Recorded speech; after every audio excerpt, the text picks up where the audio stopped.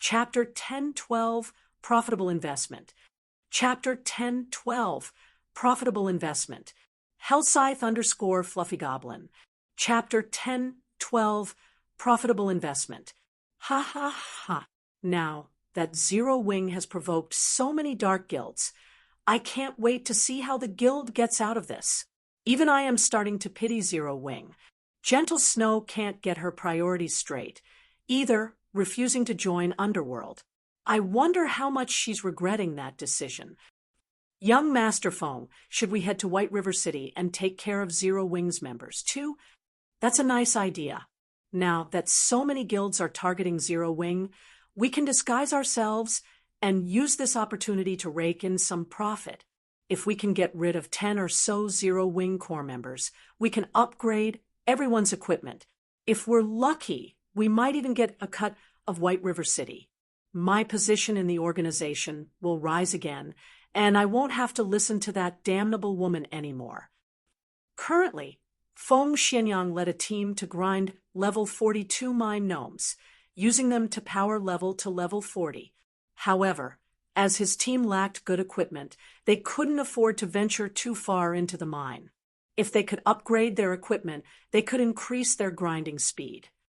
However, when Feng Xianyang thought about how he had been forced to lead this team personally, he was indescribably frustrated. He had been one of Underworld's middle managers. Now, however, he had been reduced to leading a team to grind monsters.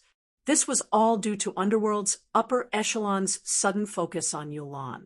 They had even transferred Maple City's management, as well as 5 other major cities, to Yulan. This was a nightmare. Just you wait. When Zero Wing falls, I'll poach Zero Wing's top players and regain possession of Overwhelming Smile. Feng Xianyang inwardly chuckled. Zero Wing's elite members and experts were extraordinarily strong. If Zero Wing were defeated, these people would refuse to join guilds like Blackwater or Heaven's Burial. At that time, he simply needed to offer an appropriate price to recruit them. After making these people his own, Underworld's upper echelons would have no choice but to focus on him. When Feng Xianyang and his team reached White River City, they were astounded by what they saw. The NPC guards were slaughtering numerous players inside the teleportation hall. In the face of the level 180 guards, level 40 expert players were infants. The NPCs only needed one hit to defeat each player. One cloaked player, who had just teleported into the city, died before he had even realized what had happened. What's going on here? Chills ran down Feng Xianyang's spine as he looked down at the dark guild player corpse beside him. Feng Xianyang wasn't the only player who wondered what was happening. Many other guilds that had teleported to White River City to take advantage of Zero Wing's predicament were stupefied. Inside the spacious teleportation hall, several hundred disguised red players had died. The scent of blood lingered in the air. White River City had become a forbidden ground for red players. Previously, everyone had thought that these dark guild players were too arrogant in the city. Now, however, they pitted these players. Any red players the NPC guards killed would be jailed in White River City's confinement room to await their punishment after they resurrected. With the crime values these dark guild members possessed, it would be a miracle if they were not locked up for over a month. Rescuing these players from White River City's confinement room was nothing more than a dream. Level 200 Tier 3 NPCs guarded that room, and they would instantly kill any and all players that didn't belong. However, if these players weren't rescued, mainstream players would have long since surpassed these players' levels and equipment by the time their prison sentence was over. It would be very difficult to catch up. At the very least, they would need to spend several months grinding endlessly. As for deleting their accounts and starting all over again, although they could level up quickly if high-level players power leveled them, they would never catch up to mainstream players in a month without some leveling secret. Of course, regaining their levels was one issue, but what about their reputation? What about their weapons and equipment? What about the wealth they had accumulated? Young Master Feng, are we still going to take on Zero Wings members? South Wolf, who was currently level 38, asked hesitantly. Zero Wing was definitely involved in White River City's sudden development, and anyone that said otherwise was lying. If Zero Wing was already capable of this, who knew what else the guild could do? Let's investigate the situation first. Feng Xianyang felt somewhat unsteady at this moment. He could not forget the level 40 expert who had teleported in beside him, dying after a single strike. Elsewhere, the various dark guilds' upper echelons were dumbfounded when they heard the news of this sudden development. Can someone tell me what is going on? Why are White River City's NPCs slaughtering our members like madmen? This was the first time these dark guilds had encountered a situation like this. The NPC city that they had been able to move through freely was now a forbidden land. Over half of the members they had dispatched to White River City were dead. Only a small minority were still active in the fields near White River City. This was an unprecedented blow to their dark guilds. The death of their members was nothing to them. However, if their members were confined for over a month, this would severely wound their guilds. Damn it! Zero Wing, set us up. Contact the other dark guilds immediately. From now on, we cannot let anyone from Zero Wing survive. If they show themselves, kill them all. Star Moon Kingdom's various dark guilds swore to fight Zero Wing until the bitter end. What did you say? Over half of the Dark Guild members have been locked up in White River City's confinement room. How is that possible? Didn't they have their disguise tools? Abandoned Wave's expression froze when he received the news. He could not bring himself to believe it. While Dark Guilds were not strong in a head-on battle, their survivability and ambushing capabilities in the fields were top-notch. This was precisely the reason that he had paid a massive price for these dark guilds to whittle down Zero Wing's strength. Yet, now, over half of them had been killed and jailed in White River City. With this, it had become far more difficult to deal with Zero Wing's members. Guild leader, what should we do now? Now that over half of the Dark Guild players have been locked up, the threat on Zero Wing has been reduced significantly. Moreover, some of the regular guilds that intended to strike Zero Wing have decided on the wait-and-see approach, the middle-aged bald man asked. After some thought, Abandoned Wave commanded, "This development has affected our plans slightly, but no matter. Contact the Dark Guilds immediately. Tell them that we'll send some of our top players to assist. If they can delay Zero Wing's top players, we'll reward them." Heaven's Burial had already begun to construct the ceiling cores around Stone Forest Town. If they could not pin Zero Wing's core members down in White River City, taking Stone Forest Town would become far more troublesome. Understood. After hearing this, the middle-aged man retreated to contact the various dark guilds. Meanwhile, inside White River City, Shifeng was in a very good mood. He had simply spent some money to exterminate the pests in White River City. He had never expected such a huge windfall. After he had activated the city's high alert mode, over 10,000 red players had died and were captured. This result earned him yet another advanced title, City Protector. Chapter 1013, Epic Personal Guard Quest. Chapter 1013, Epic Personal Guard Quest. Hellscythe_Fluffy Goblin. Chapter 1013, Epic Personal Guard Quest.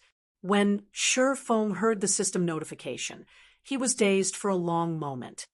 He had never thought that he could obtain an advanced title like this. It was already difficult to obtain a basic title, let alone an advanced title. Now, just by spending 1,400 gold, not only had he dealt with the eyesores in the city, but he had also earned himself an advanced title. No one would believe this. In the past, many large guilds had willingly spent over 10,000 gold for an accurate clue that led to an advanced title, not to mention the method of obtaining one. City Protector? While Surefoam was relatively familiar with the basic titles throughout God's domain, his understanding of advanced titles was quite shallow. After all, advanced titles were extraordinary. Nobody would casually reveal information about them. City Protector, advanced title, a hero that has protected the city from the dark forces' influence. Wielder enjoys the benefits of a major noble in every human city. At the same time, personal guards can accept one epic quest per week. In addition, personal guards receive a 5% increase to quest success rate. As expected of an advanced title, it actually allows my personal guards to pick up one epic quest each week. Surefoam could not help his surprise. Personal guards' development speeds depended on the quests they accepted from the Adventurers Association. The higher the quest's rank was, the better the EXP and items it would award. However, there were not many personal guard quests to choose from in the Adventurers Association. Even Dark Gold quests only appeared about once a week, much less epic quests. One would be extremely lucky if they picked up an epic quest once a month. If his personal guards could complete an epic quest once a week, their improvement speed would be unimaginable. They also had a 5% success rate. Even if he allowed Dark Gold guards like Kite and Anna to challenge a Dark Gold quest, their success rate was only 50%. If they were very well equipped, their success rate could top out at 80%. As Surefoam understood it, even extremely well-equipped Dark Gold guards only had a 30% chance of completing an epic quest. Otherwise, ordinary Dark Gold guards only had a 20% chance for success. As for Fine Gold guards, even with top-tier equipment, they'd be lucky if they had a 10% success rate. Hence, the City Protector title's 5% increase to his guard's quest success rate was amazing. Thinking up to this point, Surefoam immediately replaced his Spirit Slayer title with the City Protector title. He then summoned Kite and Anna to his side. Both Kite and Anna had leveled up significantly after some time away from Surefoam. The last time he saw the two NPCs, both were only level 60. Now, however, both had reached level 65. Meanwhile, Aqua Rose and Fire Dance, who stood beside Surefoam, were shocked upon seeing Kite and Anna. How are they so strong? Aqua Rose asked curiously. She had long since become a Viscount of White River City and could recruit her own personal guard. After mobilizing the guild's strength and Shurfeng's guidance, she had managed to recruit a Fine Gold guard. Moreover, this Fine Gold guard was a Guardian Knight, which was an excellent match for her class. She had been overjoyed when she found this personal guard. After that, she had spared no effort to nurture her personal guard, helping the NPC accept all sorts of high-ranking quests. Her personal guard had only recently reached level 60. Who knew how many more quests the NPC had to complete to reach level 65? However, the NPC was already considered very high level. After all, the personal guards that other guilds' upper echelons recruited were usually around level 55 to 58.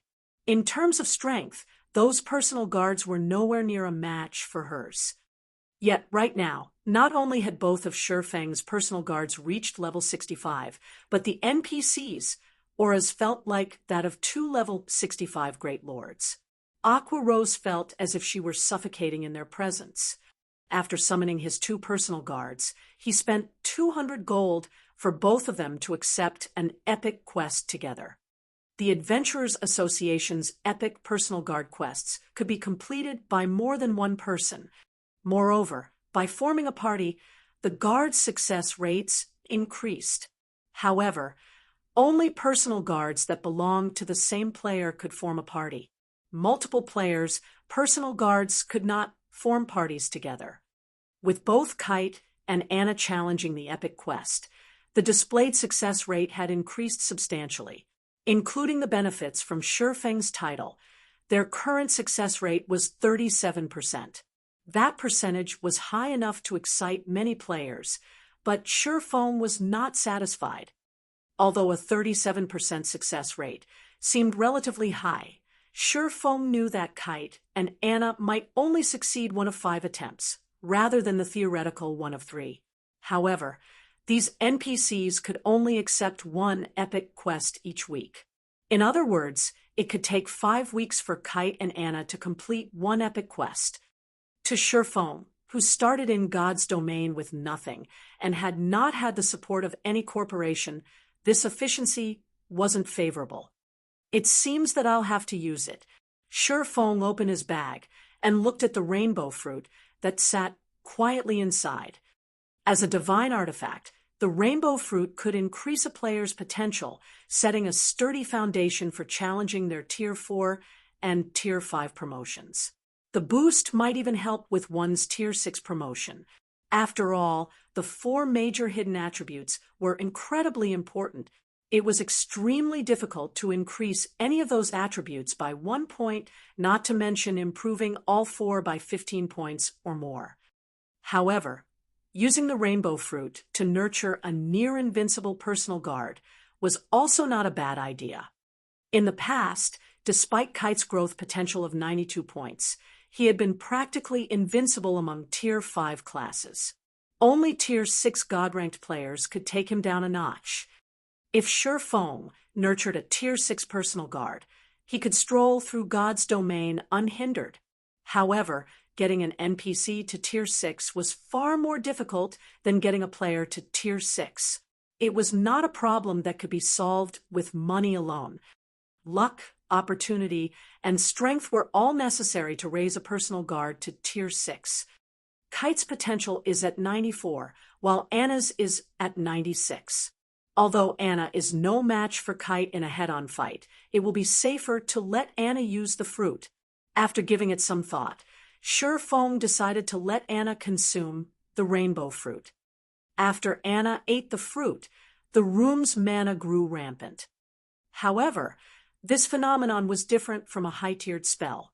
It felt as if someone were deliberately controlling the surrounding mana. Right now, various elemental mana had come together to form a 7-colored mist that rapidly melded with Anna's body. Soon, the 7-colored mist formed a giant cocoon that enveloped Anna. The mist flashed again and again, releasing a 7-colored radiance and a frighteningly powerful aura. With each burst, Shifeng paled in the face of this mighty aura, and even moving a finger was difficult. As for Aqua Rose and Fire Dance, they were as stiff as statues. They could not move whatsoever. If not for them being in the VIP hall on the Adventurers Association's 2nd floor with a magic array separating them from the outside world, Shifeng did not doubt that every player in the association would have been thrown to the floor. After a minute passed, a crack formed in the 7-colored cocoon. When the cocoon shattered, Anna slowly emerged from within. However, unlike before, Anna seemed to have dominated elemental mana. The surrounding mana could not help but submit to her. Was it a success? Shifeng anxiously examined Anna's statistics. Chapter 1014, Promotion to Epic Guard. Chapter 1014, Promotion to Epic Guard. Hellscythe Fluffy Goblin. Chapter 1014, Promotion to Epic Guard. The frightening mana circulating in the room drove everyone's gazes to Anna. Despite having the same level and items, Anna's aura had undergone an earth-shattering change. What's going on? Guild leader, what did you do? Aqua Rose's eyes widened in shock as she looked between Shifeng and Anna. She had no idea what Shifeng had done to transform his personal guard. Previously, she had felt Anna radiate a powerful pressure. Now, however, she felt nothing from the woman. This was not the first time she had experienced such a situation, so she knew full well what had caused the change. The greatest danger was one that you couldn't sense. To put it simply, Anna's new strength was outside her range of perception. While Aqua Rose and Fire Dance were shocked, Sherfong was extremely anxious. The rainbow fruit was a divine artifact. It was likely that he would never obtain another. If Anna remained a dark gold guard after consuming the fruit, the loss would be tremendous. Sherfong took a deep breath before taking a look at Anna's statistics. Anna, Yifeng's personal guard, level 65 loyalty, 95 growth potential, 105. Epic rank. She reached epic rank. Sherfong was ecstatic. He had never heard of an epic guard. As to whether or not epic guards had existed in the past, he had no idea. He had merely been the guild leader of a second-rate guild back then. He had not been privy to many of God's domain's secrets. However, he was certain of one thing. Even among epic guards, one would be hard-pressed to find one with a growth potential as high as 105 points. In God's domain, the importance of an NPC's growth potential grew as they reached higher levels. At higher levels, even an extra point would result in a massive boost to the guard's attributes with each level up. Hence, even personal guards of the same rank and level could have drastically different attributes. Take Kite, for example. Although his growth potential was only 2 points higher than it had been after he reached the same level and tier that he had been in the past, his strength would surpass his past self by a minimum of 10%. If it came down to a battle, the present Kite could easily suppress and defeat the past Kite within a short time. Moreover, this was only a 2-point difference for Dark Gold rank. There was even less need to mention Epic rank. There had not been any clear standards in the past for Epic guards. Any NPC whose growth potential exceeded 100 points was considered an Epic guard. Currently, Anna's growth potential exceeded Kite's by a whopping 11 points. By the time Anna reached level 70 or 80, he had no doubt that she would defeat Kite even in a melee battle. In terms of combat power, even the current Anna could defeat Kite.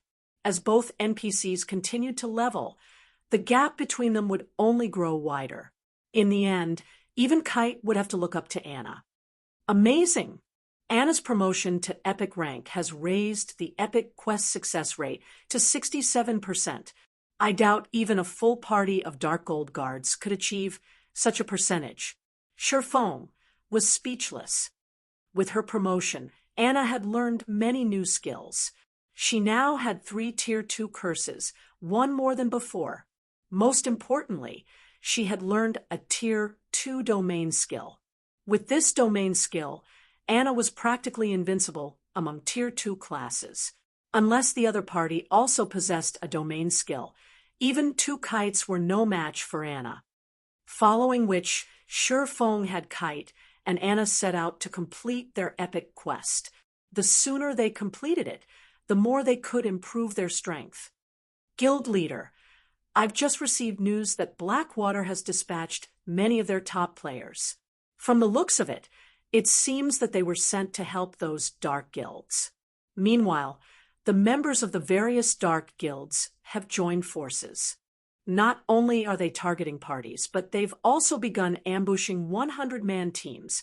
Aqua Rose reported once she received this information. In addition, Blackwater has opened another shop in White River City and is selling cast steel armor kits and mana mixtures in large quantities. They've even reduced their prices. They've already lured a lot of players to their shop. They've also started purchasing rare herbs and ores at high prices from all over Starmoon Kingdom. It looks like they're getting serious. Getting serious? Huh? Sherfong smiled. Since they want to play this game, then we'll get serious as well. Saying so, Sherfong purchased 100 cloaking scrolls from the Adventurers Association. The cloaking scrolls were unique to the Adventurers Association. Only 3-star adventurers could purchase them, and each scroll cost 20 gold. The cloaking scroll were considerably useful to players adventuring in the fields. When used, The scroll provided a cloaking buff to players within a 20-yard radius, which prevented them from being tracked, searched, and perceived. It also increased these players' movement speeds by 10% for 2 hours. This was a must-have tool for escaping and pursuing enemies. Unfortunately, only the person who purchased items from the Adventurers Association could use them. 2-star adventurers could purchase a scroll similar to the cloaking scroll, but the scroll was only effective on themselves.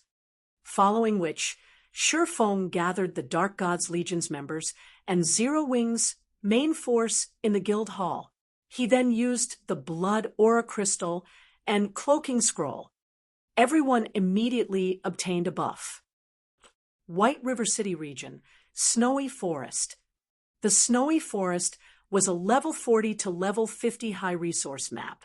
Usually, White River City's various large guilds came here to level. Now, however, this had become the main battlefield in the war between Zero Wing and the various dark guilds. Godfire, you really are amazing. You actually defeated that level 39 expert from Zero Wing in 3 moves. A level 39 mighty berserker in spiked armor gushed with admiration as he gazed at a level 40 emaciated youth wearing dark gray mage robes. As their dark guilds had agreed to work together, they no longer operated individually or in small parties. They now moved in large teams. After experiencing several battles together, everyone on this team admired this level 40 elementalist. It's nothing. Zero Wing's experts are noobs. They couldn't dodge my great fire dragon technique. If I were fighting our guild's experts, they would have easily dodged an attack like that rather than succumbing to my chain attacks, the youth named Purgatory Godfire said, laughing. Godfire, you're too humble. I've heard that you are the top 5th elementalist in your guild. Among the elementalists in Starmoon Kingdom, only a handful are as strong as you, another level 40 masked assassin said. Others might not realize Godfire's strength, but he knew. After all, Godfire's Dark Guild was far from ordinary. The Elementalist was a member of Smiling Angel. It was a top-tier dark guild that operated in multiple kingdoms and empires. The guild was many times stronger than their dark guilds, which only operated in Starmoon Kingdom. While everyone chatted with each other merrily, 5 streaks of blue light swept past the team. In the blink of an eye, 5 of the team's 50 players died, transforming into light particles before vanishing and leaving behind a few pieces of weapons and equipment. Who? The Dark Guild players finally reacted. They turned towards the blue light's origin. They were all experts, yet they had only noticed the ambush after 5 of their team members had died. This was unprecedented.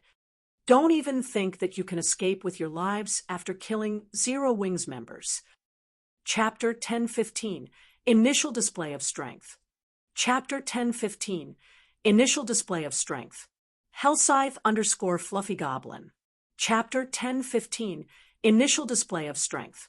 As a deep voice echoed throughout the forest, over a dozen figures emerged from the woods. Every player bore a silver, 6-winged emblem on their chests. Moreover, the lowest leveled player among them was level 39, while many of them were level 40. These players also brandished awe-inspiring weapons and equipment. However, after these dozen or so players appeared, the anxious dark guild members calmed, wearing mocking grins. And here I thought Zero Wing's members had surrounded us. It seems these people have only found us by coincidence. Indeed, it seems that we're quite lucky, though the same can't be said for them. With so few, we won't even break a sweat. A team of Zero Wing's core members. If we get rid of them, we'll earn more excellent equipment. These are Zero Wing's experts. With just a dozen or so players, they dare to ambush us. Their foolishness knows no bounds. Let's finish this quickly. If we waste any more time, Zero Wing's other members will catch up. While Zero Wing's sudden appearance had given them a scare, after a closer look, the difference in strength between them was clear. Based on each team's numbers, the outcome of this battle was obvious. Although they had lost 5 players, they still had more than 40 team members. On the other hand, there were only a dozen or so Zero Wing members. These red names had an overwhelming advantage. Not to mention, they also had a top-tier expert on their team. Leader, leave that ranger to me. I'll use him as practice for killing Black Flame. I'll leave the others to you, Purgatory Godfire said, smiling as he focused on Minor Wind, the ranger that had fired the first 5 arrows at their team. He could sense that among these dozen or so players, Minor Wind was undoubtedly the strongest. He was even stronger than the Zero Wing core members he had already killed. Minor Wind was the best practice target. All right, leave the rest to us. The mighty level 39 Berserker, who led the team, replied. He realized that even he could not take down the level 40 Ranger, Minor Wind. Leaving the Ranger to Purgatory Godfire was definitely the best choice here. However, as soon as this mighty Berserker finished speaking, his expression darkened. Before anyone realized it, a figure had appeared behind Purgatory Godfire, a snowy white dagger sinking into the elementalist's head and forcing him into a fainted state. Immediately, the player thrust another dagger towards Godfire's back. This sudden development even stunned the elementalist. He had failed to notice the sneaking assassin. However, Purgatory Godfire was no ordinary expert. In the moment of extreme peril, he activated Blink. Not only did he avoid the backstab, but he also canceled the fainted state and appeared 15 yards away from his enemy. Unfortunately for him, as soon as Purgatory Godfire used Blink, the black figure followed by using shadow steps and appeared behind him once more, the gleaming dagger resuming its attack. Scram! Panicking, Godfire used Flame Blast in an attempt to knock back his opponent. However, when Flame Blast struck the black figure, contrary to Godfire's expectations, the black figure stood steady. His Flame Blast had passed through the figure's body harmlessly. Crap! An afterimage. Godfire immediately realized that he had been fooled. Although he tried to rectify his mistake by casting Ice Wall to guard his back, the black figure landed a kidney strike, forcing him back into a fainted state before his Ice Wall could even take shape.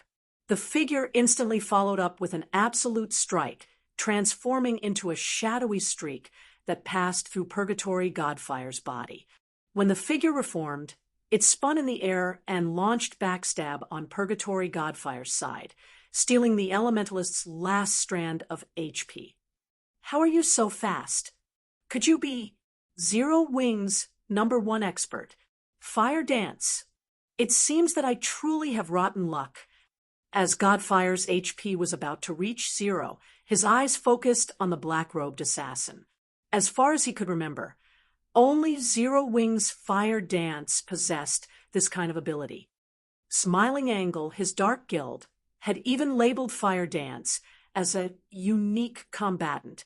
Should any of the guild members encounter her in battle, they were warned against taking her on alone. They should enlist the help of 3 or more people to deal with her, at the very least. The group must have an expert member, as well. Big Sis Fire doesn't need to dirty her hands with the likes of you. Flying Shadow, am more than enough. You're 10 years too early to think of fighting Big Sis Fire. The black figure expressed its disdain in response to Purgatory Godfire's words. However, Flying Shadow had not lied. Despite having reached the half-step refinement realm after much difficulty, when he had sparred with Fire Dance, he had not even had a chance to retaliate. Meanwhile, Purgatory Godfire had not even reached the half-step refinement realm. He was nowhere near good enough to be Fire Dance's opponent. Although Godfire wanted to say something, his vision began to gray. In the end, none of his words left his mouth. Godfire is dead. How can he be dead? The other Dark Guild members were stupefied when they watched the expert die. They had all witnessed Purgatory Godfire's strength personally. Even their Dark Guild's top experts were no match for him, yet against Flying Shadow, Godfire had stood like a child before a master. These players even wondered if they were dreaming. Although they had heard rumors of Zero Wing's many powerful experts, Flying Shadow's strength was insane. While these Dark Guild members struggled to recover from their daze, dozens of arrows and spells bombarded them. In the blink of an eye, another 7 died. Damn it, we've encountered some troublesome experts. Retreat, the leading berserker commanded. After examining the situation on the battlefield, he understood the difference between their teams. Although they had a numerical advantage, it was only temporary. If the battle dragged on, more Zero Wing members would arrive. This was an extremely unfavorable situation. However, as soon as he issued his command, Minor Wind fired 9 blue arrows from a distance, sealing his path of retreat. Don't even think about killing me that easily. As one of the Dark Guild's team leaders, he had the strength to earn the position. Immediately, he activated Whirlwind Slash to block the incoming arrows. Pung, pung, pung. However, when the Berserker's battle axe collided with the 4th arrow, the weapon was repelled. The remaining arrows then struck this team leader, eliminating his HP. Without a leader, the surviving Dark Guild members fell into chaos. After all, most of them were from different Dark Guilds. They were barely familiar with each other, much less in sync. Not that they lacked someone in command.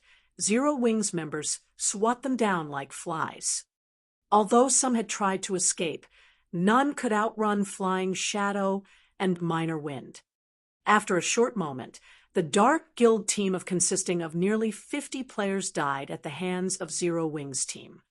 At the same time, inside Snowy Forest, a large number of teams formed by the various Dark Guilds were also being ambushed by Zero Wing's Dark Gods Legion and main force. As the Dark Guild members died, Sherfong posted their death count on the official forums. In less than an hour, a total of 3,586 Dark Guild members operating near White River City died. Moreover, this number continued to climb by the minute. Chapter 1016, Unsealing the Advanced Book of Magic. Chapter 1016, Unsealing the Advanced Book of Magic. Hellscythe_Fluffy Goblin. Chapter 1016, Unsealing the Advanced Book of Magic. Shortly after Sherfong publicized the death count on the official forums, players throughout Starmoon Kingdom were in an uproar. The various guilds, who watched from the sidelines and planned to take advantage of Zero Wing's misfortune, were particularly stupefied. Dark guilds were famous for their abstinence and resilience. Although they had few members, taking down a Dark Guild in a field battle was extremely difficult for regular guilds unless they wanted to invest far more players and resources into the endeavor. Unfortunately, that was just too costly. Furthermore, on the off chance that the operation failed, the guild would suffer. This was why most regular guilds avoided provoking Dark Guilds. Yet, not only had Zero Wing lured over half of the Dark Guild members into a death trap, but the guild had also begun to plow over the remaining members like a bulldozer. These Dark Guilds were toothless and clawless beasts against Zero Wing. They posed no threat to the guild whatsoever. Zero Wing's methods were truly incredible. Most importantly, until this point, Zero Wing had suffered little to no losses during its hunt for the Dark Guild members. At the end of the day, strength decided the field battle's victors. If the teams Zero Wing had dispatched were not strong enough, they would never achieve such frightening results. This development inspired the various large guilds to re-evaluate their opinions of the strength of Zero Wing's Dark Gods Legion and main force. However, compared to Starmoon Kingdom's various large guilds and players, the Dark Guild's upper echelons were fighting a headache over this situation. They could not understand how this had happened. They were famous for their stealth and evasion techniques in the fields, yet Zero Wing had arbitrarily slaughtered their forces. Moreover, according to the reports they received from their subordinates, Zero Wing's members moved like ghosts, capable of approaching, giving away their presence. Zero Wing must have possessed some sort of tool that could target them. Anyone that said otherwise was lying. If this were the only problem, they could deal with it. The crucial issue was how few members Zero Wing had dispatched. The guild had accomplished this terrifying win with only a fraction of its power. To dark guilds like theirs, who usually won their fights through quality over quantity, this was humiliating.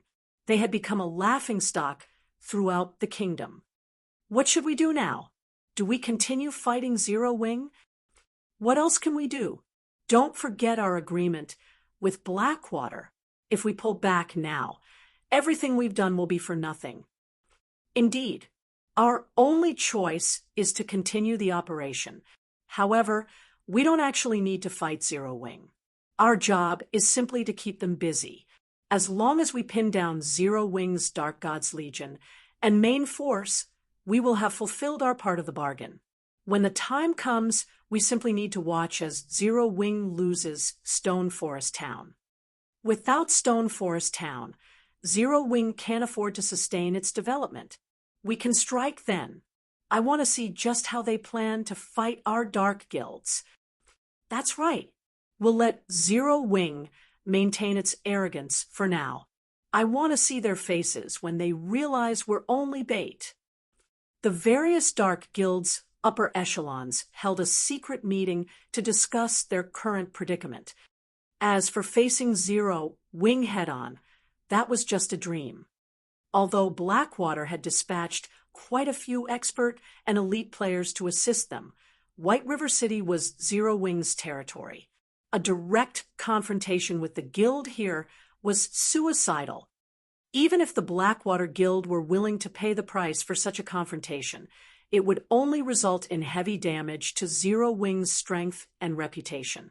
If Zero Wing wanted to stage a comeback, it had everything it needed.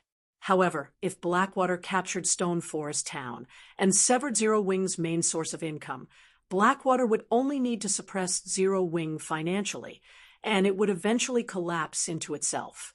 When the Dark Guild representatives concluded their meeting, the various Dark Guild members around White River City split up, acting independently. With this, Zero Wing would have a harder time dealing with them. After the Dark Guild's weak behavior, the various large guilds that had watched the situation began to withdraw to their own territories, afraid that they would suffer the same circumstances as these dark guilds.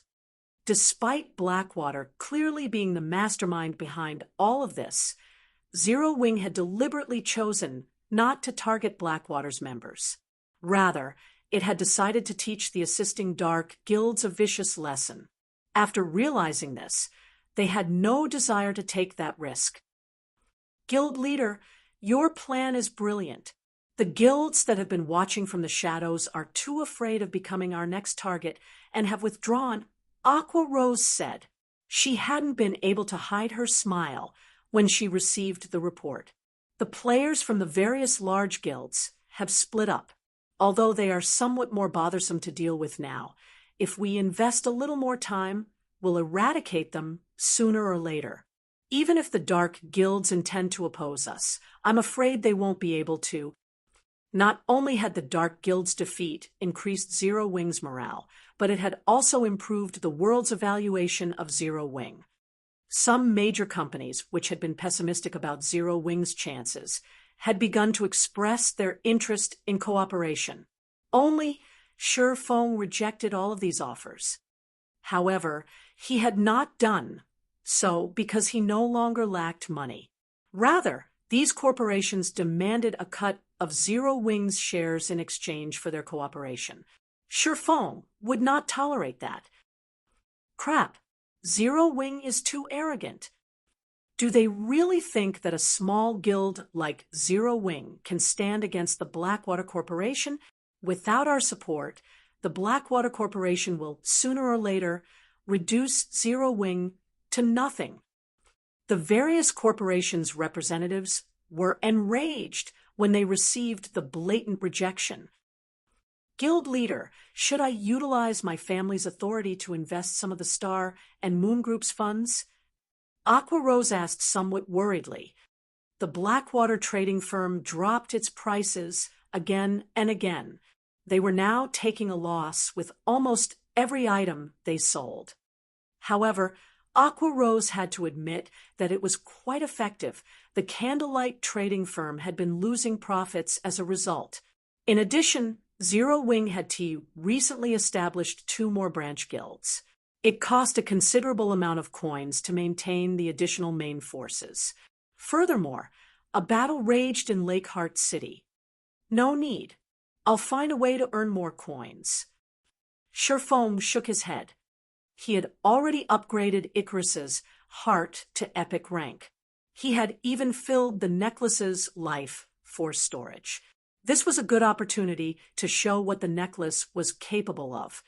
If he became a master forger, not only would he have a higher success rate when forging the fine gold-ranked magic light set equipment, but he would also unlock the next item in the Advanced Book of Magic, the Advanced Mana Armor Kit. Previously, the strongest armor kit Sherfong had been able to produce was the Intermediate Mana Armor Kit. One of these kits could increase the wearer's attributes by over 12 points. With 3, the total attribute boost was the equivalent of an additional piece of dark gold equipment. However, the Advanced Mana Armor Kit was more astounding. It was also the strongest item one could learn from the Advanced Book of Magic. In the past, countless players had gone crazy over the Advanced Mana Armor Kit. This kit was precisely the reason that a small guild had risen in the massive world of God's domain. Chapter 1017, Advanced Mana Armor Kit. Chapter 1017, Advanced Mana Armor Kit. Hellscythe_Fluffy Goblin. Chapter 1017, Advanced Mana Armor Kit. Star Moon City, Heaven's Burial's residence. Although the Dark Guild's defeat had significantly increased Zero Wing's prestige in Starmoon Kingdom, this outcome had not affected Heaven's Burial in the slightest. There was still a long line of players queued up outside the guild's residence. Rather, things had become even more lively outside the guild residence. After the majority of the Dark Guild members had been confined in White River City, Heaven's Burial announced its recruitment for a large number of lifestyle players. It had even publicly announced that lifestyle players who joined the guild could receive guidance from a few of the virtual gaming world's well-known lifestyle masters, easing the difficulty of reaching the master rank in the future. The master rank was every lifestyle player's goal. It was also an opportunity for countless lifestyle players to get rich overnight. After God's Domain joined the virtual gaming world, the various large guilds had begun to place greater importance on lifestyle players. After all, many things in God's Domain required lifestyle players. This increased the value of well-known lifestyle players in the virtual gaming world. In God's Domain, some lifestyle players' status could even rival that of top-tier experts. Many super guilds even began to compete to recruit lifestyle players who had a list of achievements in previous virtual reality games. Among them, the Super Guild Battle Wolves had paid an astronomical price to recruit one player who had been known as one of the top 5 Grandmaster lifestyle players in the virtual gaming world. Moreover, the Battle Wolves had made this Grandmaster their chief forger. Becoming one of a super guild's forgers was already quite difficult, much less becoming the chief forger. A chief forger's status was the equivalent of the vice guild leaders.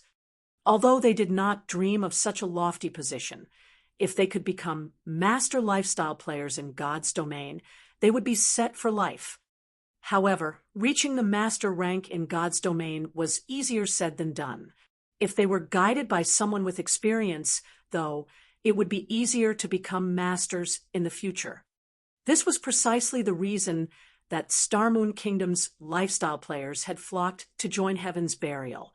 Not only that, but other kingdoms' lifestyle players also began to rush towards the guild after hearing about its recruitment. Uncle Seven, why are you in such a hurry to meet me? If you had something urgent to say, couldn't you have just called me? Why make the trip back? Singular Burial asked, chuckling as he looked at the 50-plus-year-old man as he frantically rushed into the guild leader's office. If this were something that could have been conveyed in a call, I would have done so. This is important enough to make the trip. I also have a surprise for you, Seven Treasures said, laughing. A surprise? Singular Burial responded skeptically. I knew you wouldn't believe me. Here, take a look. What do you think this is? Seven Treasures retrieved a design from his bag and placed it on the table. This is Singular Burial was stunned after reading the design's introduction. Although the design was very common, the words light stone attracted Singular Burial's attention. As the guild leader of Heaven's Burial, not much surprised him. Even an epic weapon wouldn't faze him. However, he had to admit that the light stone forging design that Seven Treasures had laid before him had been a surprise. The light stone was practically the candlelight trading firm's symbol. Despite Heaven's Burial and Blackwater working together, neither of their guilds had been able to damage the candlelight trading firm overmuch. This was due to the light stones, who in God's domain did not want to level up faster. However, when darkness fell over God's domain, the fields became much more dangerous. If one were not an elite or expert player, they would struggle. And if one were unfortunate enough to lose their life, their progress would go to waste. Hence, light stones were a must-have item to level up at night in God's domain. In addition, as the light stone's price was quite low, it became a must-have tool for ordinary players. This secured the candlelight trading firm's position, leaving no room for competition. However, now that Heaven's Burial had the light stone forging design, the candlelight trading firm would no longer hold the monopoly over the light stones. Uncle Seven, where did you find these? Singular Burial asked. Only one forging player could learn from a single forging design, and the number of light stones one person could produce was limited. The heavenly trading firm still wasn't a threat to the candlelight trading firm. This would barely impact Candlelight's business. In the Towers of Death, one of our guild's teams obtained one by accident while grinding monsters there, Seven Treasures said, laughing merrily. After obtaining this design, I immediately notified the guild's elite teams to grind in the Towers of Death. Soon, we'll have far more light stone forging designs. Wonderful. This is simply wonderful. Uncle Seven, I'll leave the rest for you. If you lack manpower, just say the word. Singular Burial was ecstatic. As long as they knew which monsters dropped the design, with Heaven's Burial's strength, it would only be a matter of time before they had a stockpile. Once we have enough designs, we will extinguish Candlelight. Without the financial support from both the Candlelight trading firm and Stone Forest Town, Zero Wing will be finished. MHM, isn't that why I'm here, trying to borrow some of the Funeral Legion's members? The monsters are too high-leveled. Our ordinary elite's grinding speed is too slow. They need experts to lead them, Seven Treasures explained, nodding. The Funeral Legion was Heaven's Burial's strongest player force. It was similar to Zero Wing's Dark Gods Legion. Heaven's Burial had invested the majority of its resources into nurturing this legion, and every member was extremely powerful. In the eyes of ordinary players, they were definitely experts. However, only the guild leader could command the Funeral Legion. They would ignore anyone else's orders. Sure, no problem. I'll give you command of 400 members. Without hesitation, Singular Burial notified the Funeral Legion's commander, instructing him to dispatch 400 members to the Towers of Death immediately. inside one of the candlelight trading firm's special forging rooms in White River City. After sacrificing 500 units of life force to activate Icarus's Heart's God's Blessing skill, Shi Feng began forging advanced mana armor kits, one after another. Not only had Shi Feng forcefully raised his forging standard to master rank, but the effect also lasted 3 full hours.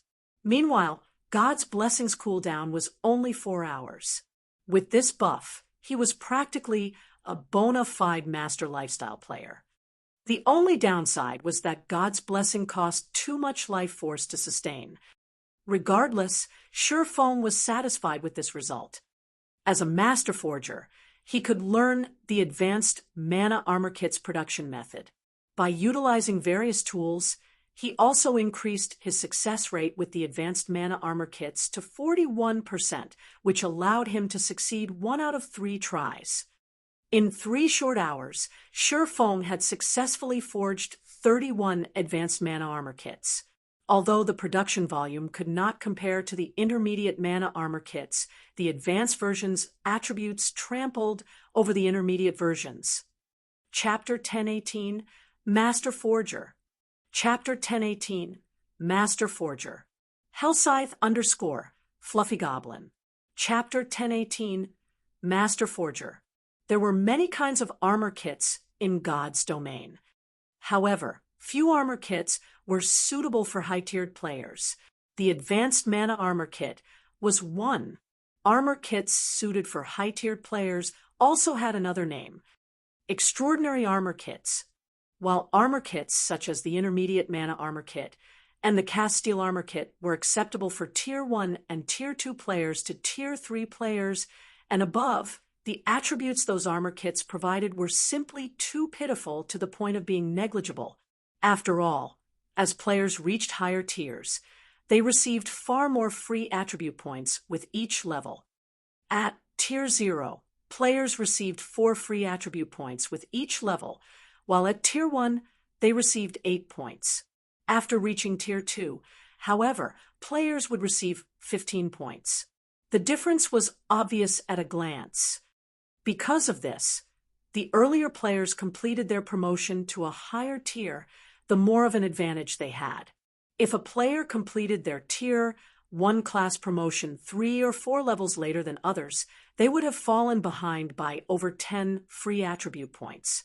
This gap would widen if the same situation occurred at Tier 2 and beyond. This was where the Extraordinary Armor Kits came in. Even among Extraordinary Armor Kits, the basic attributes, the Advanced Mana Armor Kit's basic attributes, were on the higher end of the spectrum. Hence, many high-tiered players preferred these. It seems my luck is quite good. The attribute increases are all above the standard. Shi Feng was very satisfied with the Advanced Mana Armor Kits he had forged. Advanced Mana Armor Kit, when Physical Armor Kit is equipped. Defense plus 600 strength increased by 3%, endurance increased by 4%, agility increased by 3%. Maximum binding limit per character. 3 cannot be bound to level 40 equipment or below. When Magical Armor Kit is equipped. Defense plus 240 intelligence increased by 3%, endurance increased by 4%, vitality increased by 3%. Maximum binding limit per character. 3 cannot be bound to level 40 equipment or below. When 3 kits were equipped, they would increase each of a player's basic attributes by roughly 10%. This was a considerable increase for ordinary players, not to mention expert players, who wore full sets of excellent equipment. A 10% increase to a player's basic attributes could increase one's combat power by roughly 20% to 30%.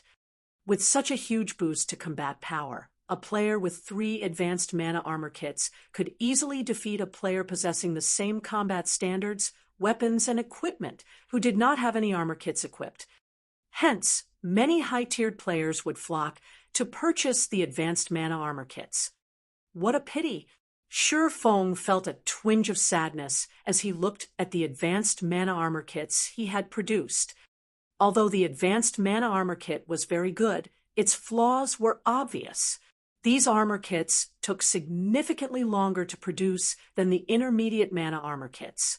Moreover, only he could produce them. Its production volume was fated to be low. He'd be lucky to produce enough for Zero Wing's core members. At most, he could use the advanced mana armor kits to attract players to the Candlelight trading firm. These kits were not profitable products right now.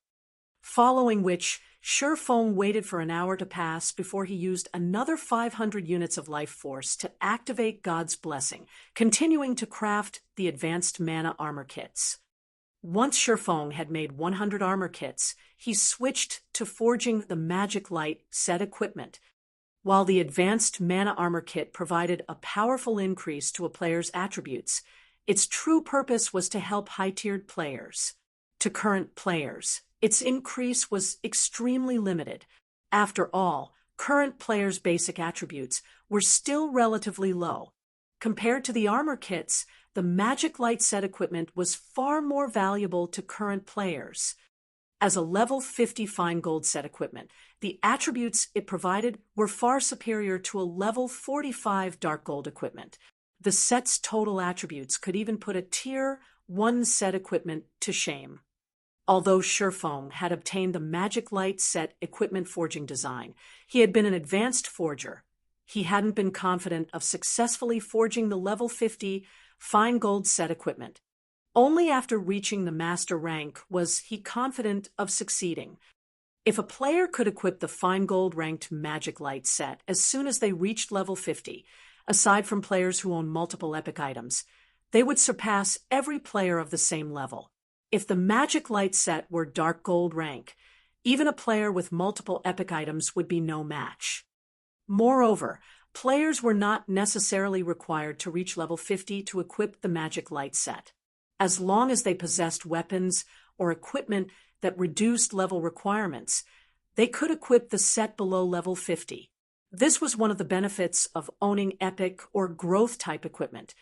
Shifeng possessed the 7 Luminaries Ring and the even more powerful Heavenly Dragon's Breath, which decreased items' level requirement by 5 and 10 levels, respectively. Shifeng was currently level 44.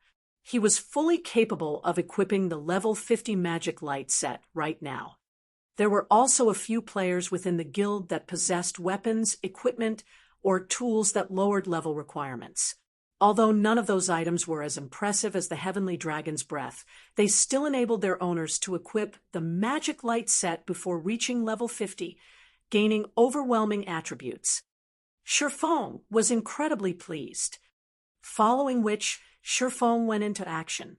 While he had been in the trial of God, the Candlelight trading firm had purchased plenty of emeralds in Emerald City.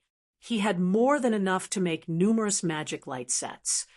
Aside from the emerald requirement, which was a powerful mana conductor, the Magic Light set also required mana stones. Hence, Shifeng took out a pile of magic crystals and began his alchemical synthesis. After the 1-hour cooldown of God's blessing ended, Shifeng stood before a large mound of mana stones. He then activated God's blessing once more and began to forge the Magic Light set equipment. Compared to the advanced mana armor kit, forging the Magic Light set was significantly more difficult. Even with his various tools, Shifeng barely managed a 45% success rate. He needed roughly 3 attempts to produce a complete set. However, Shifeng was satisfied with this result. If any other master forger attempted to craft the set, they'd be lucky if they achieved a 35% success rate. Rather than producing 1 set out of 3 tries, they should thank the high heavens if they produced 1 set out of 5 tries. Forging 1 complete fine gold ranked Magic Light set required 18 mana stones. Meanwhile, 50 magic crystals were needed to synthesize 1 mana stone.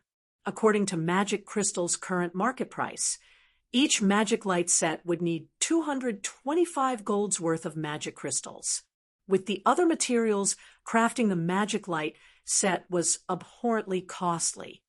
If an ordinary master forger tried to forge the set, Their production cost would be well over 1,000 gold. There were not many guilds throughout God's domain who could afford such a steep price. Fortunately, Feng had a sufficiently high success rate. When he was lucky, he could forge one set every 2 tries. With his normal luck, he produced one set in 3 tries. By crafting these himself, Feng saved hundreds of gold. After 3 hours, maybe due to his high luck attribute, he produced a total of 5 magic light sets with his 9 attempts. As for the remaining 4 sets, they were defective products at secret silver rank. Even so, he could still make decent money from these defective products. After all, once players reached level 50, secret silver set equipment would still be relatively rare. Even guild elites would generally wear level 50 mysterious iron equipment. As Feng had nothing better to do while he waited for God's blessings cool down, he took out the epic treasure chest he had obtained from the trial of God. He hadn't carried any mana stones on him while he had been in the trial. Now that he had a pile of them, he could use this opportunity to open the treasure chest. The last epic treasure chest Feng had opened had surprised him. It was especially true for the Beastmaster's Compendium. Now that he had obtained another epic treasure chest, Feng grew nervous. Silently, he began to pray. Please don't be an epic item. Please don't be an epic item. Epic items were the most worthless items one could obtain from an epic treasure chest. The truly valuable items were designs and recipes. Following which, Feng sacrificed 200 units of life force and activated Divine Providence, instantly increasing his luck by 70 points. He then activated the epic treasure chest. Chapter 1019, Unbelievable Luck. Chapter 1019, Unbelievable Luck. Hellscythe _ Fluffy Goblin. Chapter 1019, Unbelievable Luck. When Feng opened the epic treasure chest, a purple radiance enveloped the forging room. Had he opened the chest in the middle of White River City, he would have attracted everyone's attention. As the purple light faded, the room's mana density increased significantly and remained that way for quite some time. There were a total of 3 items in the epic treasure chest. One item was luxurious red armor fashioned with white detailing. The armor was encrusted with 7 gemstones, neatly arranged to form a miniature magic array.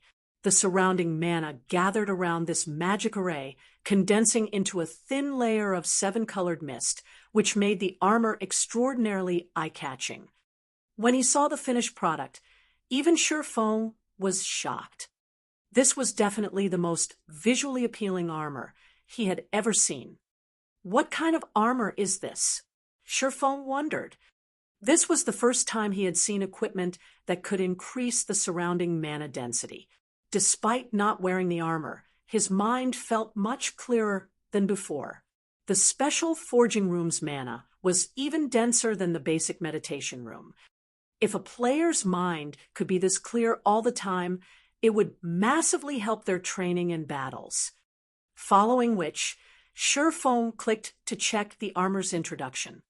7 Luminaries battle armor, chest plate, fragmented legendary rank, equipment requirement, strength 1000 class requirement, berserker when equipped, defense increased by 100 * players level. All attributes increased by 3 * players level. Strength increased by 60%. Agility increased by 40%.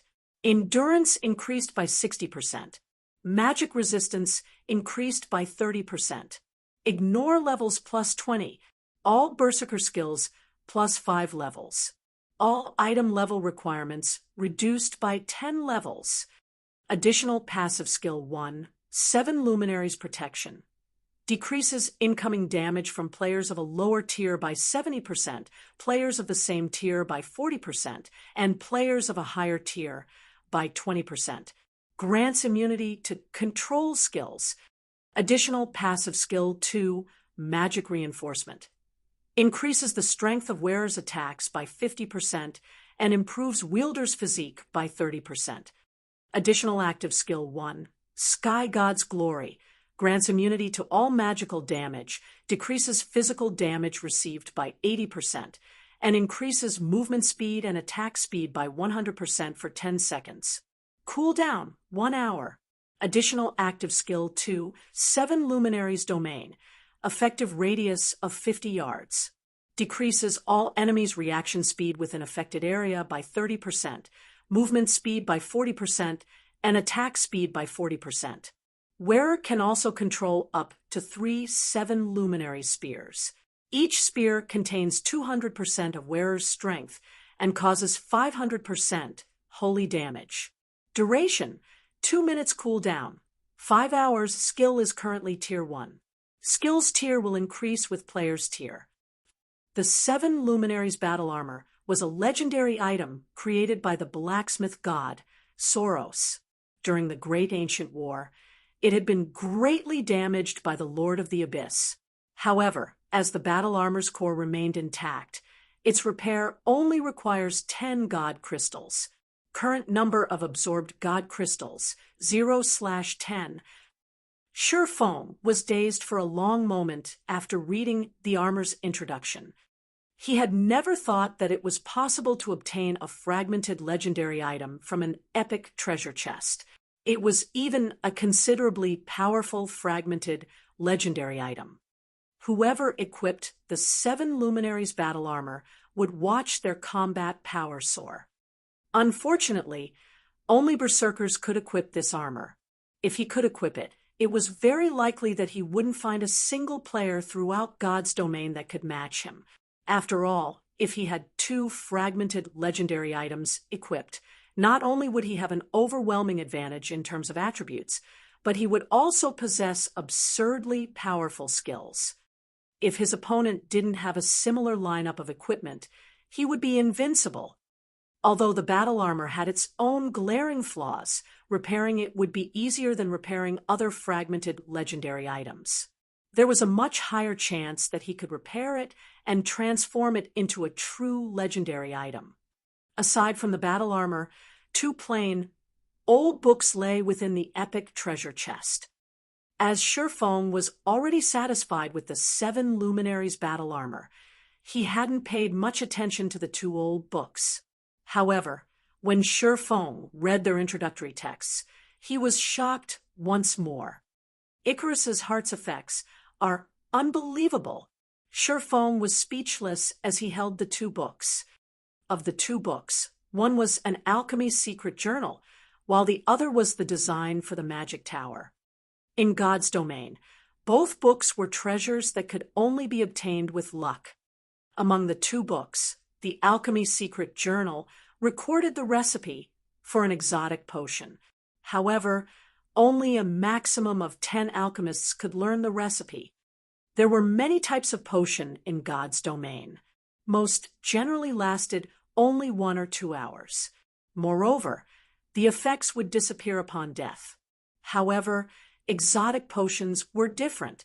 Not only did they have long durations, but their buffs would remain after the player died and resurrected. Furthermore, these were only exotic potions' side effects. Exotic potions were the product of the hard work of God's domain's craftsmen alchemists.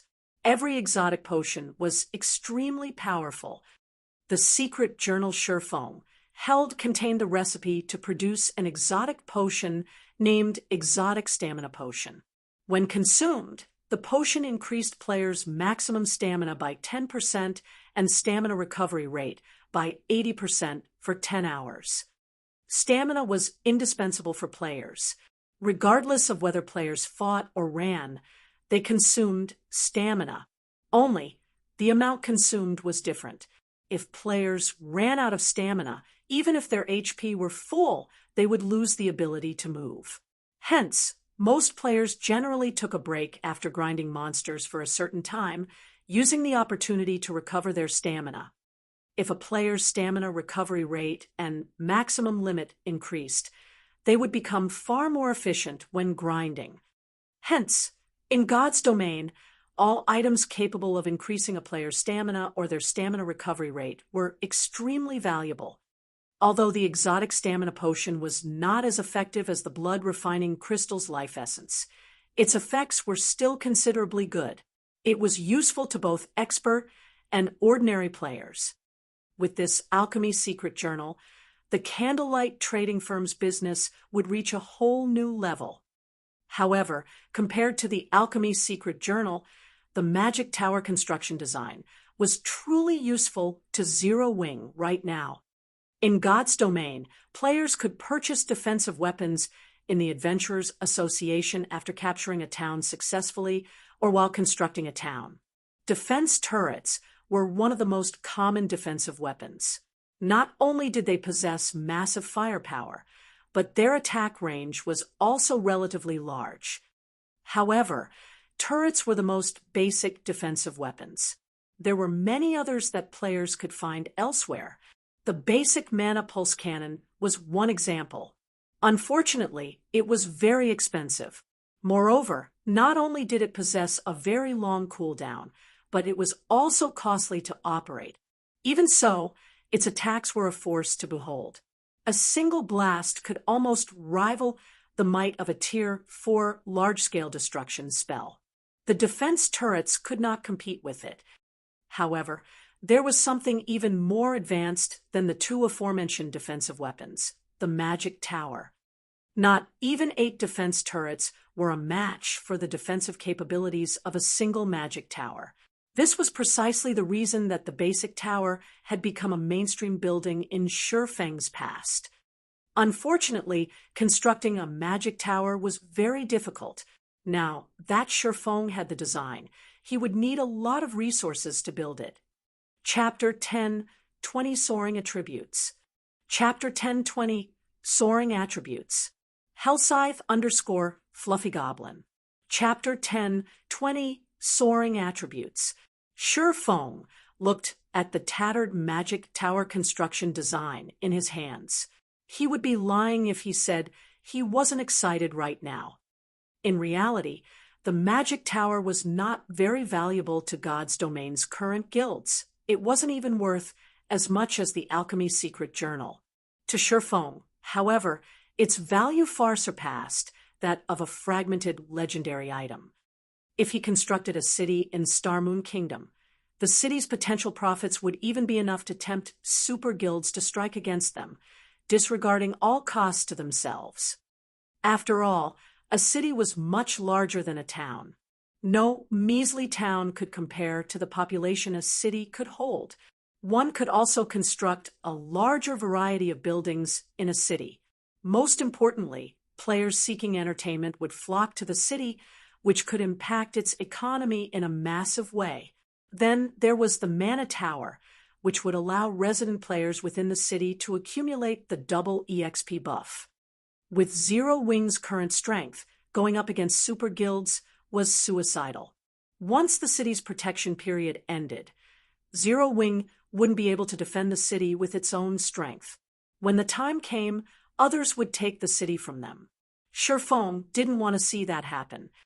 That was the reason that Shurfeng wouldn't construct the city right now, regardless of whether or not he could afford to. Without sufficient strength, excessive wealth only invited disaster. He would not naively believe that those super guilds would kindly offer to cooperate with Zero Wing. To begin with, these existences were playing virtual reality games to earn money, not to have fun. If they were fully capable of reaping the benefits by themselves, why would they share? If Zero Wing wanted to cooperate with super guilds, there was a precondition. The guild needed to be able to protect the city it constructed. Otherwise, there was no point. It was similar to the encounter with the Dragon Phoenix Pavilion. Shurfeng had been worried about his city's defense. Acquiring the magic tower design was undoubtedly good news. Once he constructed his city, he simply needed to construct a few magic towers to protect it. At that time, with Zero Wing's constantly rising strength, defending a single city should not be a problem.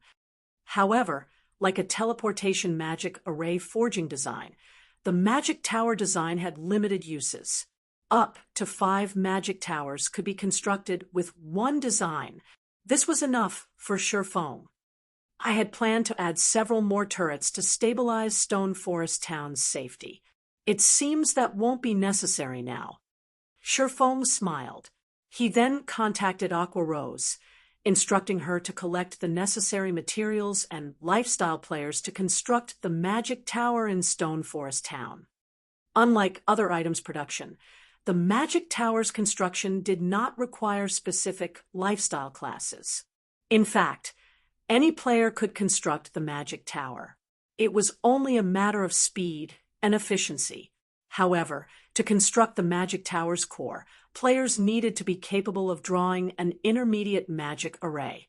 After all, the tower's most important components were the magic array and the mana circuit.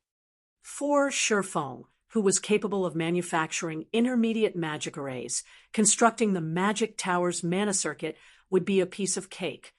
As for the magic light set equipment, Shifeng put the project on a temporary hold. In any case, no one else in the guild could equip the set right now. The number of sets he had already produced was more than enough for the moment.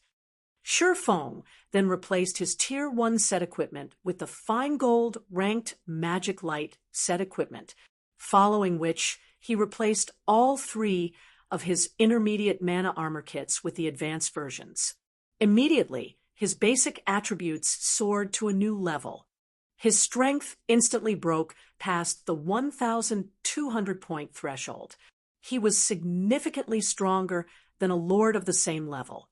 His HP also soared to 32,550, while his defense could probably render even Zero Wings number 1 MT Cola speechless. With this set of equipment, I can likely solo an ordinary level 50 lord without any berserk skills. When Shifeng clenched his fist, he could feel that his combat power had reached a new realm.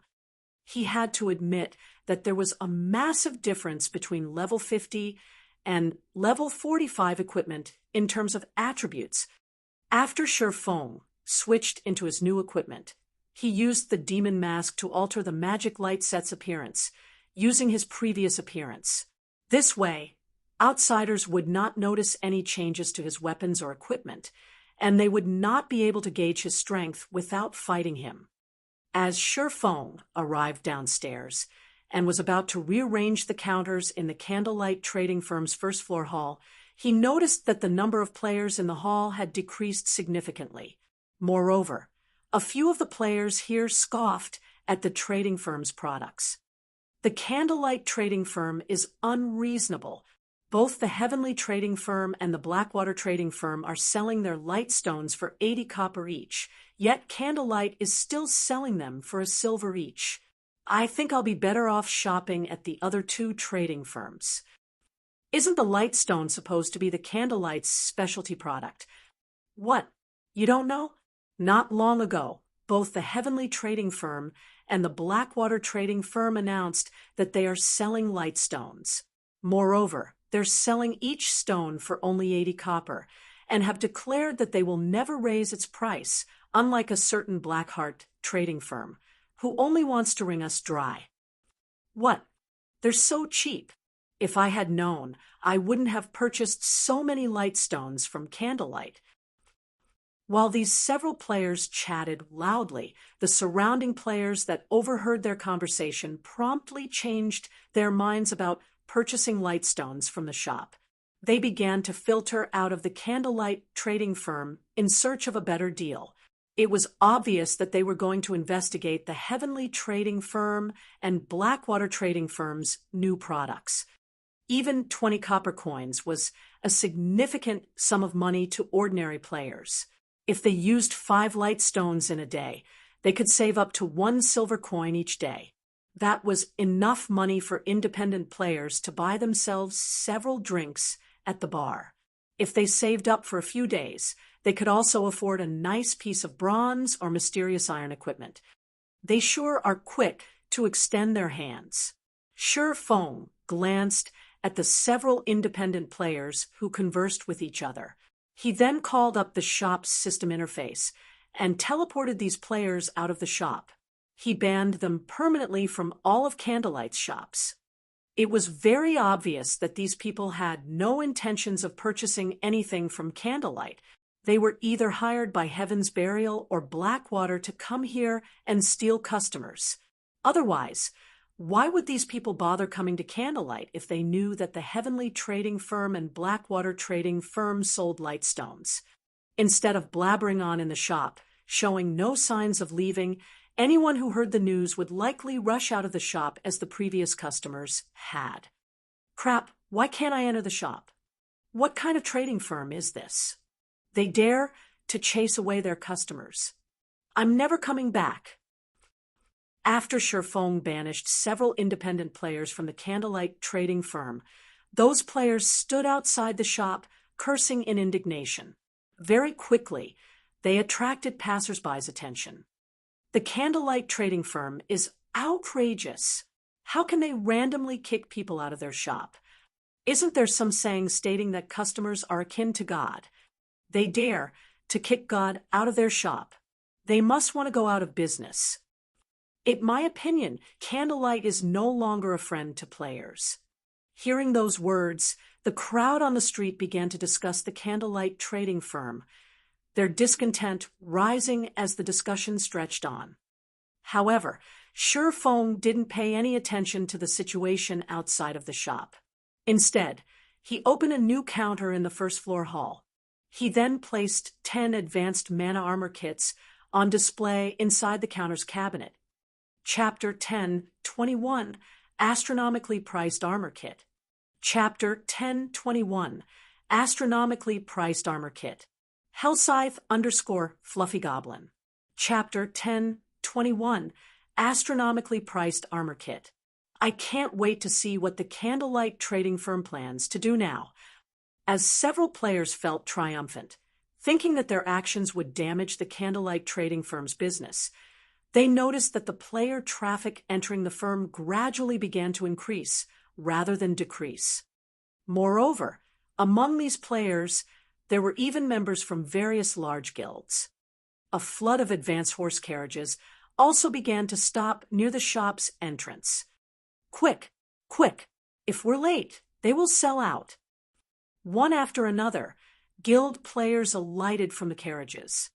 What's going on? The independent players who had been banned from the shop realized that something was off, but they had no idea what was wrong. Although they wanted to enter the shop to investigate the situation, no matter how hard they tried, they could not take one step into the building. They could only stare at the establishment from outside. Fellow brother, do you know what's going on inside the Candlelight trading firm? It seems that Candlelight has revealed a new product in the first-floor hall. After hearing what a friend told me, I stopped what I was doing and hurried over immediately. The new product is called the Advanced Mana Armor Kit, and I heard that its attributes trump the intermediate version. However, the production volume is much lower. Hence, Candlelight intends to hold an auction in a few minutes. If I can get my hands on one, I'll definitely make a fortune by reselling it later. Advanced Mana Armor Kit. The several players that Shifeng had chased out were stupefied. They had been tasked to observe the Candlelight trading firm and to cause some trouble while they were at it. Yet, as soon as they had been kicked out of the shop, the Candlelight trading firm began to sell the Advanced Mana Armor Kit. Everyone in Starmoon Kingdom and the several surrounding countries knew about the Mana Armor Kits. However, due to their rarity, very few players could actually get their hands on them. For the intermediate Mana Armor Kits, only Zero Wings members had reliable access to them with their guild contribution points. Even then, elite members were only allowed to purchase one kit, while only core members were allowed to purchase 3.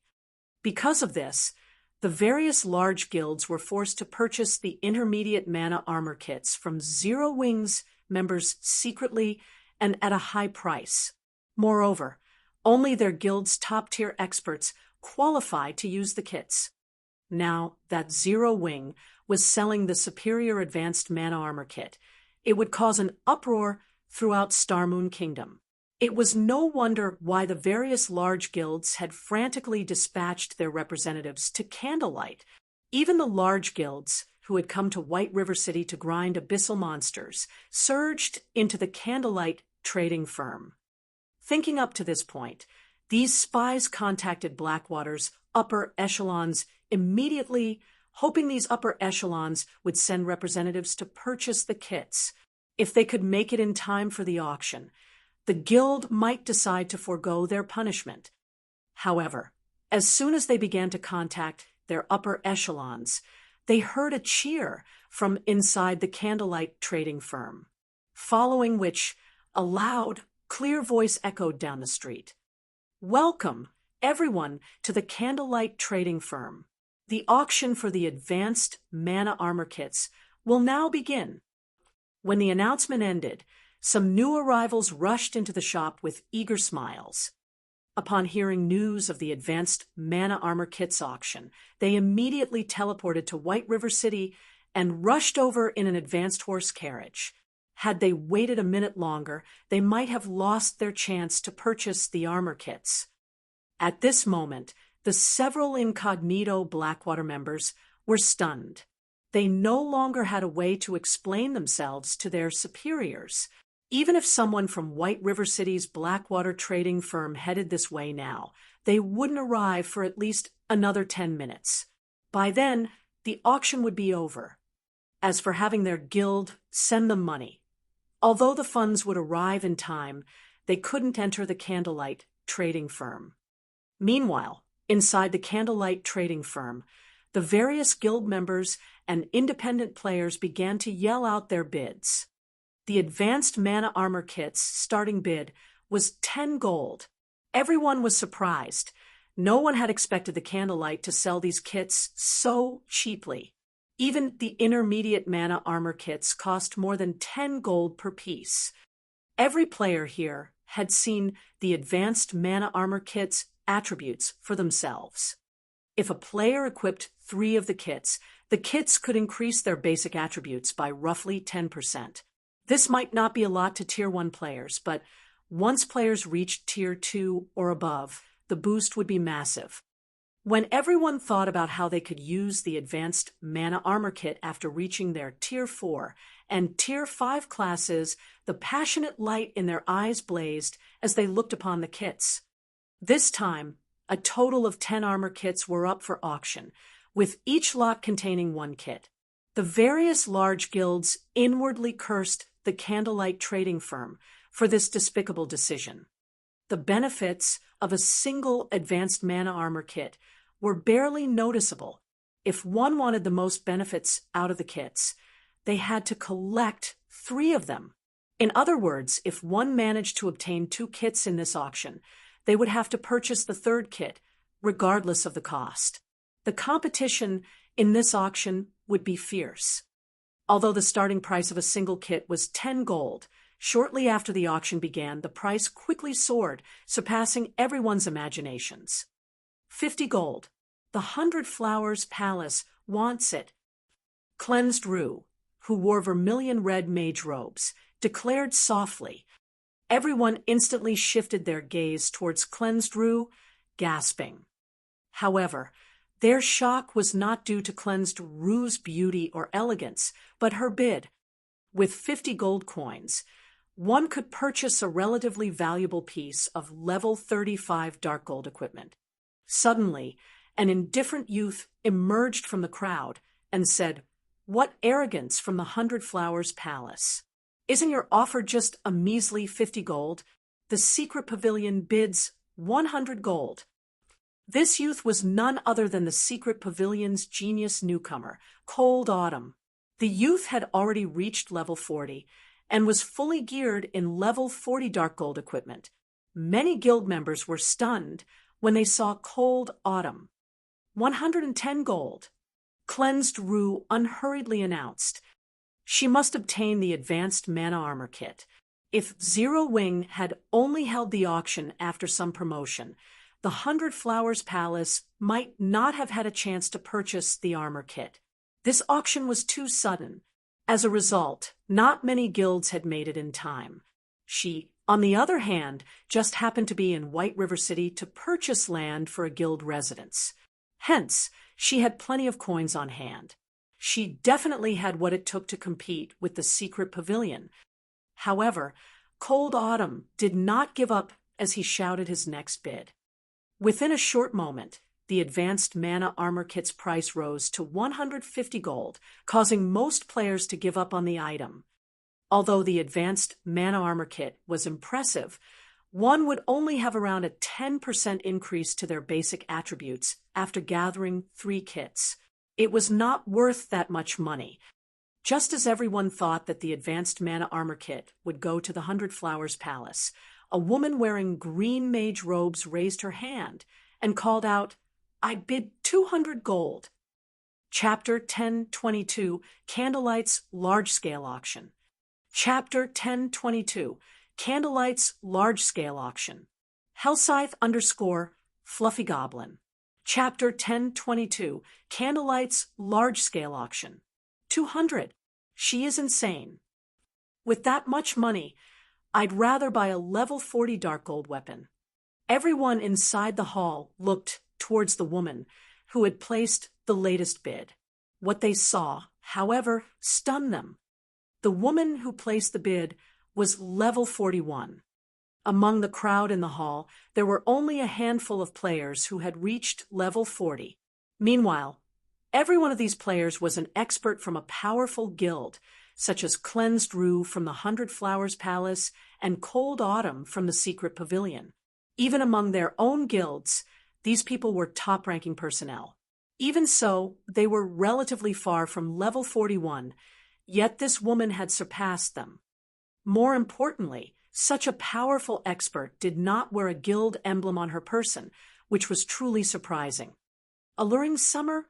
Who is she? When she saw the woman, who was no less attractive than herself, Cleansed Rue was astonished. She had practically memorized all of the well-known experts' names in Starmoon Kingdom. She also knew about many powerful experts who hid from the public eye in the various large guilds. However, logically, it was impossible for an ordinary expert to be able to reach level 41 at this stage of the game, much less an independent player. Cleansed Rue wasn't the only one surprised by Alluring Summer's presence. Even Cold Autumn was shocked. The Secret Pavilion's information network was extensive. However, despite his search, he found no information relating to Alluring Summer. Not only did this woman feel dangerous, but she was also clearly wealthy. Logically, a person like this should not be able to hide from the public. The Secret Pavilion's records even included the notable achievements players from some cities had accomplished, yet they included nothing about Alluring Summer. This was too strange. To Cleansed Rue and Cold Autumn, 200 gold was not much money. However, neither of them was a fool. At this point, the advanced mana armor kit's price was already way above its actual value. Hence, in the end, they decided to let Alluring Summer have it. Following which, the auction for the advanced mana armor kits became a bidding competition between these 3 players.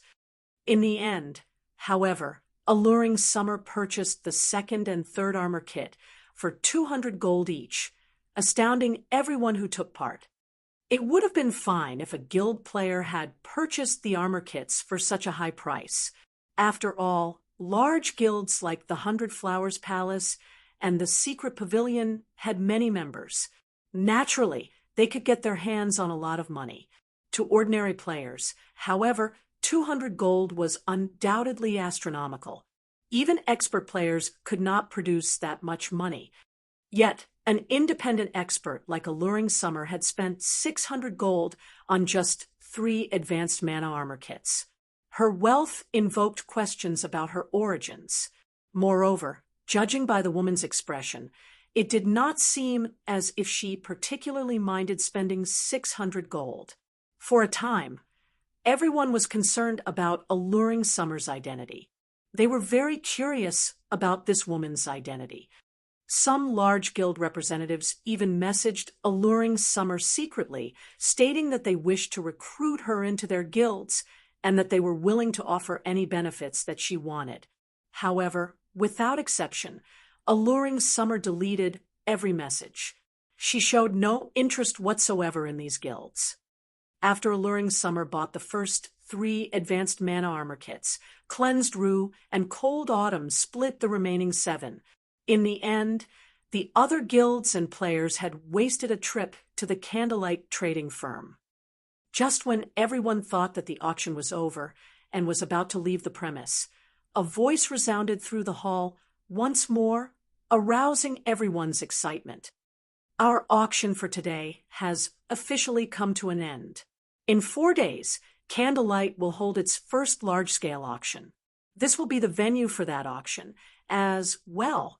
However, the auction will not be limited to the advanced mana armor kits. Many other valuable items will be available. Bronze mounts will be among those items. As for the grand finale, we will be auctioning entrance slots to the holy city of Titan. We hope that you all will spread the news of our upcoming auction. As the announcement faded, everyone in the hall had chills. Although they had no idea what the holy city of Titan was, they knew what bronze mounts were. Many top-tier experts in God's domain had already reached level 40. This hinted that the era of mounts had officially begun. Unfortunately, they weren't easy to obtain. Ordinary players had a hard time obtaining common mounts, not to mention bronze mounts. Any guild that had their own would prioritize their own experts.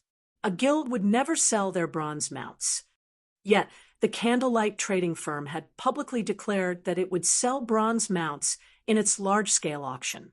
How could they not be excited? After the announcement, many independent experts started to consider joining the competition for the bronze mounts. After all, even ordinary experts only found one if they were lucky. However, if it were only a matter coins, then independent experts had a chance. At this moment, some independent experts were even considering to purchase coins with credits. Bronze mounts were different from common mounts. Not only were they faster, but they could also assist players in battle. This small difference might not be much to ordinary players, but to experts, it was extremely important. More often than not, that small difference could decide whether or not they could solo a powerful monster. Moreover, if they had the assistance of a bronze mount, their survivability and hunting capabilities in the fields would increase significantly. Hence, even if they had to spend a lot of credits to get their own bronze mount, they would do so. This was the equivalent of investing into one's business. What? Is Zero Wing that desperate for money? They're even selling the Titan City slots. The announcement surprised Cold Autumn. The majority of the players present might not know what the holy city of Titan was, but he knew. After all, Pantheon had exposed the truth about the holy city to God's domain's various superpowers. So, he understood how valuable the slots to Titan City were. What an interesting guild. Everyone believes that Zero Wing will succumb to Blackwater's attack. It seems that they have underestimated Zero Wing's foundations. Cleansed Rue smiled upon hearing this announcement, her interest in Candlelight's large-scale auction growing. After the auction, players left the Candlelight trading firm, one after another. However, once outside the shop, they found that a group of level 39 expert players radiating killing intent had surrounded the trading firm's entrance. Every one of these players wore Blackwater's guild emblem. Seeing this, ordinary players moved out of these players' way, afraid of attracting their attention. Suddenly, a tall, robust man wearing silver battle armor stepped into Alluring Summer's way and asked sternly, "Are you the one who purchased the advanced mana armor kits?" Chapter 1023, Intense Battle at the Entrance. Chapter 1023, Intense Battle at the Entrance. Hellscythe_Fluffy Goblin. Chapter 1023, Intense Battle at the Entrance. when Blackwater's members blocked Alluring Summer's path. The people on the street turned to watch what was happening. Setting aside Alluring Summer's great beauty, her level 41 drew everyone's admiration. Between that and Blackwater's menacing players, this group had no difficulty attracting attention. So, he's Laughing Drunkard of Blackwater. Cold Autumn's gaze chilled when he saw the leading silver-armored man.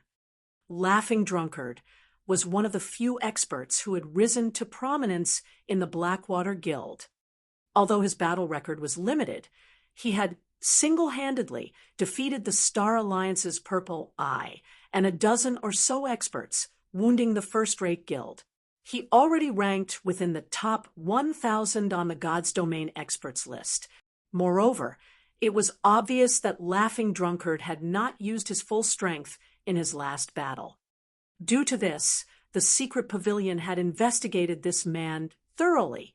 Even now, Cold Autumn could remember Yuan Tiexin's words, warning him that should he encounter Laughing Drunkard in the fields, caution would be best.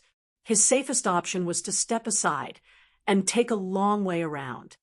Now, after observing Laughing Drunkard in detail, Cold Autumn discovered that the man radiated quite a pressure.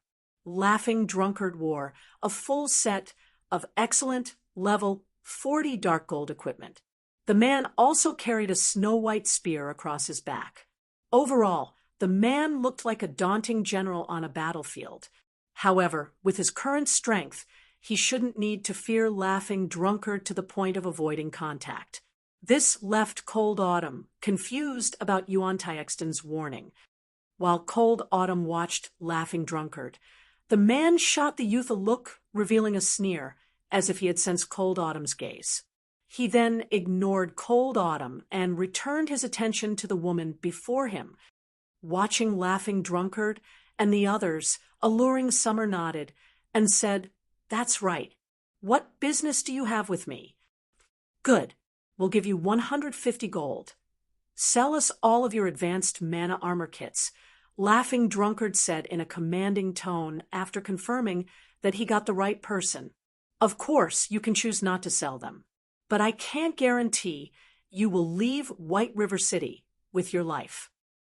As soon as Laughing Drunkard made the threat, the dozen or so level 39 players beside him encircled Alluring Summer, sneering at the woman. Laughing Drunkard had not spoken softly. Almost every player watching his group had heard him clearly. Many players instantly voiced their complaints. That woman spent 600 gold to buy those 3 kits, yet he wants to buy them all for 150 gold? Blackwater's members are too much. Has Blackwater lost its mind? They dare extort others in broad daylight. Are they not afraid of the guards? Sure enough, independent players shouldn't stand out. I've heard that Blackwater members even dared to attack Ouroboros's guild leader, Gentle Snow, in the middle of the city. That beauty has no choice but to concede. Many players began to pity Alluring Summer. Everyone understood that, rather than targeting Alluring Summer specifically, Blackwater's true intention was to demonstrate its might in White River City. Blackwater was currently engaged in an all-out war against Zero Wing. Now that Zero Wing had declared its large-scale auction in 4 days, Blackwater had to do something to suppress Zero Wing, preventing the guild from making a comeback. An independent player like Alluring Summer, who had purchased the Candlelight trading firm's items and wasn't particularly strong, would undoubtedly be Blackwater's best target for a demonstration. Whether Alluring Summer handed over the items willingly or they took the items by force, the act would send a message that anyone who purchased items from Candlelight would suffer the consequences. "You're going to attack me if I refuse?" Narrowing her eyes, Alluring Summer smiled as she said, "I want to see if your Blackwater is strong enough to do so. Then, you must want to die." A level 39 black-robed assassin suddenly appeared behind Alluring Summer, his eyes containing bloodlust. the assassin thrust his dagger towards the back of alluring Summer's head, giving the woman no room to dodge or counter. Despicable, cleansed Rue, who stood by the side, inwardly cursed this sight. While Laughing Drunkard had been talking, he had sent an expert assassin to approach, alluring Summer stealthily and attack her should the negotiations fail. This was truly despicable behavior. As everyone thought that alluring Summer was done for, they watched the level 39 assassin's dagger pass through the woman's body harmlessly. Rather than finding its target, the assassin's attack struck alluring Smile's afterimage. Her reaction time is so fast. Cold Autumn's eyes widened, shocked at alluring Summer's speed. If he faced such a sneak attack, he would likely lose his life, then and there, yet alluring Summer had dodged the attack, as if she had predicted it. However, these players from Blackwater weren't ordinary players either. Everyone was an expert. After realizing that his attack had failed, that assassin turned to where alluring Summer had aimed her blink. After discovering the woman, he used shadow steps. In the blink of an eye, the assassin appeared behind alluring Smile once more. With a backhand swing, he sent a backstab at alluring Smile, the fluidity of his movements impressing many of the guild experts who watched the fight. Pung! Before anyone realized it, an ice wall had appeared behind alluring Summer. When the dagger struck the wall and subsequently slowed, alluring Summer tilted her body forward slightly, deftly dodging the assassin's backstab, following which she turned and, before anyone realized it, completed chanting and tracing the runes for another spell. She then pointed her finger at the assassin. Immediately, an arc of blue lightning shot from alluring Summer's extended finger and struck the assassin before her. However, the assassin was no fool. Understanding that the lightning attack was quite powerful, he immediately activated Vanish, utilizing the brief 1-3-second invulnerability to block the attack. It seems this chick is quite strong. Seeing that alluring Summers was extraordinarily strong, Laughing Drunkard turned to one of the swordsmen beside him and said, "Bullet, go, help take care of that chick. After this, I'll ask the boss to help you apply for training at the main headquarters." "Thank you, leader. I'll take care of her." The swordsman, named Bullet, licked his lips before activating Windwalk and charging towards alluring Summer. Cleansed Rue frowned when she saw the expert assassin and expert swordsman working together against alluring Summer. She could tell that both the assassin and the swordsman could easily rank near the top of 100 Flowers Palace's players with their combat standards. If their coordination was good, even cleansed Rue herself was not confident of defeating them. When Bullet arrived before alluring Summer, the latter turned suddenly once more and pointed her finger at the swordsman. Xiao! Another arc of lightning flew from alluring Summer's finger. Moreover, the lightning was even faster than before. The attack was far more powerful this time.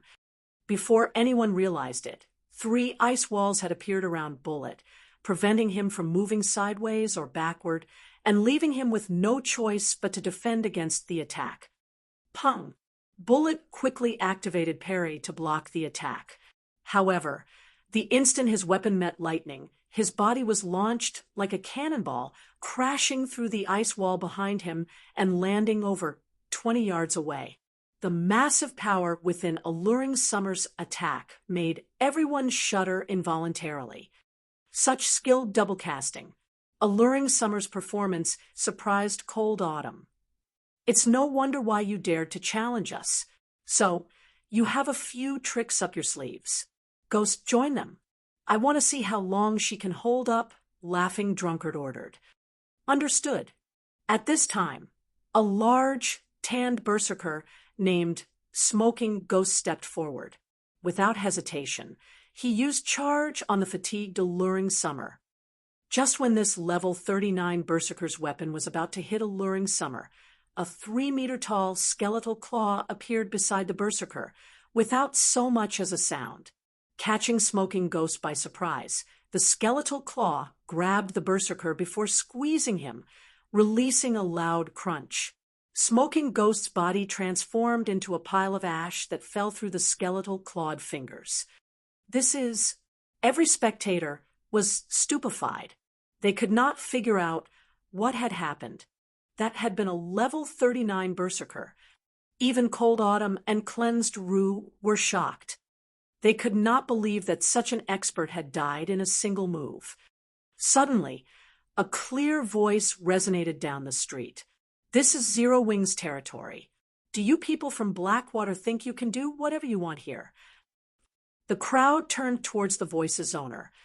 They were speechless. The person who had spoken was none other than Zero Wings Vice Guild leader, Aqua Rose. Chapter 1024, Mage God. Chapter 1024, Mage God. Hellscythe _ Fluffy Goblin. Chapter 1024, Mage God. So strong. As expected of Zero Wings Goddess. Aqua Rose's Tier 1 curse, Soul Annihilation, shocked every player on the street. Many female players were even mesmerized. "She's Zero Wings Vice Guild leader?" Cleansed Rue's eyes widened in shock as she saw Aqua Rose. Although she had been in White River City for a time and had seen photos of Aqua Rose and watched many of the woman's videos, this was the first time she had seen her in person. However, the Aqua Rose she stared at was different from her guild's reports. Based on the information her guild had provided, although Aqua Rose was very strong, the woman's combat power was only slightly stronger than the Star Alliance's Red Feather. Although Aqua Rose had improved as time progressed and had even defeated Thousand Blades, one of the Glorious Lions battle team's apex experts, in the Dark Arena, she was not strong enough to kill a level 39 top-tier expert with a single attack. Ordinary players might not realize how strong that level 39 berserker was, but as the vice guild leader of a first-rate guild, Cleansed Rue did.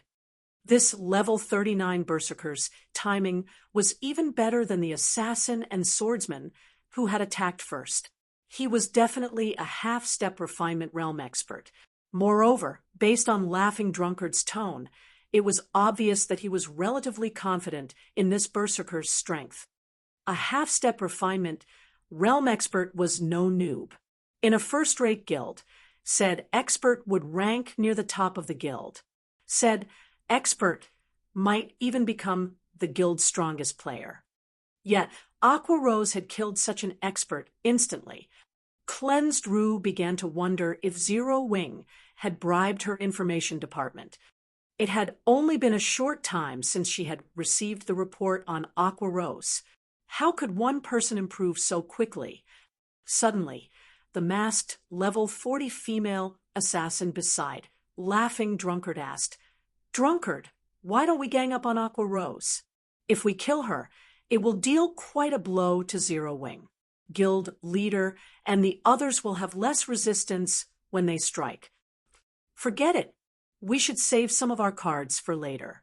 Lethal Gale suffered precisely because he grossly underestimated Zero Wing, Laughing Drunkard said, shaking his head as he glanced at Aqua Rose.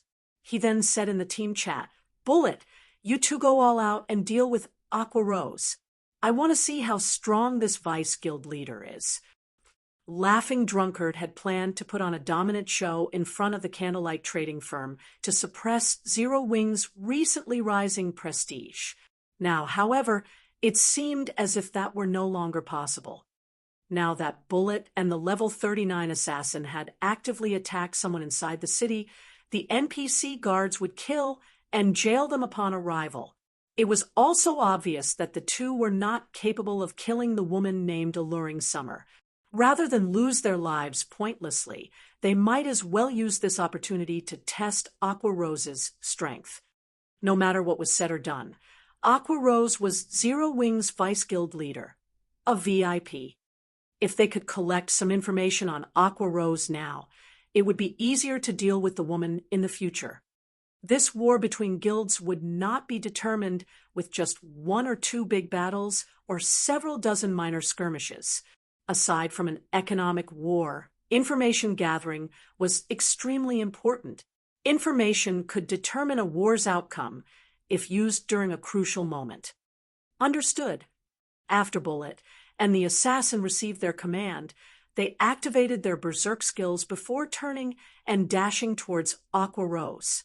Like machines, there wasn't a shred of hesitation in their eyes. Both players' attributes rose significantly, and their dangerous auras resembled that of wild beasts. The surrounding players instantly felt death loom over them, and they started to back away from these two players. After the two activated their berserk skills, each temporarily gained the combat power of a lord of the same level. Yet, as if the pressure these two players radiated were a spring breeze, Aqua Rose remained unfazed as she stood before the candlelight trading firm's entrance. Watching the two players charge at her, Aqua Rose simply waved her staff. The ground beneath her feet turned pitch black, and as if this black shadow were contagious, it spread quickly, covering the ground around her. The shadow then enveloped the assassin and swordsman, and they instinctively jumped into the air to avoid the attack. Begone! Aqua Rose did not even bother to look at her assailants as she swiped her right index finger across the air. The pitch-black shadow rose from the ground, transforming into a pillar of black light that shot into the air. Even players several streets away saw the pillar of black light. Giving neither of the players a chance, the black pillar devoured them whole. Despite the two players activating their life-saving skills, they screamed in agony from inside the pillar. They felt as if they were trapped in hell. The spectators even began to pity them after hearing the screams. When the pillar of black light finally disappeared, only Aqua Rose and two pieces of top-tier equipment remained on the battlefield. They died. How did she do that? This scene left everyone gasping. Unlike the Berserker, who had died without any display of strength, Blackwater's assassin and swordsman had shown off their combat standards against alluring summer. Thus, everyone watching the battle had a clear grasp of how strong those two experts were. Laughing Drunkard, who watched from afar, wore a dark expression. Aqua Rose was a lot stronger than he had expected. Until now, she had only used two skills. This wasn't enough for him to judge her current standard. Moreover, the information he gleaned from the pillar of black light was not enough to reach a conclusion. The assassin and swordsman had died, for nothing. After Aqua Rose finished collecting her loot, she looked towards Laughing Drunkard and said, "If you still want to fight, attack me together. I don't have time to waste on fighting you one by one." Currently, she was in a relatively good mood.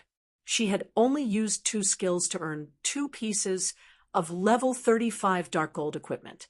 She could probably make close to 100 gold if she sold these 2 items. Unfortunately, Blackwater's members had swiftly retrieved the equipment the Berserker had dropped.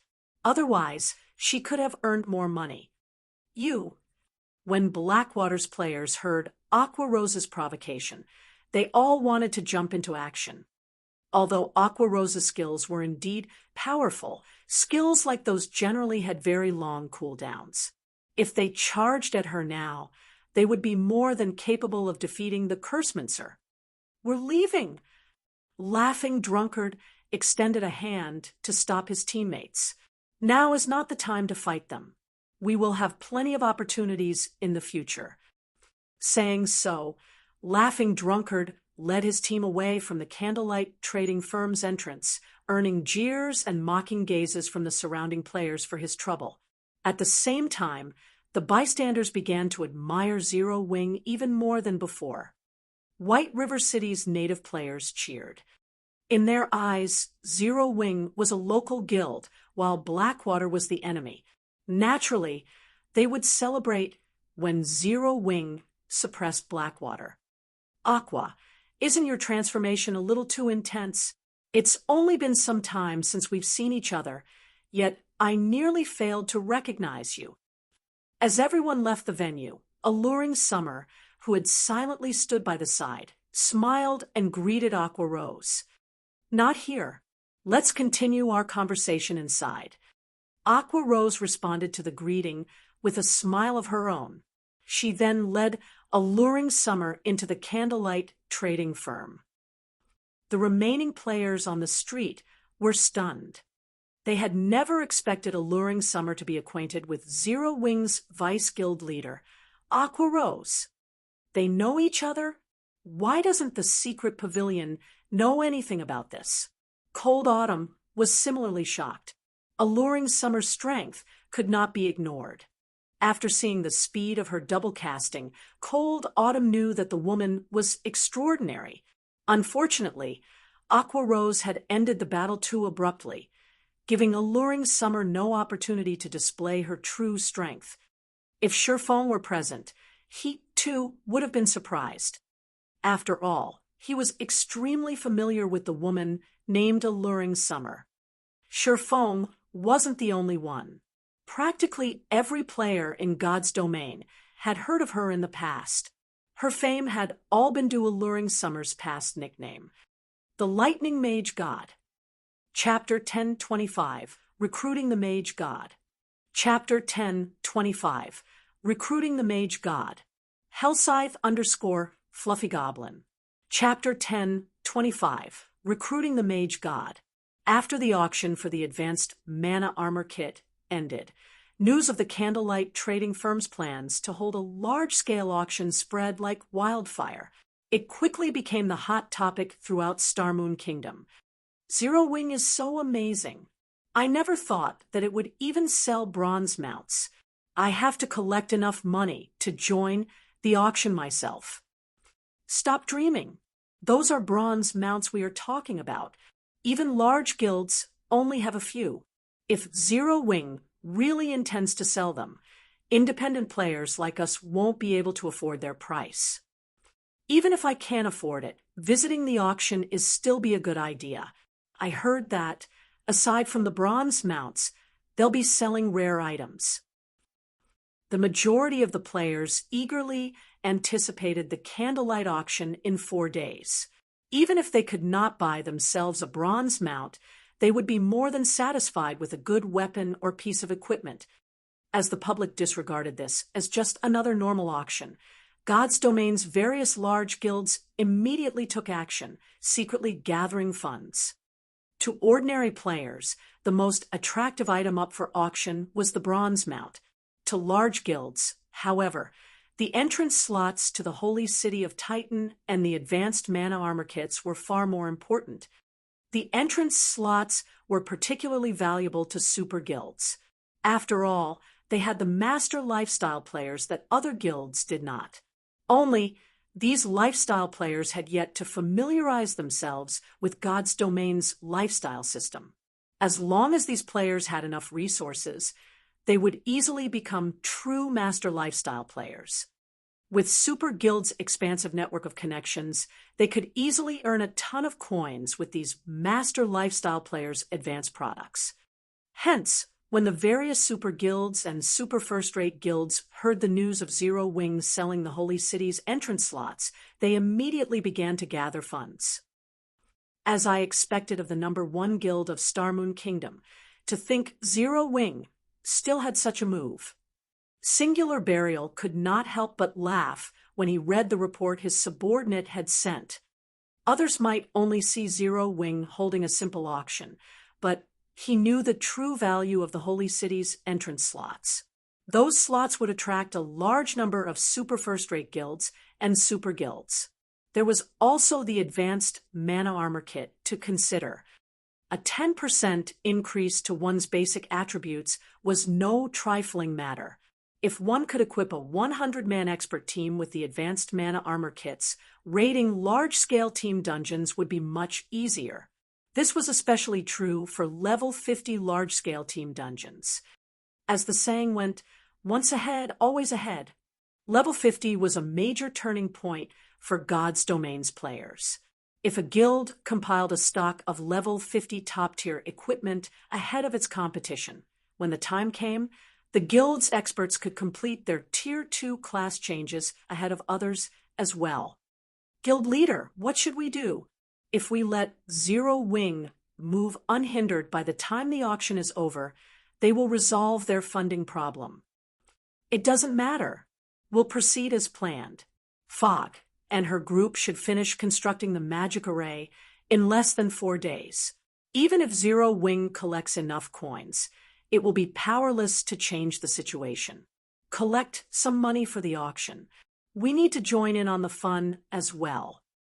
Singular Burial was not worried about Zero Wing making a comeback with the candlelight auction. Heaven's Burial and Blackwater had already prepared to take down Stone Forest Town. No matter how hard Zero Wing struggled, nothing would change. Inside the Candlelight Trading Firm's VIP guest room, the 7-story Candlelight Trading Firm was at least the equivalent of a 10-story building in the real world. On the top floor, one could see the beauty of White River City past the French windows and the ant-sized players wandering through the streets. In White River City, aside from the Candlelight Trading Firm's 3-star shop, no building offered such scenery. Most of the high-class restaurants throughout the city were at most 3 stories tall. Even NPC and other player-owned shops were not as tall. Alluring Summer, who currently sat by the French windows, glanced at the city before turning back to Aqua Rose and saying enviously, "Aqua, you really are getting by a lot better than I am. After not seeing each other for some time, your strength has improved so much. What have you been doing recently? You couldn't be training deep in the mountains, right?" Aqua Rose had hidden her level during the scuffle on the street after entering the VIP lounge. However, she had no reason to. Level 44. When Alluring Summer saw this, her eyes nearly fell out of their sockets. She had barely reached level 41 after encountering several miracles and spending most of her time cooped up in her home playing God's Domain. Yet Aqua Rose, who was busy as Zero Wing's vice guild leader, had managed to reach level 44. It was truly inconceivable. Alluring Summer could clearly remember that when Aqua Rose had resided in the Storm Empire and one of Twilight Echo's honorary elders, the woman's level and equipment had been on par with hers. If she had lost to her friend only in levels and equipment, she wouldn't have minded. The biggest issue was that Aqua Rose had also improved her combat techniques. Coupled with the woman's equipment, she was not confident that she could defeat Aqua Rose right now. "What are you talking about?" Aqua Rose covered her mouth and grinned. She had known Alluring Summer since she was young, as their families were friends. However, Alluring Summer was a far more talented gamer than herself. Due to that, this woman had always bullied her. Now that Alluring Summer had said such a thing, the little vanity inside her was quite satisfied. She felt even happier than when she had defeated the Star Alliance. "Who do you think you're trying to fool? Look at that smile on your face." Alluring Summer rolled her eyes at her friend. Eagerly she asked, "Speak, what have you been doing recently? How did you improve so quickly?" All right, I'll talk." Aqua Rose nodded. "To be honest, I've asked you here for a reason. I'm sure that you have heard about Zero Wing, even in the Storm Empire. I invited you here today to ask you to join Zero Wing." "Join a guild." Alluring Summer shook her head straightforwardly and said, "Forget it. I'm used to moving alone. I hate being bound by guild's restrictions more than anything. Don't even try to persuade me. I refuse to join any guild." "Don't you want to improve your combat techniques?" Aqua Rose had predicted this reply. Smiling, she said, "Hasn't that always been your goal? If you are always alone, I'm afraid that you'll never catch up to that person.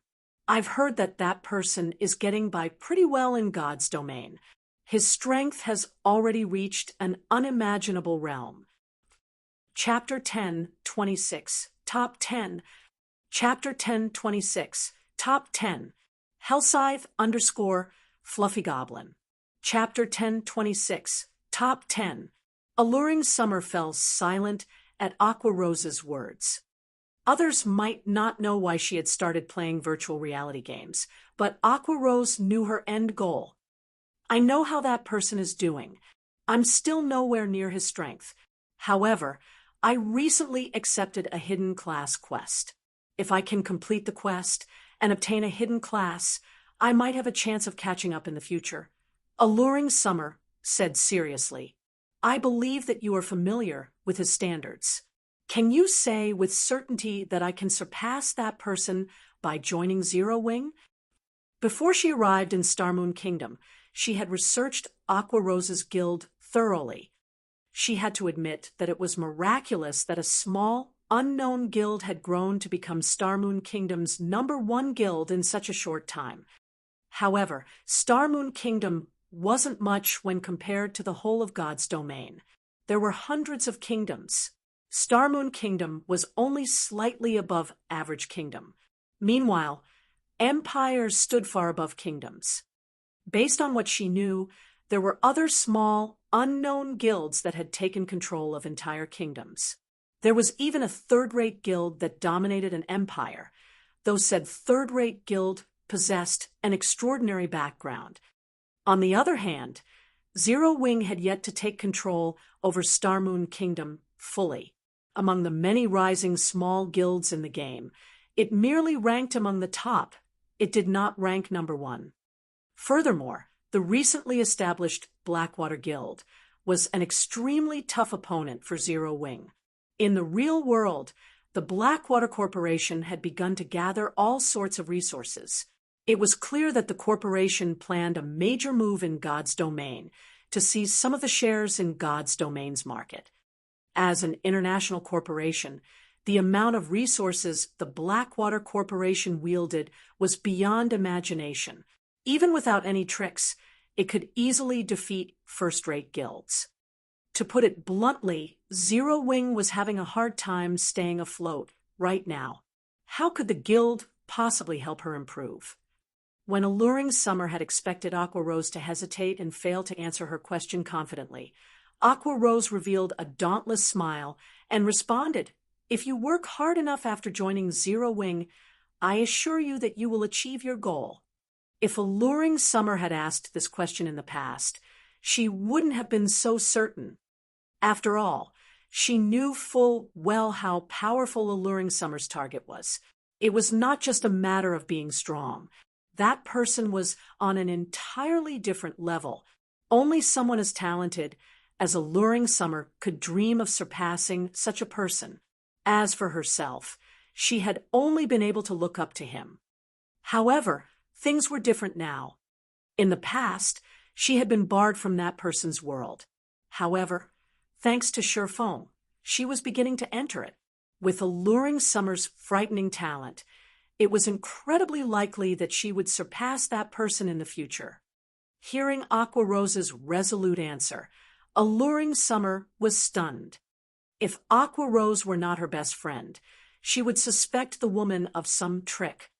Seeing Alluring Summer's hesitation, Aqua Rose took a deep breath and said, I understand your thoughts. How about this? Join Zero Wing. If you think remaining in Zero Wing won't help you reach your goal, I'll ask the guild leader to let you go personally. How about it?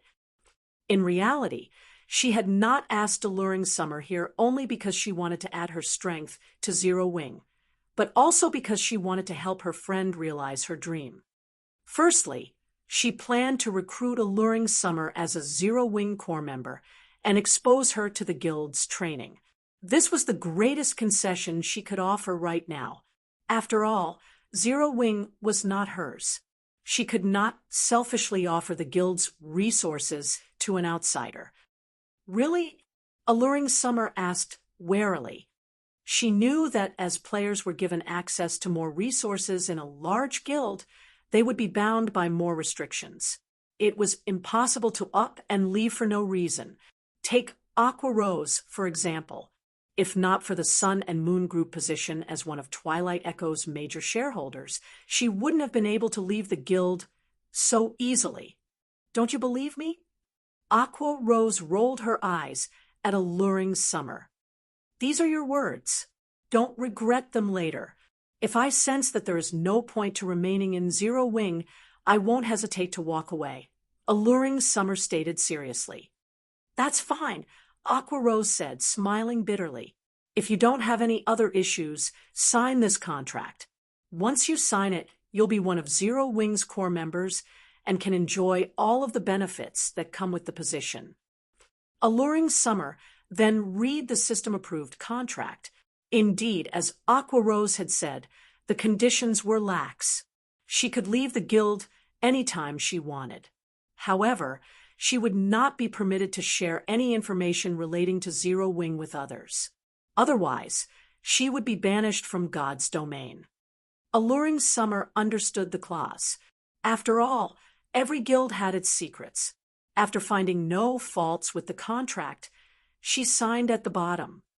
After Aqua Rose confirmed that the main god system had acknowledged the contract, she sent her friend several battle videos. Since you're a core member, you are allowed to learn from these. As for how much you learn, that depends on you. If you wish to enhance your learning speed, you can fight for the 100-berry wine. If you want to improve your strength quickly, you can also apply to join Zero Wing's training grounds in the real world. There are dedicated experts there to offer pointers.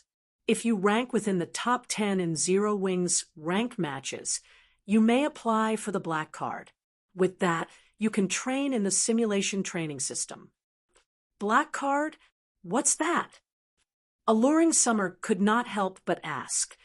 I'm not allowed to offer any concrete information. You can only learn more if you rank among the top 10 in the matches, Aqua Rose said, chuckling. She had been using the black card Sherfone had sent her. She had never dreamed that Sherfone would get his hands on something so valuable. Before this, she had not realized how frightening super guilds were. Despite her previous participation in a super guild's training camp, she felt like she was learning about super guilds for the first time. During the several days she had spent in the secret pavilion's training system, she had improved significantly. Don't be so stingy. Do you think that I can't rank among the top 10 with my strength? Alluring Summer curled up her lips into a sneer. I believe that you can in the future. However, you won't make it in the upcoming rank matches, Aqua Rose said, shaking her head. Aqua, do you think that I used my full strength against those bastards on the street? I'm not trying to brag, but if I used my full strength, very few people in Zero Wing could stand against me, Alluring Summer said, annoyed. She had experienced many hardships in the Storm Empire. She had even disguised herself and defeated many well-known experts. Among them, some were even top-tier experts ranked on the God's Domain's experts list. With her standards aside from super guilds and super first-rate guilds, she would easily rank at the top of any large guild. I knew you would say that. However, take a look at these videos. Once you're done, you'll understand what I mean, Aqua Rose said, not bothering to explain further. If you still think that you're strong enough, I will find someone to spar with you. If you can defeat that person, I'll help you apply for a black card immediately. What do you think? These are your words, not mine. Don't regret them. Seeing Aqua Rose's resolution, Alluring Summer decided to humor her friend, and she started to watch one of the videos she had been given. She was curious to find out what gave Aqua Rose such great confidence. Chapter 10:27, Overwhelming Strength. Chapter 10:27, Overwhelming Strength. Hellscythe Fluffy Goblin. Chapter 10:27, Overwhelming Strength. Only Zero Wing's core members could view the battle videos Aqua Rose had sent to Alluring Summer. God's Domain's various large guilds usually had their own intelligence departments that specialized in information gathering and videos of various battles. Battle videos of Apex experts were not unique to Zero Wing. However, the battle videos Aqua Rose had sent were somewhat special.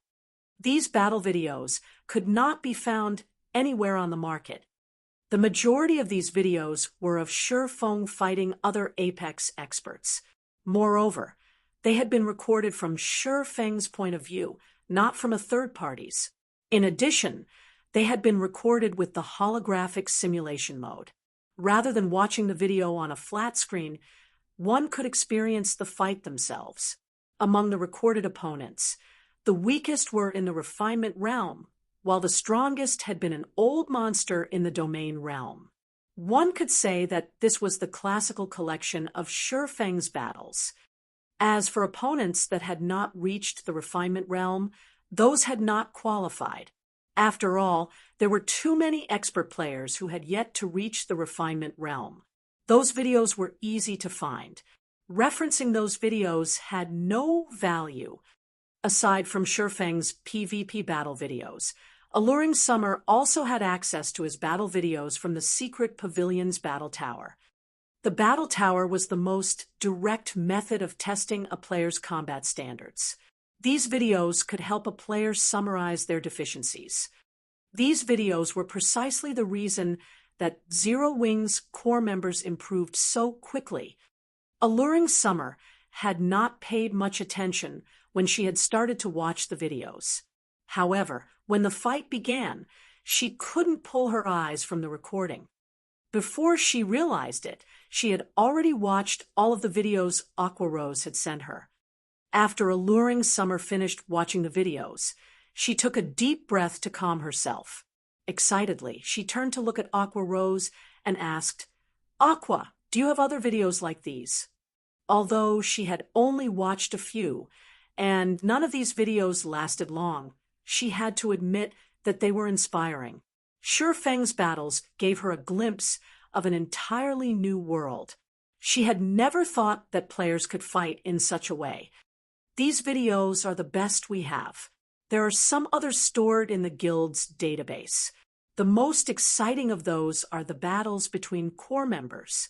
However, regarding combat standards, they are no match for the videos you just watched, Aqua Rose said. They are no match. Alluring Summer was disappointed.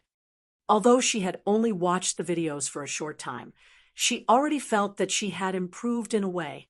If she could watch more recordings of such high combat standards, she could improve faster than relying on trial and error.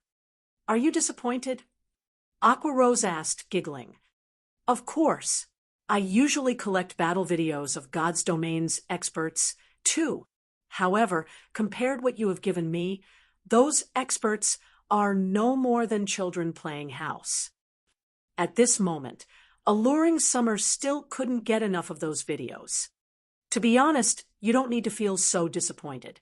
If you fight your way into the top 10 in the rank matches and obtain a black card, you'll develop even faster.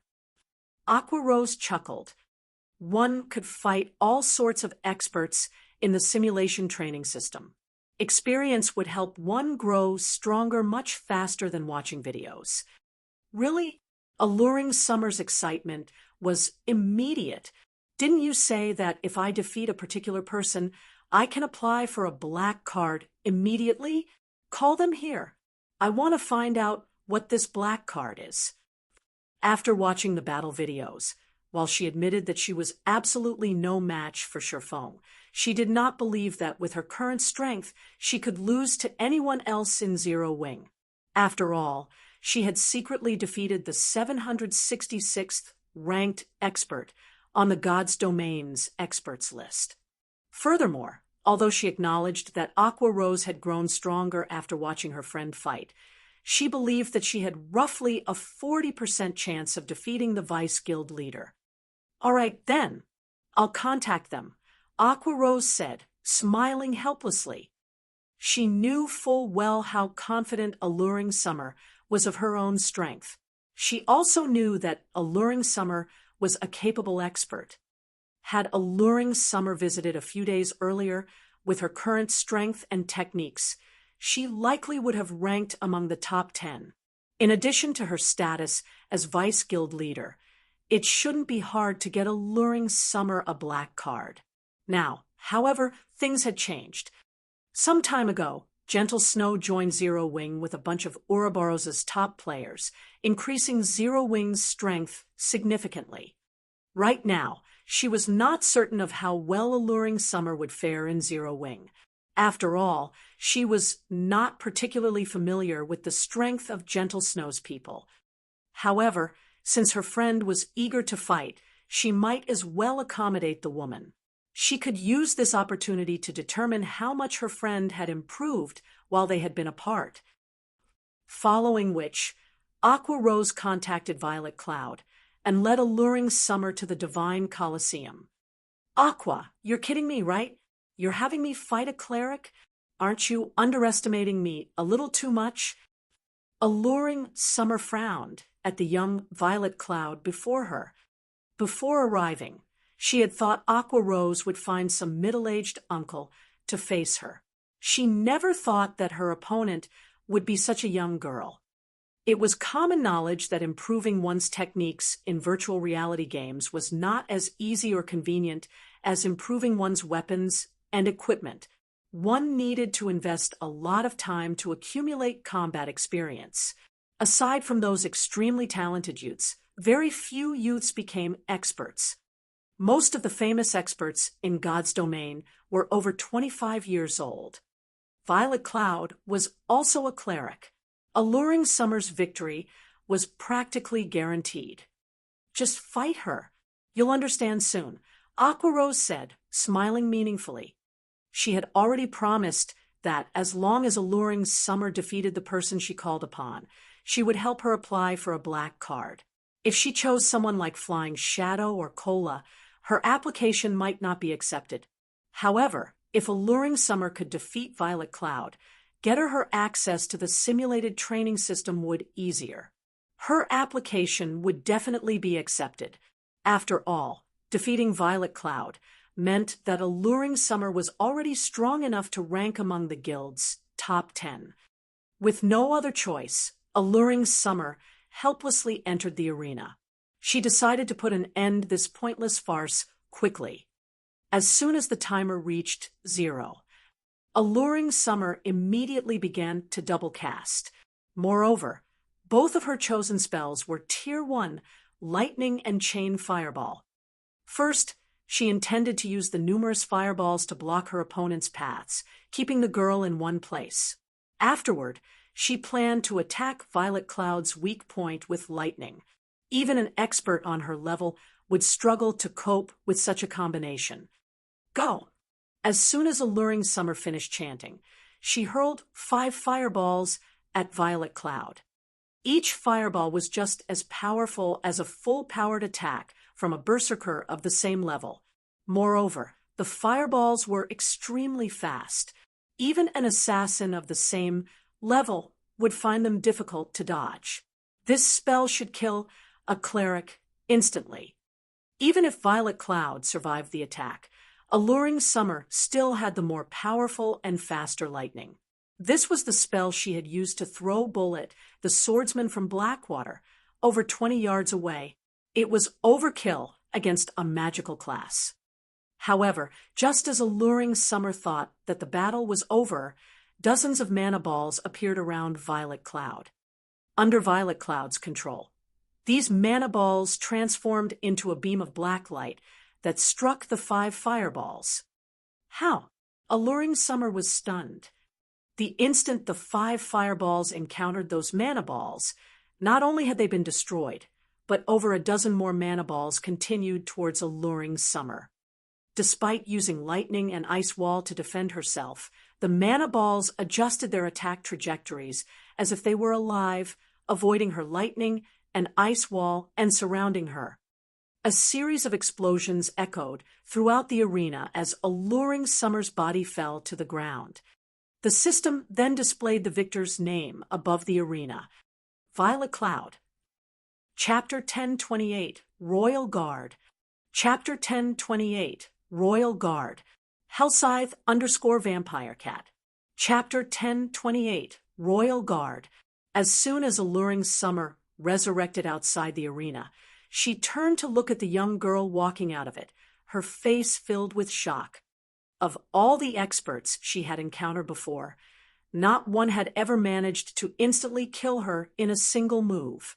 She also had not believed that such a person existed. Not to mention, said person was a little girl. Why is there such a huge gap? Alluring Summer was baffled by this outcome. Standing to one side, Aqua Rose could not help but reminisce when she saw the stunned look on her friend's face. Back when she had seen the strength Sherfong displayed, she had been thoroughly stupefied. Now, Alluring Summer was experiencing a similar situation. The outcome of this match came as no surprise whatsoever to Aqua Rose. Although they were all playing the same game, the disparity in strength had made her wonder whether they were truly playing the same game. Alluring Summer was most likely pondering this same question at the moment, utterly confused by this situation.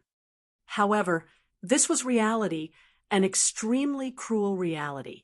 This was the most unreasonable aspect of games. In ordinary virtual reality games, the gradual accumulation of attributes made it very easy for a gap to appear between players. Meanwhile, God's Domain was even more special than the usual virtual reality games. Not only was there the gap of attributes, but there was also the gap of combat experience and techniques, reaction speed, observation power, skill utilization, grasp of timing, and many other aspects. If one was just a tad stronger than their opponent in all these aspects, in a situation where both fighters possessed the same attributes, there would still be a massive difference in the combat power displayed. This battle was undoubtedly the best proof. In terms of attributes, Violet Cloud, who was currently level 44, completely surpassed Alluring Summer. In terms of combat techniques, Violet Cloud, who had already entered the refinement realm, was also superior to Alluring Summer, who was only at the half-step refinement realm. The result of this combination of advantages was a one-hit KO.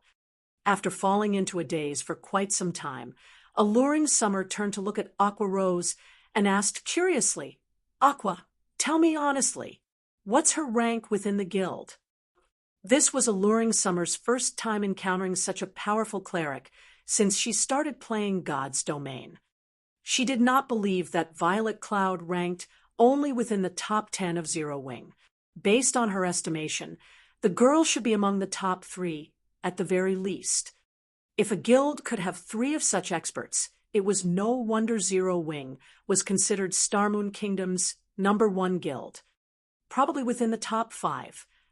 Aqua Rose could not say for sure. As far as she knew, Sherfong had not held back in nurturing Gentle Snow and the others after they joined Zero Wing. Moreover, Aqua Rose had heard that Gentle Snow had already entered the refinement realm even before she joined Zero Wing. The weapon she wielded was even a magic weapon. She also had a hidden class that enabled her to use twofold Berserk.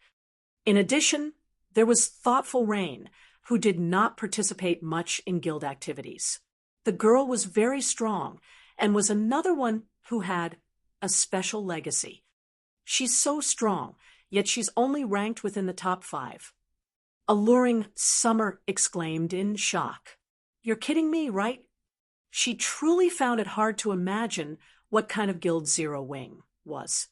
There were actually 4 more monsters like Violet Cloud in the guild. Just how were other guilds supposed to go up against Zero Wing? What benefit do I get from lying to you? Aqua Rose rolled her eyes at Alluring Summer. Grumpily, she added, "Now you know how powerful Zero Wing is, right?" Although Aqua Rose was acting somewhat smug, Alluring Summer was paying no attention to her words whatsoever. Instead, she directly rushed up to Violet Cloud, hoping to continue challenging the young girl. Before this, she had extreme difficulty finding a powerful expert to fight against. Now that this little monster was right before her eyes, how could she possibly let this chance get away? to a battle maniac like Alluring Summer, this situation was equivalent to placing fresh meat before a hungry wolf. At the same time as Alluring Summer had joined Zero Wing, a huge incident had occurred over at the distant Starmoon City. A short while ago, monsters had captured an NPC town belonging to Starmoon City, massacring every player within the town and reducing a town with a population of nearly 20,000 players to a town of death. In response, Starmoon City had announced that players could launch a crusade against this town.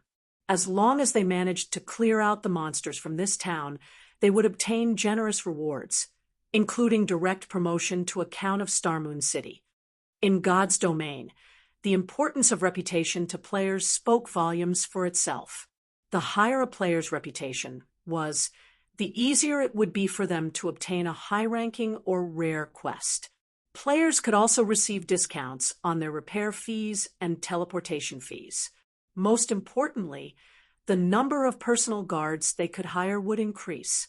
At the Viscount rank, players were only allowed 2 personal guards. At the Count rank, however, players could have 4. Even if a player themselves was not strong, if they had 4 high-quality personal guards around them, even expert players would have to give them a wide berth. Moreover, grinding field bosses would also become a very simple task. Only, it was extremely difficult to find high-quality personal guards. Currently, even a mysterious iron guard would go for an astronomical price, not to mention secret silver and fine gold guards. However, players were no fools either. Currently, even the various large guilds had managed to find only a few mysterious iron guards, much less secret silver guards. Anyone who obtained one would definitely treat the NPC as their family heirloom. They would not sell the NPC no matter what. Meanwhile, one of the rewards for the town crusade just so happened to be an opportunity to select a personal guard from the King's Royal Guard. The King's Royal Guard. That was the gathering place of Starmoon Kingdom's elites. Only the most outstanding guards could join the Royal Guard. Their growth potential would naturally be significantly better than that of the NPCs players could find on the streets. Even if an ordinary player managed to obtain only a mysterious iron guard, they could immediately resign from their jobs in the real world and rely solely on God's domain to sustain themselves. If one obtained a secret silver guard and directly sold the NPC to a large guild, they would no longer have to worry about living expenses for the rest of their lives. Hence, the moment news of this was released, the entire Starmoon City went into an uproar. Both independent and guild players formed teams one after another and embarked on an expedition to take back the town. Many guilds and workshops even started preparing siege tools. Guild leader, should we send some men over as well? In any case, that town is not very far away from Stone Forest Town. Blackie suggested softly as he looked at Shurfong, who was currently overseeing the construction of the magic tower. No need to hurry. It'll be fine even if we head out after the tower is constructed, Shurfong replied, shaking his head. In reality, though, even he was greatly tempted by this reward. The NPCs in the Royal Guard were dragons among men. Generally, only players who had reached the Marquis rank had the opportunity to choose a personal guard from the Royal Guard. Even then, they would be required to complete a quest whose difficulty was no less than an epic quest's. Extremely few players were capable of completing it. Fortunately, this quest belonged to the category of pure reward quests, so players would not incur any punishment even if they failed. At most, they would lose their opportunity to recruit a royal guard. Yet, now, players only needed to capture a town in order to receive such a reward. Shurfong was somewhat puzzled by this situation. Chapter 1029, Mythic Monster. Chapter 1029, Mythic Monster. Hellscythe_Vampire Cat. Chapter 1029, Mythic Monster. Upon hearing Shurfong saying so, Blackie had no choice but to give up on taking a look at the monster town. After all, Zero Wing was truly very busy right now. The guild's expansion had driven home to Blackie its dire manpower shortage. Setting aside the ongoing war, with Blackwater and Heaven's Burial, just Stone Forest Town itself required a lot of people to manage it. In the past, as he had not been responsible for managing Stone Forest Town, he had not thought that the job was particularly difficult. Recently, however, Shi Feng had handed him some of the responsibility for the town, which finally made him realize how wrong he was. While the town had still been in its protection period, the task of maintaining the town's security could be left fully to the NPC guards to handle. After the protection period was over, however, problems started cropping up one after another. The first headache was the matter of patrolling the town, a daily task in player towns. Zero Wing needed to arrange for some players to patrol Stone Forest Town and maintain its security. However, this need was not because of players but NPCs. Ever since Stone Forest Town's protection period ended, a constant flow of NPC visitors from other towns had started trickling in. Among them included merchants, adventurers, and various other kinds of NPCs. This situation triggered the true development of the town's economy, which was the root of the second headache. A town's promotion relied mainly on its economy and degree of prosperity. Meanwhile, these two factors depended on the number of resident players and NPCs.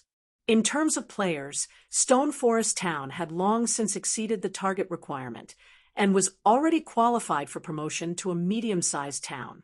In terms of NPCs, however, Stone Forest Town was not even close to reaching the required number of 10,000 NPCs. Moreover, this number did not include the NPC guards brought over or hired by the guild. Meanwhile, the town's security was critical to attracting more NPCs to a town. Hence, guilds needed to dispatch players every day to maintain the security within their town and inspect the NPCs in town to prevent the spies of dark forces from creating local mischief. In addition, guilds had to dispatch a lot of members to maintain the security of the trade routes between towns, which faced threats from players, as well as from hostile NPCs and monsters. If the security of a town's trade routes was not maintained, then merchant NPCs would not dare to visit said town to develop at all. Hence, managing a town was not as easy as Blackie had imagined it to be. Fortunately, these security tasks were considered guild quests, which also provided relatively good rewards. So quite a number of guild members were fighting over these quests every day. Only, these quests were a little costly to the guild. While the system supplied the EXP rewards these quests provided, the monetary rewards came from the guild itself. Moreover, the longer the trade route that needed coverage, the more players that had to be dispatched, which would, in turn, raise the expenditures.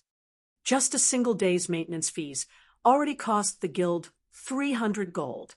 Moreover, this was only the beginning. As the protection period of the town had just recently ended, there was only a single trade route leading to Stone Forest Town right now. Once the number of trade routes increased, the guild's expenditures would rise significantly. Guild leader, is it true that we really won't have to patrol any trade route near the town after we construct this magic tower? Blackie asked curiously as he looked at Shi Feng, who was continuously manipulating magical runes at the moment. Of course. Otherwise, why would I pay such a huge price to build this tower? Shi Feng rolled his eyes at Blackie. The magic tower was the mainstream defensive building used in the later stages of God's domain. Just the cost of construction already exceeded 7,000 gold. If one included the many materials wasted due to production errors, the total cost could exceed 10,000 gold. Reducing wastage was also the reason why guilds would usually have master lifestyle players construct the magic tower. With the rarity of the design for the magic tower and the sheer expense of actually constructing one, if the magic tower only had great destructive power, it would never have become the mainstream defensive building of God's domain. The key point that made the magic tower valuable was its defensive range. The tower had a detection range of 10,000 yards. Hence, after constructing a magic tower in the town, there would be no need to worry about hostile NPCs intruding upon the trade routes within 10,000 yards of the tower, as these NPCs would know that they would be discovered very quickly. The construction of a second magic tower would extend the defensive range of the towers by an additional 5,000 yards. This range was extendable to a maximum of 30,000 yards. In other words, the magic towers would reach maximum efficiency when there were 5 of them in a town or city. However, Stone Forest Town was not a commercial town. It would not have many trade routes that needed guarding. Hence, having a single magic tower was sufficient. Any more would just be a waste of resources. After all, its construction design was available in limited quantities. If you weren't limited by the designs, though, Surefoam would not mind building a few more towers and turning Stone Forest Town into an iron fortress. The current Stone Forest Town was no longer the same as it was in the past when the majority of its residents were guild players. On the contrary, independent players currently outnumbered the guild players within the town. This was because the various large guilds had all shifted their focus to the Undead Gorge, as not only was the map there massive, but the monsters there were available in greater numbers as well. Whether one was trying to grind for levels or magic crystals, the Undead Gorge was an excellent choice. Most importantly, guilds wouldn't have to submit to Zero Wings exploitation by grinding at the Undead Gorge. If they grinded at the Stoneclaw Mountains, they would have to contribute a significant share of the magic crystals they earned to the repair fees and accommodation fees at Stone Forest Town. However, there would be no need to do so if they grinded at the Undead Gorge, although it took more time to travel to the Undead Gorge. As mounts became more commonplace, going from the nearest NPC town to the Undead Gorge would get whittled down to only around 2 hours. Hence, the various large guilds had placed all their focus on the Undead Gorge. However, independent players were different. Firstly, their levels were not comparable to those of elite members of guilds. Secondly, they would suffer at the hands of the guilds grinding at the Undead Gorge. Hence, the Stoneclaw Mountains had become the best option for them. Currently, if one looked at the streets of Stone Forest Town, one would find that nearly 70% of the players there were independent players. The town was even more prosperous than it was in the past. During the time Surefoam was completing the runes for the Magic Tower, news regarding the various large guilds' crusade against the monster town had spread all over the official forums. A level 60 mythic monster had actually appeared in Black Ridge Town. All guilds participating in the crusade were defeated. What? Aren't mythic monsters tier 4 monsters? If only you had seen how powerful that monster was for yourself. With just a single move, it instantly annihilated over 10,000 of the players that had gone to recapture the town. Nobody could defend against that monster's attack. Even magic barriers were useless against it. That's only the tip of the iceberg. I've heard that the monsters in that town all possess extremely high combat standards. Even ordinary players might not be able to defeat the common monsters there in a one-on-one. Most importantly, I've heard that players killed by those monsters aren't able to log into God's domain for some time. Moreover, those monsters would also grow in strength after killing players. How are we supposed to recapture that town? Then, the more people that go there, the stronger those monsters become. Plus, there's even a tier 4 boss guarding the town. That's as strong as the strongest NPCs in major NPC cities. Who could possibly do anything about those monsters? I've heard that the monsters inside the town have already begun spreading out into the surroundings. They aren't just staying in Black Ridge Town. They've even ambushed many players grinding in that map. Now, no player dares to approach that map anymore. It's no wonder the system is offering such generous rewards. The difficulty of this quest is simply ridiculous. Luckily, I didn't go there. Do you think those monsters will continue taking over the nearby towns? That might actually be possible. I think Stone Forest Town is in one of the maps closest to Black Ridge Town. If those monsters head over to Stone Forest Town, we'll have an interesting show to watch. Many players were merrily discussing the monster town on the forums. At the same time, the various large guilds also suddenly realized that something joyous was going to happen. If those monsters really continued extending their reach into the vicinity, it was only a matter of time before Stone Forest Town encountered trouble. Chapter 1030, Magic Tower completed. Chapter 1030, Magic Tower completed. Hellscythe_Vampire Cat. Chapter 1030, Magic Tower completed. The news of the Monster Crusade failure spread rapidly throughout the entire Starmoon Kingdom. Immediately after, the safety of Stone Forest Town also became a topic of discussion. Many players were delighted at this situation, particularly the members of Blackwater and Heaven's Burial. They never thought that even the game would side with them. As long as Zero Wing lost its possession of Stone Forest Town, the guild would lose a major source of income. Afterwards, with the capital their guilds possessed, they could easily crush Zero Wing. Moreover, to fan the flames, Blackwater and Heaven's Burial started deliberately purchasing the candlelight trading firm's lightstones in bulk and selling them together with the lightstones they produced cheaply, quickly solving their shop's shortage of lightstones. Although this would increase the candlelight trading firm's income in the short term as well as incur losses for their own guilds, doing so would encourage Candlelight's customers to gradually transition to shopping at the Heavenly Trading Firm and Blackwater Trading Firm in the long run. Due to this sudden development, the elite players originally planning to join Zero Wing started hesitating. After Aqua Rose received word of this development, she immediately conducted her own investigation. The joy she felt from successfully recruiting alluring Summer vanished in an instant, following which Aqua Rose contacted Sherfone, saying, "Guild leader, this is our overall situation as of now." In less than an hour since news of the crusade failing had spread, the candlelight trading firm's sales of the lightstones had increased by nearly 5 times.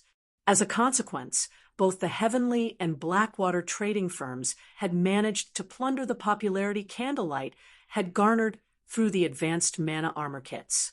As for the number of players trying to join Zero Wing, that had directly fallen by half. This was not good news for Zero Wing, which was currently in urgent need of manpower. Blackwater and Heaven's Burial sure are good, only they would dare to do something like this. Sherfone could not help but sigh ruefully as he looked at the candlelight trading firm's income and traffic situation. Guild leader, you're still in the mood to joke around? If they really start mass-producing lightstones, we will be in so much trouble, Aqua Rose said, pouting. Moreover, you've also seen for yourself how bad Stone Forest Town's situation is by now. Based on our investigations, those monsters' numbers are continuously increasing. Current estimates put them at over 100,000 already. Moreover, they've also begun spreading out. It won't be long before they come attacking Stone Forest Town. Sherfone took a look at the report sent over by Aqua Rose. In one of the video recordings, he had spotted a familiar figure. This figure was none other than the one-horned humanoid monster. Only it had improved significantly compared to when he first saw it. At this point, it had already reached level 53. Its HP had undergone a qualitative transformation as well, rising from being over 1 million to 6 million. Now, the humanoid monster was at the standard of a level 50 lord. Back then, it had only been at the standard of a level 40 chieftain. Its improvement speed was truly terrifying. Fortunately, these one-horned monsters were very few. The majority of the monster army consisted of level 50 to level 60 wild beast-type monsters. Their intelligence and combat standards were clearly beneath the humanoid monsters. Even so, these wild beasts already possessed the combat standards of ordinary players. This situation was a disaster for ordinary players. If these monsters continued developing, Shifeng did not doubt that the entire Star Moon Kingdom would fall into danger. Since the Blackwater Corporation wants to hit us while we're down, let's fulfill their wishes. Any player who purchases 2 or more stacks of lightstones will have to pay 2 silver per lightstone. If players only buy 1 stack, they'll receive the normal rate of 80 copper per piece, Shifeng said, chuckling. As for those monsters, just ignore them for now. We'll continue doing what we need to do. It still isn't certain who will have the last laugh. If this situation had happened before he had obtained the magic tower design, he really would have worried about those monsters, which were nurtured by the evil god's temple. Now, however, things were different. As long as Stone Forest Town's magic tower got constructed, aside from NPC cities and some of the more fortified NPC towns, Stone Forest Town would definitely be the safest place in Star Moon Kingdom. If the monsters from the evil god's temple were to spread throughout the entire Star Moon City region, the one crying tears of regret at that time definitely would not be him. Are we really going to ignore them? Aqua Rose was still very worried. Although she knew that Zero Wing still had other sources of income, the magic crystal income of Stone Forest Town was very important to them. Without a supply of magic crystals, the guild's development would very quickly come to a standstill. Relax, Shifeng said confidently. The magic tower was no trifling matter. Otherwise, it would have never become the mainstream defensive building in God's domain. Time passed quickly. After spending most of his day working, Shifeng finally completed the construction of the magic tower. The instant the tower was done, Shifeng's EXP rose tremendously. His forging proficiency also increased directly by 500 points. To an advanced forger like Shifeng, raising his proficiency by even a single point was a very difficult task. He needed to make multiple advanced items for that to happen. Normally, an advanced forger would have to spend the entire day working in order to gain 500 proficiency.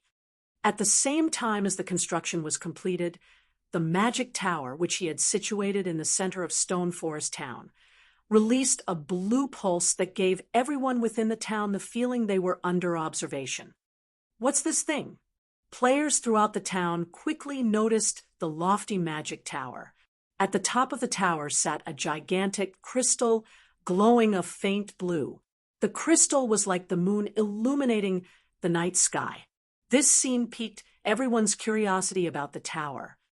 Previously, while Shifeng was building the magic tower, a layer of fog had shrouded the tower itself and the area around it. Others couldn't see what was going on beyond the fog. They only knew that something was under construction. After seeing this tall building, everyone was fascinated by the magic tower's appearance. Meanwhile, Shifeng himself was currently standing atop the magic tower, one hand resting on the giant crystal. He then started activating the magic tower. The magic tower had a total of 3 functions. The first function was attacking distant targets. The power of the magic tower's attacks rivaled that of the basic mana pulse cannon. However, unlike the latter, the magic tower's attacks had a very short cooldown, roughly similar to that of defense turrets. The second function was reconnaissance. The tower was capable of locating any target within a 10,000-yard radius. The third function was also the favorite function of the various large guilds, mana density improvement. The magic tower's mana density improving capabilities were far from comparable to those of a mana tower, which could be constructed only in cities. The total effectiveness of 5 magic towers was not even 1/3 of that of a mana tower. Even so, this result was already plenty good for a town. After all, the process of promoting a town to a city was a long and arduous one. The Magic Tower was equivalent to a transitional building. System: do you wish to activate the Magic Tower? Activating the tower will cost 1,000 magic crystals, while maintaining the tower's mana-gathering function for a day will cost 500 magic crystals. Activate! Surephone clicked the Activate button without hesitation. Chapter 1031. When water rises, the boat rises with it. Chapter 1031. When water rises, the boat rises with it. Hellscythe_Vampire Cat. Chapter 1031. When water rises, the boat rises with it. After Surephone tapped on the semi-transparent light blue screen before him, 1,500 magic crystals instantly disappeared from his bag. Immediately, the gigantic crystal atop the magic tower released a dazzling light blue beam that shot 400 yards into the air before bursting apart and spreading over the entire Stone Forest town like an opened umbrella. This spectacular sight stunned all the players within the town. What's going on? Is Zero Wing setting up a magic barrier? Everyone could not help but start discussing the Magic Tower. However, while most people were chatting, a few expert players with sharp senses suddenly discovered that the density of the ambient mana was actually rising gradually. Are you guys feeling it? The mana density in the town seems to be rising. Yeah, now that you mention it, my mind does feel a lot clearer than before. Wait, take a look at your status windows. There's an extra buff in mine. As experts voiced their findings, in surprise one after another, more and more players also noticed the changes that had occurred to the town. When someone mentioned the appearance of a buff in their status window, everyone promptly called out their status windows as well. Ample mana state stamina and concentration recovery improved significantly. Player will be able to maintain a clear state of mind at all times while in this state. This buff is too amazing. Hooray, Zero Wing. Ha ha ha. This is too awesome. My current recovery rate already rivals the recovery rate inside a hotel. With this, I won't have to rest in a hotel anymore. What a fool. I just came out from a hotel. Resting in one is way better. Not only is the recovery rate there faster, but as long as you rest for 5 hours, once you exit from the ample mana state, your EXP acquisition rate will be 30% higher for 2 hours. If you rest for 10 hours, you get 4 hours worth of 30% bonus EXP. What? That amazing! You'll know once you go test it out. I have to work during the day, so I'll definitely have to rest over 10 hours in a hotel. With this, I won't have to worry about falling behind in levels. After the players in the town realized the effects of the Magic Tower, many of them couldn't hold back their excitement and started cheering loudly in the streets. The majority of the players in Stone Forest Town were independent players. Unlike guild players who had guild residences, they did not have the opportunity to accumulate the double EXP buff. Hence, independent players generally lagged behind guild players in levels. However, as many independent players disliked the restrictive rules of guilds, they would rather level up at a slower pace than join a guild. That way, they could enjoy a free and comfortable lifestyle, as well as the exciting adventures God's Domain had to offer. However, now that they could also enjoy an EXP increase buff by resting in hotels, how could they not get excited? With this, they could have their freedom and level up quickly at the same time. The originally bustling hotels suddenly became jammed with players. Every independent player in town had rushed to the nearest hotel in the hopes of renting a room for themselves. Previously, everyone had angrily cursed that the hotel rates of Stone Forest Town were daylight robbery, as the town was charging nearly triple that of other places, and only by paying with magic crystals would they receive the normal rate. Now, however, everyone thought nothing of it. Instead, they felt that this price was a bargain.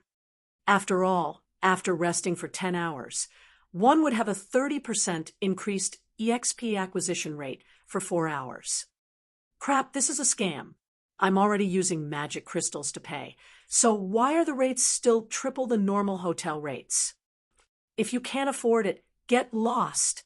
Can't you see that there's still a bunch of people waiting to rent a room? Ha ha ha.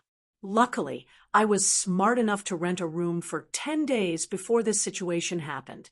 I've saved a fortune this time. Currently, every hotel within Stone Forest Town was packed with independent players. Although many were disgruntled at the price markup, the 30% EXP buff was just too important. Hence, they had no choice but to grit their teeth and rent a room. Moreover, every player would rent for at least 10 days. Otherwise, when demand for the hotel rooms skyrocketed in the future, they might not get an opportunity to rent one. Guild Leader, this magic tower is simply amazing. It's only been a few minutes, but every hotel in Stone Forest Town is already at capacity. Right now, many players are even complaining that there are too few hotels in town and are demanding that we build more, Blackie reported, smiling. Originally, renting a room for a day in one of Stone Forest Town's hotels cost only 50 copper. Now, even after jacking up the price to 1 silver, 50 copper, the many hotels in town still could not keep up with demand. Moreover, this price was for transactions in magic crystals. If players were using coins, they would have to pay 3 silver per day. Ignore the matters regarding the hotels for now. Prioritize constructing a battle arena. That's where the money will really come from, Shifeng said, shaking his head. Although hotels seem to be very profitable, in reality, these establishments did not earn a lot of money. Hotels simply took up too much space. Moreover, Zero Wing would only gross a maximum of 1 silver, 50 copper per day from each player. After deducting the cost of hiring NPCs to manage the hotels, the guild was earning roughly 1 silver, 20 copper from each player. Currently, the hotels in Stone Forest Town could accommodate a maximum of 20,000 people only. In other words, Zero Wing could earn 240 gold per day, at most through the hotels, a large sum of money to ordinary large guilds, but to Zero Wing, this was a drop in the bucket. Moreover, 20,000 players were not even 1/10 of Stone Forest Town's population. Even so, the current number of hotels occupied over half of the town's lands. Originally, the reason why Shifeng had constructed so many cheap hotels was to earn magic crystals. However, now that he had the magic tower, there was another building that could earn him even more money, the battle arena. The battle arena was a place where players could fight against each other. Due to the magic tower, the mana density in the entire town had increased. This situation would be of great assistance to players, just like in the Trial Tower of the Divine Colosseum. Under the effects of Stone Forest Town's environment, players could maintain a very clear state of mind. Fighting under such a state would be of great help in improving their strength. However, inside a player-constructed town, PvP was prohibited. The only place players could fight against each other in a town was at a battle arena. When the time came, the 200,000 or so players residing in Stone Forest Town would definitely head to the battle arena to improve themselves through PvP. At that time, the money Zero Wing could earn through the battle arena would no doubt far surpass the income they were currently making from the hotels. I'll get it done right away. Blackie's eyes glowed when he heard Shifeng's explanation. At the same time, the matter regarding Stone Forest Town gradually spread throughout the entire Starmoon Kingdom. As a result, independent players who were tempted to head to the Undead Gorge started having second thoughts. Getting 4 hours of 30% increased EXP acquisition rate was no laughing matter, particularly for independent elite and expert players. This was a rare opportunity to level up quicker.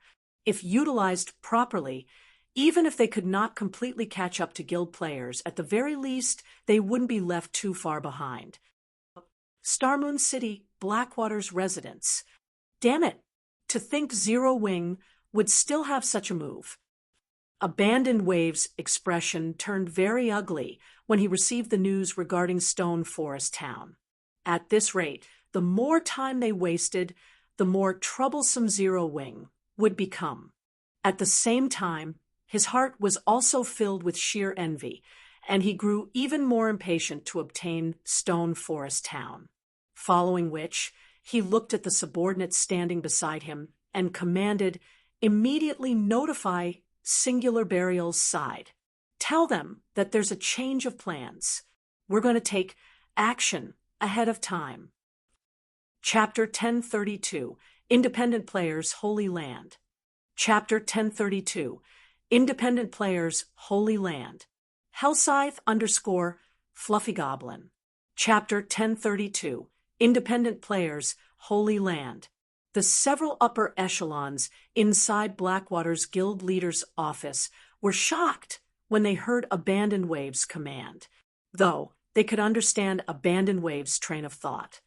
Stone Forest Town's latest transformation made it all the more tempting.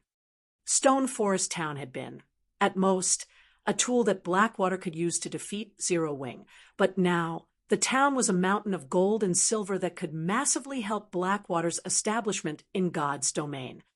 To current guilds, magic crystals were incredibly important. If a guild wanted to nurture and improve its members' techniques quickly, sending them to the Divine Colosseum's trial tower was undoubtedly the fastest way. In order to do so, they needed magic crystals. Unfortunately, magic crystals were too difficult to procure. Even with the massive wealth and connections the Blackwater Corporation possessed, they could only procure a limited amount. In the end, the guild could only supply its experts and a small number of elite members with magic crystals. In Blackwater, there was no lack of talented players. As long as they had enough magic crystals, they could nurture large groups of experts as they wished. Now that Stone Forest Town's mana density had increased and players could acquire a 30% EXP buff from the town's hotels, the town would attract swarms of independent players. Unlike when these players' choices of leveling areas had been limited, now they could go to Stone Forest Town if they wanted to level quickly. The sooner Blackwater took control of Stone Forest Town, the sooner it could officially start its conquest of God's domain. Boss Wave, we still have a lot of preparation. If we take action now, it might be difficult to take down Stone Forest Town, Laughing Drunkard advised. Moreover, Big Sisling has set out to negotiate with Pantheon. If Pantheon agrees to lend us their experts, it will be easy to take the town. We don't need to be in such a hurry. You're right. I was a little impatient, Abandoned Wave admitted as he took in a deep breath. He then laughed and said, "I was still angry about Zero Wing's actions. Now, however, it would seem that I should thank them. They've even gone ahead and sent me a gift in their final moments. Let's give them another 2 days to live. Then, however, you should head to Stone Forest Town and investigate the new building. The town's sudden transformation is definitely related to that tower. I want to know how we can construct one for ourselves as soon as possible." He had been somewhat impatient. The ceiling magic array in the Stoneclaw Mountains was still incomplete. Without it, capturing Stone Forest Town would be quite difficult. However, once the magic array was complete and they persuaded the Super Guild Pantheon, Zero Wing wouldn't be able to hold the town, regardless of the guild's capabilities. As Blackwater planned to wait for the ceiling magic array's completion, the independent players throughout Starmoon Kingdom were in an uproar. As a result, many major companies which had doubted Zero Wing's future began to regret their decisions. Due to the magic tower, Stone Forest Town's potential and value had increased exponentially. To companies like theirs, nothing was more important than sufficient players. Initially, they had been certain that Stone Forest Town's player population would never be high enough. However, things had changed. With the town's favorable environment, it was only a matter of time before its population multiplied by several times. If they set up a virtual store in Stone Forest Town, their businesses would definitely gain a following. If their companies could occupy a portion of the virtual market ahead of their competition, they would have a brighter future in God's domain. Suddenly, Aqua Rose contacted Surefoam. Happily, she said, "Guild leader, some of the companies that were hesitating have contacted me stating that they want to discuss cooperation with you." Previously, she had worried that Surefoam had been too arrogant and that none of the companies would be willing to work with them. Now, however, over 20 companies had contacted her. Moreover, every one of these companies was far more powerful than the few that had tried to take advantage of their predicament. Oh, they sure are quick to decide. Unfortunately, there are still matters that demand my attention. Arrange a meeting with them for 4 hours from now in White River City's candlelight trading firm. Surefoam instructed her after some thought. It had been quite some time since Blackwater had annexed Ouroboros. This should be the best time to purchase the guild's training center. If he waited any longer, something unexpected might happen. Previously, he had learned a lot about the training center from Gentle Snow. He had to admit that Ouroboros was indeed a veteran first-rate guild. The fact that the guild had dominated multiple virtual reality games over the years was not without reason. Its training center alone was impressive. Not only was the training center fully equipped with everything a guild needed to nurture expert players, but it was also larger than the Big Dipper Training Center. Moreover, the training center had been built in the downtown area of a first-tier city with an extremely large population. Every inch of that real estate was probably worth its weight in gold. If not for Gentle Snow holding a considerable amount of the training center shares, which allowed her to mark down the price, he wouldn't have been able to get his hands on it, even if he paid double. Right. Guild leader, one more thing. It seems Phoenix Rain has gotten wind of this and wishes to join the discussion as well. Should we invite her? Aqua Rose asked. Phoenix Rain. Surefoam was slightly surprised. He then said, "All right, call her." Phoenix Rain was a pavilion master in the Dragon Phoenix Pavilion. She should have considerable status in the real world, too. The fact that Phoenix Rain had qualified to send a battle team into the Dark Arena showed that the power backing her was extraordinary. She clearly had her own abundant wealth. Her interest in these negotiations was nothing but good news for Surefoam. Elsewhere, a 50-man team fought a pack of level 45 grassland ice wolves in a grassy field.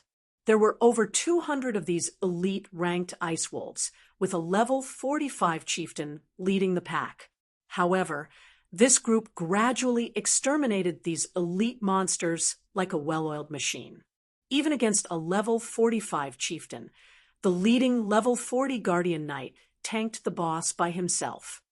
"Boss, I heard that we can get a 4-hour 30% EXP bonus buff by resting in Stone Forest Town. Should our Snowfall team head there?"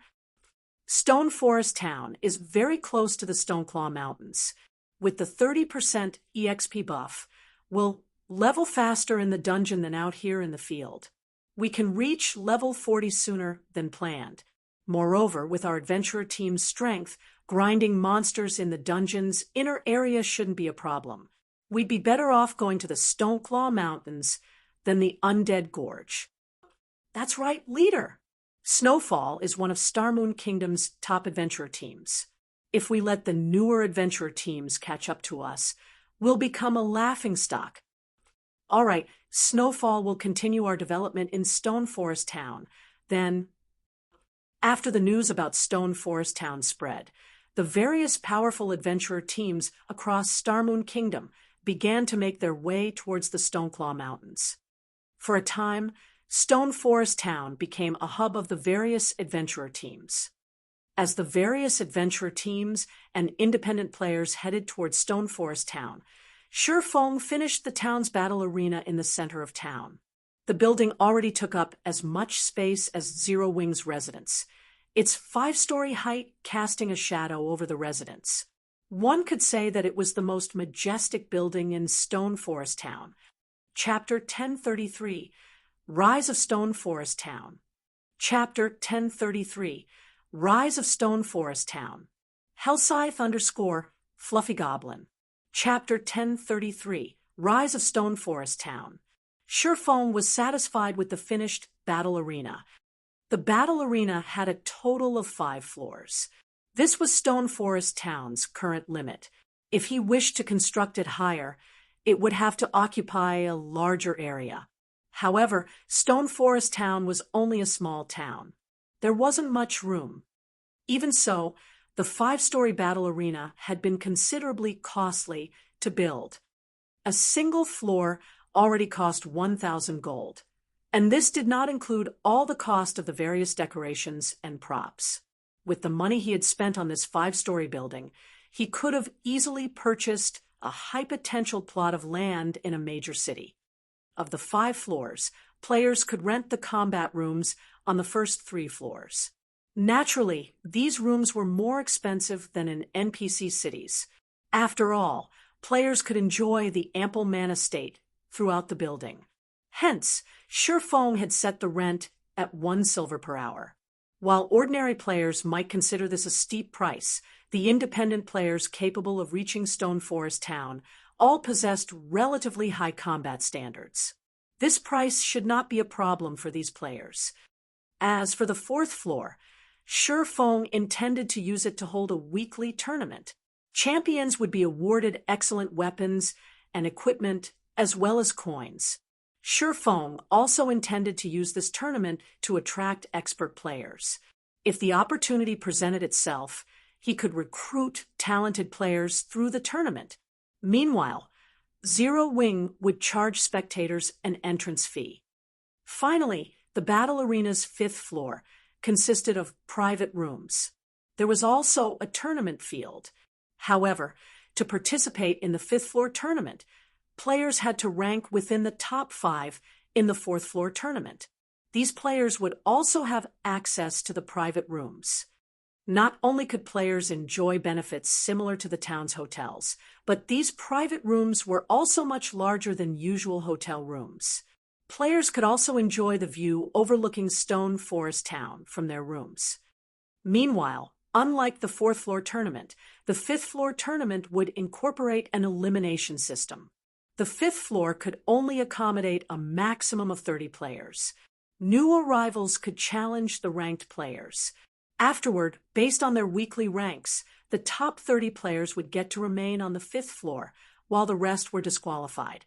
Also, the higher ranked a player was, the more benefits they enjoyed. Now that we've finished the construction, it's time to recruit some NPCs to manage this place. Shifeng could not help his excitement as he gazed at the towering battle arena. In the past, many large guilds had constructed battle arenas as soon as they had their own magic towers in order to make a fortune. Unfortunately, Shadow had struggled to obtain a town of its own, much less construct a magic tower. By the time Shadow had its own magic tower, other guilds' battle arenas had become incredibly popular. Shadow had no hope of competing with them. This trend was similar to the real world's fighting competitions. Back then, the battle arenas had become hugely popular throughout God's domain. Due to this, the battle arenas had replaced the fighting competitions in the real world. Now, not only had Shifeng obtained a magic tower so early into the game, but he also had a battle arena to go with it. With this, he could seize a share of this market before others. By the time he constructed his city, he could further expand his battle arena business. Unlike towns, he could construct mana towers in a city. Moreover, a city's buildings could be much taller. In the past, a super guild that had specifically constructed a massive tower meant for combat, the combat tower. Countless players had gone crazy over the combat tower. Many experts had even made a goal of reaching the tower's peak. If they could reach the top of the combat tower, guilds would instantly target them for recruitment, even if they did not join a large guild. Reaching the top of the combat tower would award them enough to enjoy a life of leisure for the rest of their days. Whether it was for fame or wealth, many players chose to challenge the combat tower. Now that Shifeng had constructed his first battle arena, the first stage of his project was complete. Next, he needed to scale up this project. However, it was particularly difficult to ramp up such a large-scale project. Furthermore, the cost of constructing a building that stood over 100 stories tall was even enough to drive super guilds insane. Following which, Shifeng used a return scroll and teleported to White River City, intending to search for management NPCs. Meanwhile, shortly after the battle arena was complete, it became the focal point of Stone Forest Town. Isn't this a battle arena? Why has Zero Wing constructed a battle arena here? Are you a fool? Don't you know that PvP is not allowed in player towns?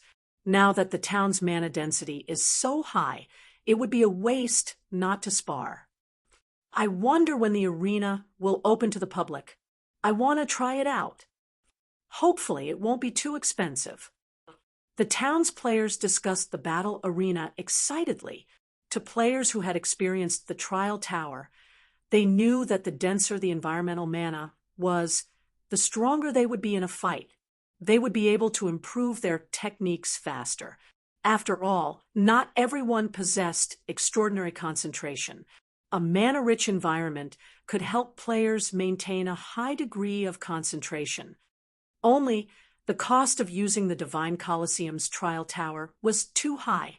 Each challenge cost 1 magic crystal. Even elite players could not afford such an expenditure. However, it was a different story for a player-constructed battle arena. As the establishment was intended for public use, the fees wouldn't be as high as the trial tower. Moreover, unlike the trial tower, players could conduct PvP matches with other players in the battle arena. Their development in the battle arena might not be any slower than in the trial tower.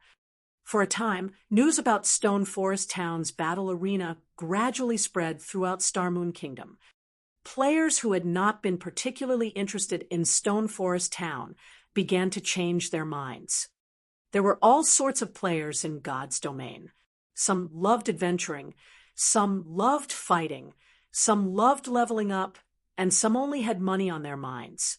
However, all of these players shared one common interest: combat standards.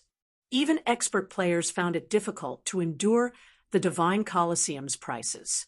Generally, only guild players with the support of their guilds could afford to play there. As for NPC City's underground arenas, while one could gain some combat experience from fighting there, fighting for long periods would easily cause one to lose focus. When that happened, players needed to take a break and rest. The ample mana state just so happened to make up for this flaw. There is no stopping Zero Wing now. How great would it be if I were a member of Zero Wing? If that were the case, traveling to the battle arena would be more convenient. Suddenly, more and more players wanted to travel to Stone Forest Town. Seeing this, the several major companies that had broken off their discussions with Zero Wing regretted their decision even more. When they heard the news, these companies immediately sent new representatives to contact Aqua Rose, claiming that the previous representatives had declined Zero Wing's offer without the company's consent and had thus been fired. They also expressed their wishes to re-enter negotiations with Zero Wing. These companies had looked down on Zero Wing with contempt, thinking that Blackwater's victory over the guild was certain.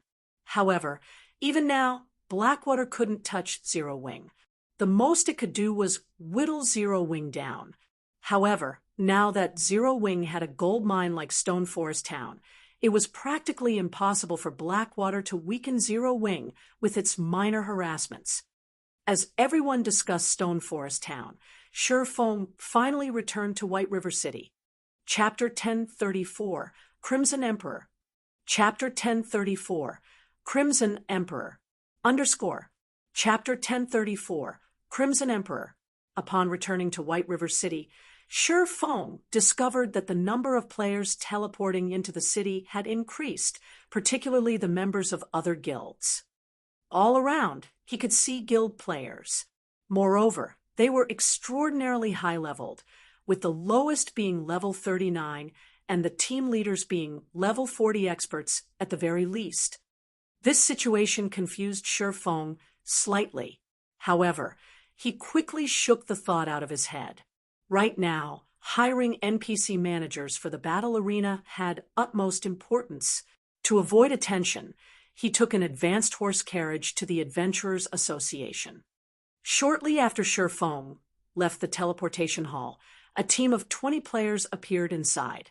These players each wore an emblem shaped like a crimson flame. The lowest leveled player among them was level 40. The equipment they wore also radiated the glowing effects unique to dark gold equipment. The white-haired man standing at the head of the group was even a level 41 Guardian Knight, whose appearance suggested that he had experienced the vicissitudes of life. The man carried a diamond-shaped shield with a dragon printed on it slung on his back and a blood-red longsword inserted inside the shield. Despite this longsword clearly being a one-handed sword, the width of its guard was wider than the man's shoulders, while the length of its hilt matched a two-handed sword's. Combined with the blade, the sword was nearly as tall as he was. Seen from afar, the man appeared to wield a bloody cross. As he stood in the spacious teleportation hall, he was extremely conspicuous. Yet, despite the eye-catching composition of this team of 20, everyone who saw this team would almost immediately shift their gazes away, not daring to take a second look. The reason for such a reaction was these players' emblem, which indicated they belonged to the Dark Knight Empire's veteran super first-rate guild, Crimson Emperor. Crimson Emperor was also the ruler of the Dark Knight Empire. No guild in the entire empire dared to make an enemy of it. The Guardian Knight leading the team was even head and shoulders above his team members. He was Crimson Emperor's top 5 Guardian Knight, Cuttlefish, also known as the Iron Wall, and someone who had witnessed Crimson Emperor's gradual growth from an ordinary guild into the super first-rate guild it was today. At this time, a middle-aged man on the team looked towards the leading Guardian Knight and asked, "Uncle Cuttlefish, we were in the middle of raiding a hell mode large-scale team dungeon. Why did you suddenly call us to come all the way over here? I've also just received a notice about this from the guild. It seems that some ancient ruins were found at the Twin Towers Kingdom. Currently, all guilds that have received news about it have already dispatched teams. Crimson Emperor naturally cannot let this opportunity pass. Either," Cuttlefish replied. Although he was already an old man in his 60s, his voice was just like a young man's, filled with energy. "Ancient ruins." An elegant and slim female elementalist asked curiously, "Is there something special about those ruins? Is there really a need for us main force members to take action as well?" "That's right. The ancient ruins discovered are like a huge maze. It is massive inside. However, only teams of 20 are allowed. After entering, teams are immediately teleported to an area with monsters that have a chance of dropping a kind of slate fragment. Those who complete a set can exchange for a mount inside the maze. Based on what we know so far, there are even mysterious iron mounts available for exchange. Moreover, this was only in the outer area.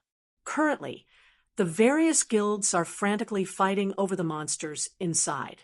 It is very difficult to enter the ancient ruins.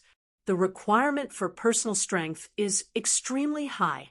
For efficiency's sake, the guild leader is sending us to pioneer the way," Cuttlefish explained. Everyone else on the team immediately gaped in shock upon hearing this. The importance of mounts to a guild went without saying. Just the number of bronze mounts Crimson Emperor obtained was not even enough for the guild's internal experts, much less mysterious iron mounts. Yet now they could obtain mysterious iron mounts just by grinding in the outer area of some ancient ruins. Naturally, the upper echelons would freak out over this opportunity. However, before we head to the ruins, we need to establish a stronghold in White River City. So, Poisoned, you'll be responsible for visiting Zero Wing's residents and negotiating with them. Based on our investigations, Zero Wing has purchased the several plots of land around the teleportation house. Tell them that Crimson Emperor is interested in purchasing one. As for everyone else, split up and purchase some potions and scrolls, Cuttlefish instructed. Uncle Cuttlefish, Zero Wing is just an upstart guild. Is there a need for Poison to make a special trip there? We are Crimson Emperor. If we want to buy a worthless plot of land, won't it be a done deal? So long as we say the word? A level 40 assassin asked in a somewhat displeased tone. Crimson Emperor was a veteran, super first-rate guild. Nobody in the virtual gaming world did not know about it. The various guilds in the Dark Knight Empire also feared it greatly. Now, their guilds simply wanted to purchase a worthless plot of land, yet they, members of Crimson Emperor's main force, were actually sent to handle the negotiations. This was making a mountain out of a molehill. If things could really be settled with just a word, I wouldn't have Poison head over, either. Cuttlefish could not help but smile bitterly. All right, enough. Poisoned, you head over and negotiate with Zero Wing. Make sure to pay attention to your attitude when negotiating with them. If they really won't sell, then there's no need to force the matter. God's Domain is unlike any other virtual reality game that has existed in the past. I believe that you guys have felt it as well. The waters in this game are much deeper than they appear to be. There is naturally a reason for Zero Wing being able to become Starmoon Kingdom's #1 guild. The female elementalist named Poisoned Wine silently nodded her head. Inwardly, though, she, too, felt that Cuttlefish was making too much of Zero Wing. Inside the Adventurers Association, Feng directly switched to his Spirit Slayer title and walked up to the front counter. Upon seeing Feng, the blonde receptionist with green eyes immediately received him with great respect. Lord Spirit Slayer, how may I be of service to you today? The NPC receptionist asked respectfully. I wish to hire some advanced managers, Feng replied. All right then, please follow me to the VIP room on the second floor. We'll bring the related documents over to you right away. The NPC receptionist bowed before leading Feng up to the second floor. This scene immediately stupefied the players who had come to the establishment to receive quests. Who is that person? He actually got the receptionist beauty to escort him. Even a viscount of the city doesn't get to enjoy such treatment. That person is surely a top-tier expert. It would be great if I could get to know him. The players inside the main hall watched Feng enviously as he walked upstairs. Shortly after Feng arrived at the VIP room on the second floor, the NPC receptionist handed a file to him. The 4-star treatment really is fantastic. After taking just a glance at the first page of the file, Feng was shocked. In God's Domain, players who wanted to hire advanced NPCs could do so only through the Adventurers Association. However, there were differences between advanced NPCs, with some possessing higher intelligence and some lower. The higher the intelligence an NPC possessed, the more human-like they would be. NPC managers with higher intelligence would be able to manage their tasks more effectively. Some NPCs even possessed management skills that were superior to players. They were also more professional. Take Anna, for example. Her intelligence was truly extreme. She could easily manage the entire Starstreak trading firm all by herself. However, NPC managers on Anna's level could be encountered only with luck. Shi Feng had chanced upon Anna due entirely to a quest. Normally, encountering such an NPC was impossible. Generally, NPCs with more than 50 wisdom could already serve as considerably good managers, while NPCs whose wisdom reached 60 points were quite remarkable already. As for NPCs with 70 wisdom, only Tier 2 mages could achieve that standard. In the past, among the managers Shi Feng had met, even the one with the highest wisdom had only 73 points in the attribute. Moreover, that NPC had already been considerably advanced in age. Even so, Shi Feng had been quite excited when he found that old man. Back then, the old man had been able to manage an auction house single-handedly with perfect order. Now, however, among the 30 NPCs listed on the first page, Shi Feng could see more than 10 with over 60 wisdom. Among them, there was even one with 71 wisdom. And this was only the first page. The file the NPC receptionist had handed him had over 100 pages. Chapter 1035. Times have changed. Chapter 1035. Times have changed. Underscore. Chapter 1035. Times have changed. Before Shi Feng realized it, he had already spent half an hour inside the serene and elegant lounge, reading through the files. The more he read, the more shocked he felt. High wisdom NPCs, which were usually difficult to encounter, were now available to him in the thousands. Shi Feng had even found an NPC with 80 wisdom. If not for the main god system stipulating that NPCs hired from the Adventurers Association could not be made into players' personal guards, Shi Feng would very much have considered taking all these NPCs back with him to form an army of personal guards. I'll choose these 10, then. After Shi Feng was done going through the name list, he selected the names of 10 advanced NPCs. 9 had over 70 wisdom, while 1 had 82 wisdom. In God's domain, an 82 wisdom NPC's intelligence was already equivalent to that of a Tier 3 NPC. Although Shi Feng still wished to hire more, he had already reached his hiring limit. A small-sized town could hire at most 10 advanced NPCs. Moreover, hiring advanced NPCs was not a simple task. Unlike ordinary NPCs, which could be hired without limit and would only cost 2 gold coins a month in wages, one had to satisfy not only the salary demanded by these NPCs, but also their conditions. Just the conditions of the 82 wisdom NPC Shi Feng had pointed out could choke an ordinary guild to death. This was because said NPC actually demanded a salary of 10 gold coins per day. Shi Feng also needed to pay a 1-month deposit in advance. In addition, the shop the NPC managed had to have at least 500 other workers. To an ordinary shop, having around 20 NPCs managing it would already be more than enough. One could run more than a dozen shops with 500 NPCs. Fulfilling this condition would be impossible for a single ordinary shop. Fortunately, Shi Feng was running a large-scale battle arena.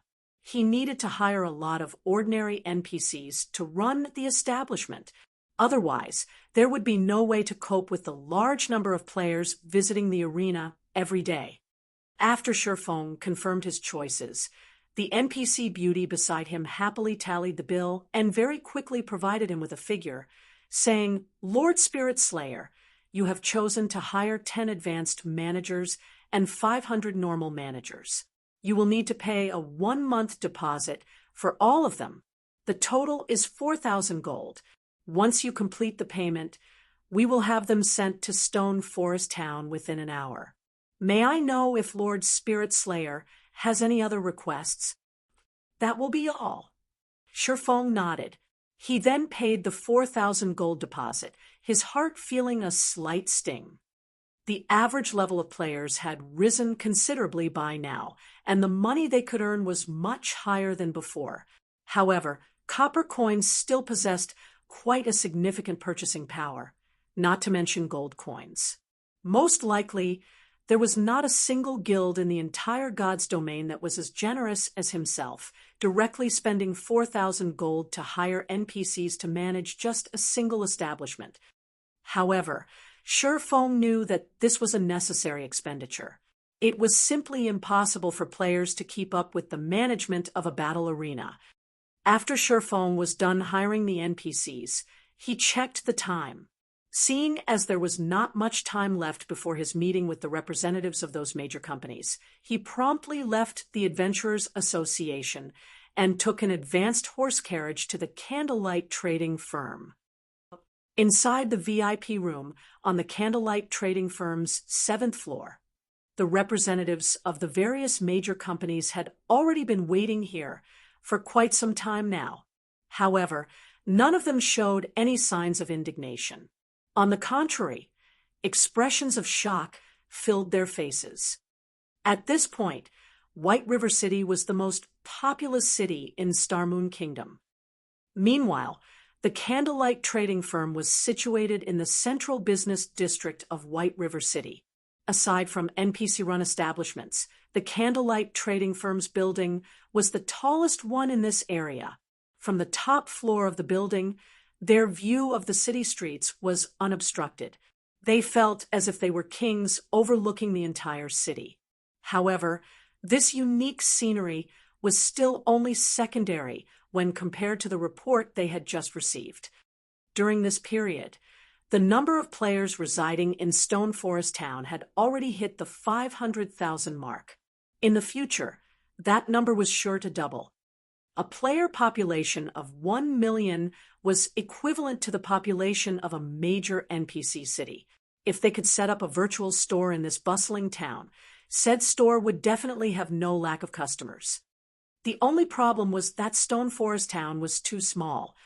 If the town were a medium-sized town, then that would be perfect. However, Stone Forest Town's protection period had ended just recently. The town was only beginning to attract NPCs. It would still take a considerable amount of time to get promoted. Furthermore, Zero Wing was simply asking for too much money. With 1 billion credits, these major companies could establish a large guild of their own or invest into a second-rate guild. With the latter option, they could even obtain a considerable number of shares. By cooperating with Zero Wing, however, they would only get priority in investing into a town. They would only receive a guarantee that they could directly rent a golden land in one of the towns Zero Wing captured. The rent of these lands would be gradually deducted from this 1 billion deposit. This condition was truly a little outrageous. Of course, after they signed the agreement, if they did not wish to continue renting land from Zero Wing, they could get back their remaining deposit after half a year. However, the representatives of the various major companies still intended to negotiate this price. After all, the current situation in Starmoon Kingdom was not particularly stable. There was also the Blackwater Guild persistently plotting against Zero Wing. Hence, they intended to use this opportunity to reduce the price. Just as everyone was pondering how they should go about negotiating with Zero Wing, the doors to the lounge suddenly opened. A woman with an extraordinary figure walked into the room. Although she had hidden her face with a black cloak, judging from her graceful figure, her countenance was no doubt heavenly as well. Could this beauty be trying to cooperate with Zero Wing as well? Everyone in the room immediately started quietly discussing this beauty's identity among themselves. However, they very quickly discovered that this woman's seat was right next to the seat of honor. One could just imagine how much importance Zero Wing placed on this peerless beauty. Meanwhile, this peerless beauty was none other than Phoenix Rain. When Phoenix Rain entered the room, she, too, was momentarily surprised. She had never imagined that there would be so many companies interested in cooperating with Zero Wing. Moreover, these companies all possessed extraordinary backgrounds that rivaled even Aqua Rose's Sun and Moon Group. After she entered, she also discovered that Aqua Rose had become significantly stronger. Although the Cursmancer had hidden her level, the aura she radiated was indubitable. In addition, Violet Cloud, who stood beside Aqua Rose, was even more amazing. Phoenix Rain herself felt a significant amount of danger coming from the young lady. As for Alluring Summer, on the other side of Aqua Rose, she, too, was relatively powerful. A level 41 elementalist could easily rank at the top of any guild. Moreover, Alluring Summer looked to be rather young, so she should still have great potential for growth. Is this really the Zero Wing I know? After Phoenix Rain observed Violet Cloud further, she suddenly noticed that the young lady's every motion looked very natural, and this discovery shocked her greatly. She had seen Violet Cloud fighting at the Dark Arena before. Although the young lady had not moved much at that time, Phoenix Rain could still tell that Violet Cloud had yet to reach the refinement realm. Nevertheless, after just a short time, Violet Cloud had gone directly from the half-step refinement realm into the refinement realm. Violet Cloud was clearly only a teenager, yet she had actually managed to reach the refinement realm at such a young age. If she were in the Dragon Phoenix Pavilion, she would definitely be considered one of the pavilion's top geniuses and nurtured heavily. After all, even a genius like Blue Phoenix had not reached the refinement realm at Violet Cloud's age. Shortly after Phoenix Rain took her seat, Sherfong entered through the doors. Hellscythe _.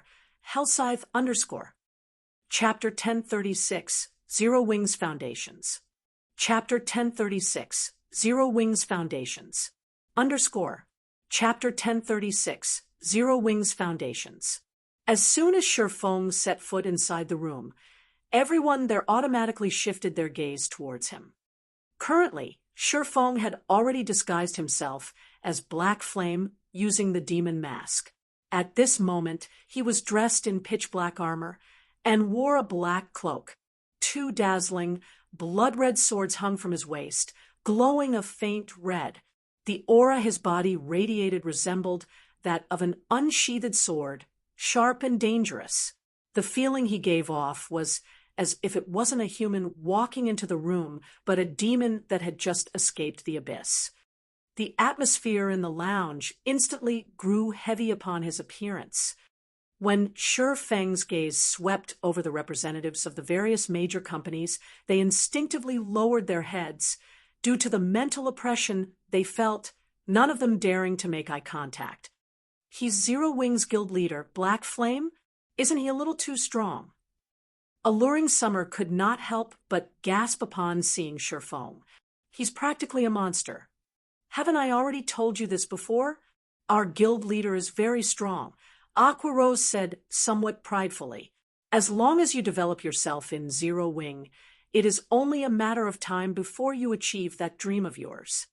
At this moment, Phoenix Rain's eyes had also widened in shock as she looked at Sherfong slowly walking over to her. Just how much has he improved again? During her last encounter with Sherfong, the latter only gave her the feeling of a sheathed sword. Now, however, his aura was entirely different. It was utterly overpowering, impressing on others the presence of a steamroller. Rather than calling him a player, he was practically a humanoid lord. Sherfong did not pay much attention to Phoenix Rain's shocked reaction. He had on the level 50 fine gold ranked magic light set equipment. His basic attributes were far superior to those using level 40 or level 45 dark gold equipment. After all, level 50 equipment was meant for tier 2 players. Phoenix Rain was naturally no match for him in terms of attributes. Not to mention, he also wielded a fragmented legendary item and multiple epic weapons and equipment. Strength-wise, he had long since surpassed Lord-ranked monsters of the same level. Hence, it was only normal for Phoenix Rain to feel a massive sense of oppression when he did not suppress his aura. However, Sherfeng's grandiose entrance had made the various company representatives lose their composure. Now, they were no longer as confident as before. after taking his seat, Shi Feng took another look at everyone present before saying straightforwardly, "Since you all wish to cooperate with Zero Wing, I believe you should have already read the agreement given to you, correct? If you have any problems, ask away. However, take note that Zero Wing will not make any changes to the conditions of cooperation, no matter what." Guild Leader Black Flame. Although Stone Forest Town indeed has excellent prospects, the conditions you require are simply excessive. You could even say that they are far above Stone Forest Town's potential value. Moreover, 1 billion is no small number. If we invest that kind of money into a second-rate guild, we can take control of a significant portion of said guild's shares. Hence, after a discussion among ourselves, we believe that 100 million credits should be a more suitable amount. This way, we'll have a much better time cooperating with each other in the future. After all, the current Stone Forest Town is only that big. Its value is extremely limited. There won't be a single company that will agree to your price of 1 billion. We hope that Guild Leader Black Flame can reconsider this matter. Our companies are sincerely trying to cooperate with Zero Wing. The representatives of the 20 major companies all expressed their reluctance to pay such a high deposit. Moreover, they also firmly believed that no company would foolishly agree to this condition. However, in order to get a head start in occupying the virtual market, their companies were still willing to pay a certain price. It seems you all are operating under a misconception. Zero Wing's offer of a 1 billion deposit is only the threshold for cooperation. In addition, Zero Wing is providing only 10 slots. This doesn't mean that anyone with 1 billion credits will qualify for this offer. Shi Feng then chuckled and added, "If you are dissatisfied with this offer, Zero Wing won't try to force you into accepting it." Before everyone could refute his words, Shi Feng took out an old book from his bag and placed it on the table. Staring at the book on the table, everyone was greatly confused at Shi Feng's intentions. They then clicked to check the book's information. Magic Tower design. Could this be? Phoenix Rain immediately thought of the tower in Stone Forest Town upon seeing the name of this book. That's right. Just like you've surmised, the tower constructed in Stone Forest Town is indeed a magic tower.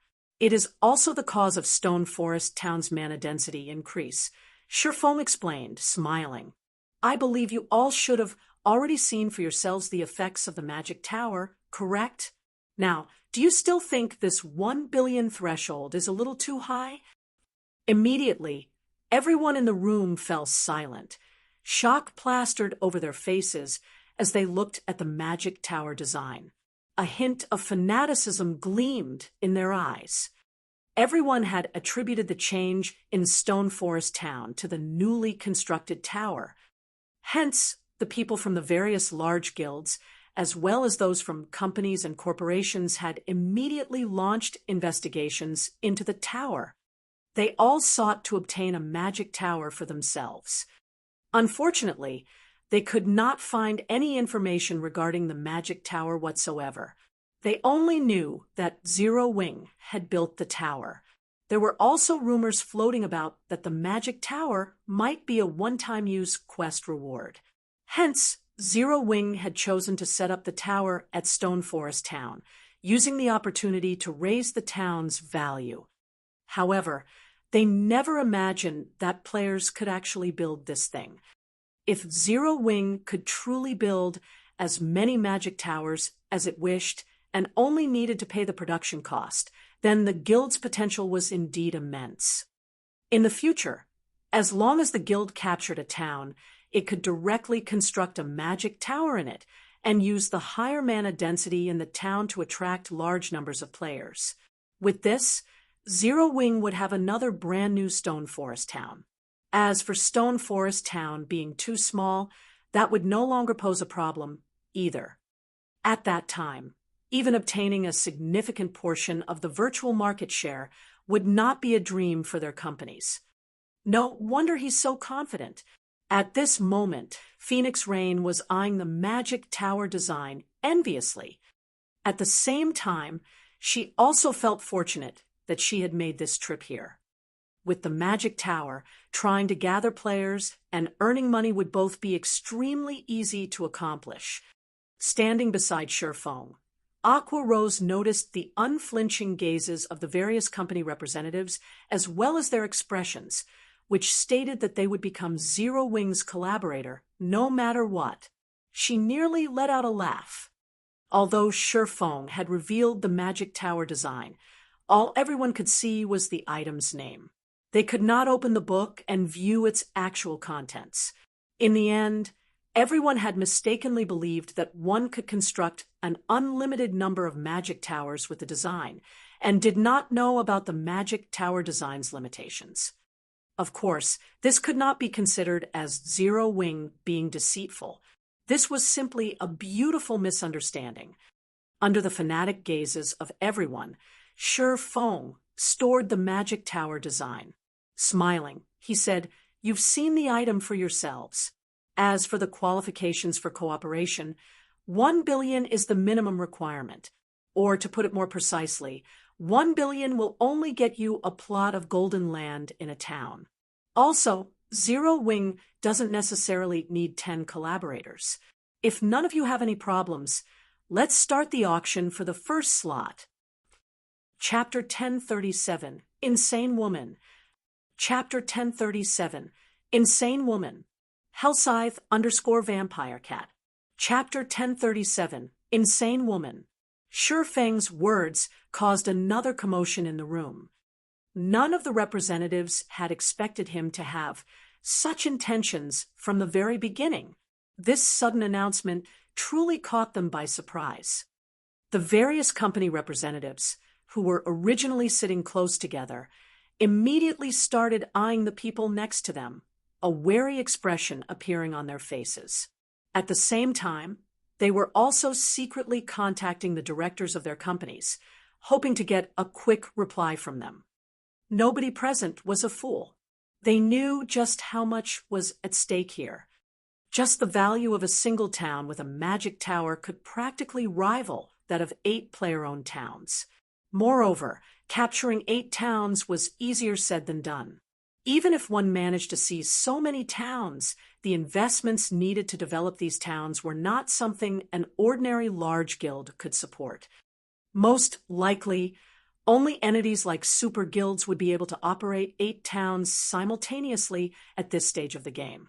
However, buying a plot of land in the towns owned by super guilds was nigh impossible for their companies. That was no longer a problem that could be solved with enough money. Super guilds operated differently from ordinary large guilds. They were playing virtual reality games with the intention of monopolizing a large share of the virtual industry, and were more than capable of doing so. Hence, why would they want to split their profits with someone else? On the other hand, Zero Wing only needed to capture 1 town to gain the economic benefits of 8 towns. If their companies could gain priority in investing in Zero Wing's towns, they might be able to establish themselves in God's domain's virtual industry. How could they possibly let this opportunity get away? Seeing Shifeng remaining silent for some time after his announcement, Aqua Rose could not help but ask softly, "Guild leader, are you still not going to start the auction?" "Wait a little. There's no need to rush this matter. We'll let them digest this information first. When the time comes, they'll compete with even greater ferocity," Shifeng replied, smiling as he looked at the company representatives busy contacting their superiors. Originally, this matter of cooperation had been relatively urgent. He had even made plans to risk exposing the city building order just to gather enough funds to purchase Ouroboros's training center. The existence of a training center was simply too important to a guild. This relevance was akin to that of the current dojos. The experts nurtured in dojos would go on to participate in all sorts of competitions. Training centers were similar in this respect, where the experts nurtured in training centers would go on to participate in all sorts of virtual competitions. The only difference was that virtual competitions possessed much greater influence and competitiveness. Moreover, if Shifeng had his own training center, he could do things much more conveniently. He would have less to worry about in other matters. Most importantly, he could recruit and nurture members en masse rather than in limited numbers. He could also attract many more people to Zero Wing. This was also one of the reasons why super guilds would never have a lack of recruits each year. After all, nobody would wish to spend their entire life fighting for a half-dead guild that did not even have a proper workplace in the real world. Due to this reason, second- and third-rate guilds would often be a flash in the pan in the virtual gaming world, while first-rate guilds and above remained as steady as a mountain in the industry.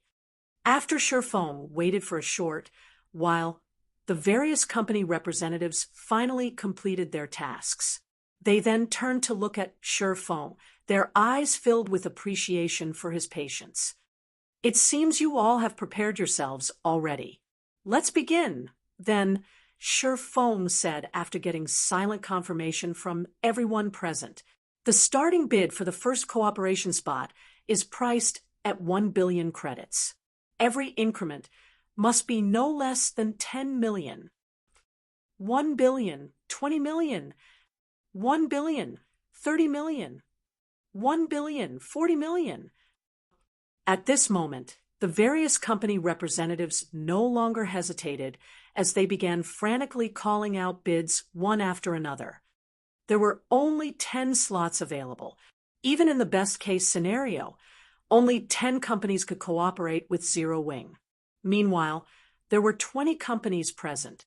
If some companies were slightly greedy and were willing to pay the price and gamble on Zero Wing's future, a single company might purchase 2 or even 3 slots.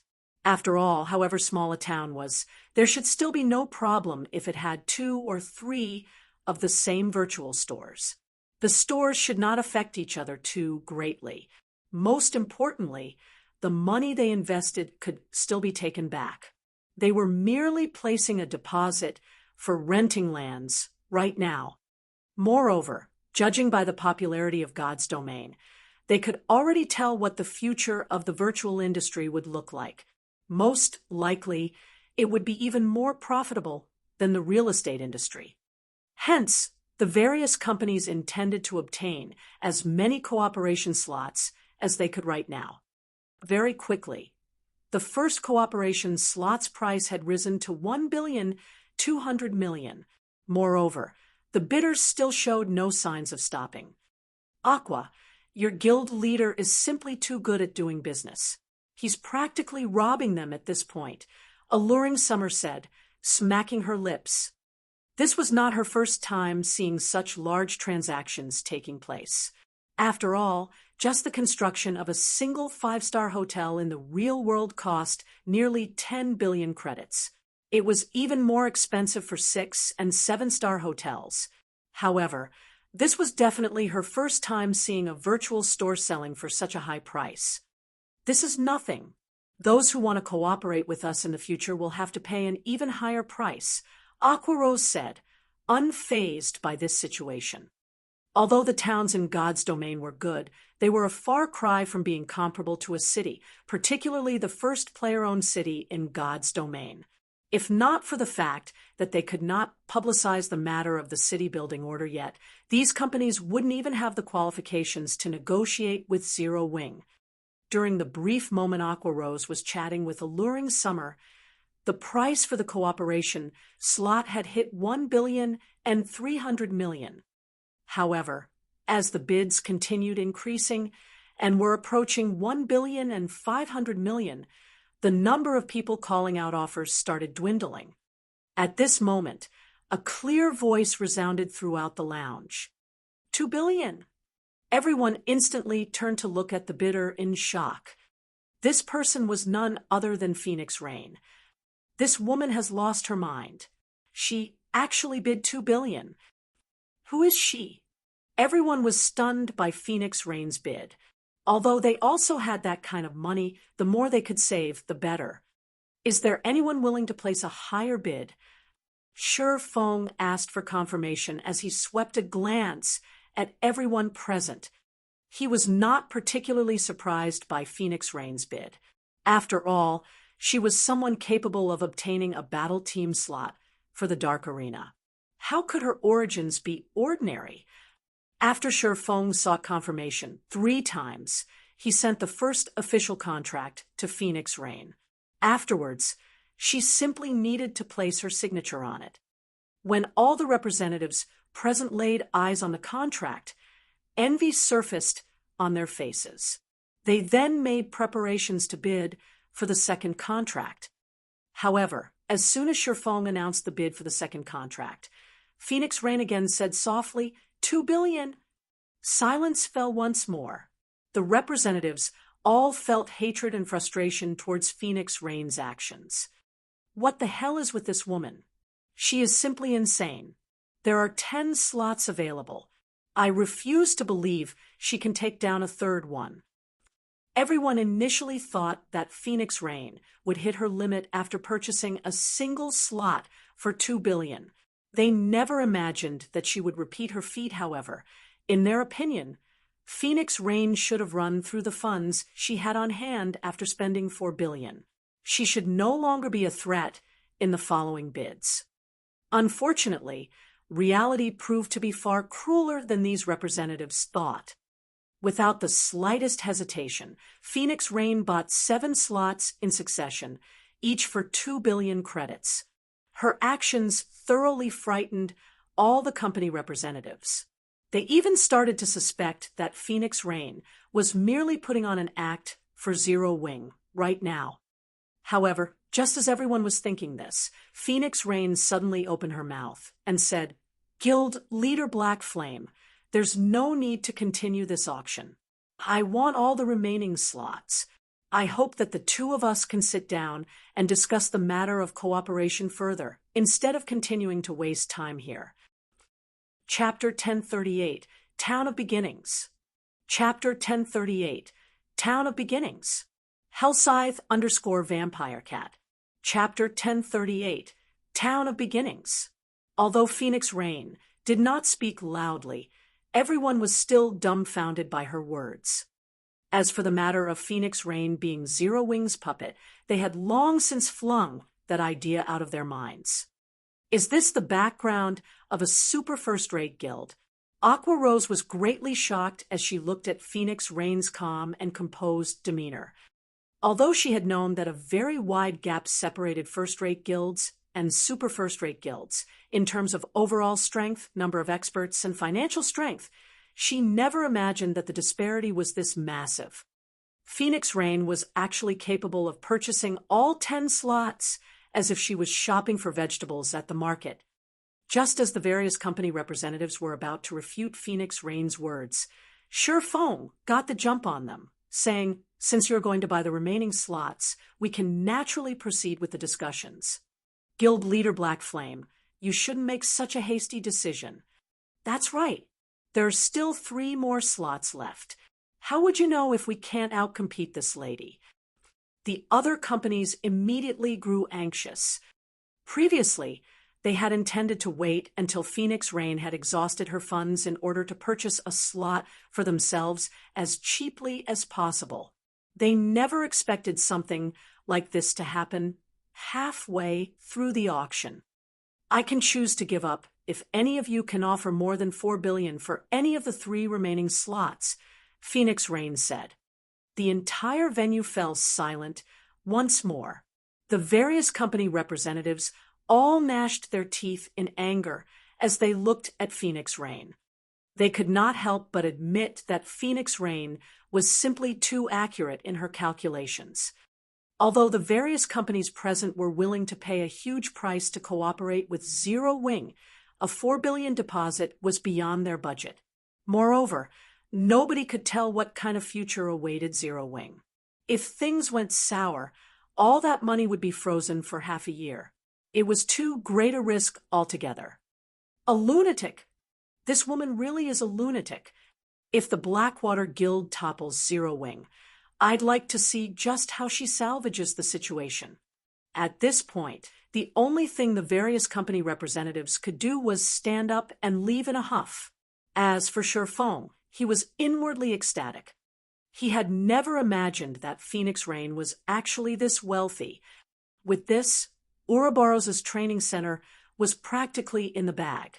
He could even start the second phase of his plan, which was the construction in other cities of training centers that were open to the public in the hopes of attracting players to go there and improve themselves. With this, he could earn money and recruit more newcomers with great potential into his guild. This was a business model that many major guilds adopted in the later stages of God's domain. This method had uncovered many top-tier experts in the past. Among them, the most famous one would be the Tier 6 Berserker god, Half Madness. Initially, Half Madness had only been an unknown, ordinary player. However, one day he went to a training center run by the Super Guild Battle Wolves to play around, and the instructors there discovered that he had great potential. In the end, Battle Wolves recruited him, and everything else was history. His strength improved rapidly by leaps and bounds, and he eventually became one of Battle Wolves' mainstays. If Zero Wing could construct such God's Domain training centers in various major cities in the real world early on, it could snatch some high-potential players for itself rather than let super guilds monopolize all the good stuff. Guild Leader Black Flame. I've already signed the contracts. Now that all the outsiders are gone, isn't it about time we discuss the matter of cooperation? Phoenix Rain asked, smiling as she looked at Sherfong. Truthfully, she had not expected to spend so much money on this visit. Originally, she had only thought that Stone Forest Town had potential for development and was planning to invest in the town. Doing so would also help the Dragon Phoenix Pavilion establish a foundation in the local industry. However, the Magic Tower was frankly too tempting. Hence, she had invested practically all the funds she had on hand right now into Zero Wing. As the manager of a guild, she knew full well just how difficult it was to develop a town.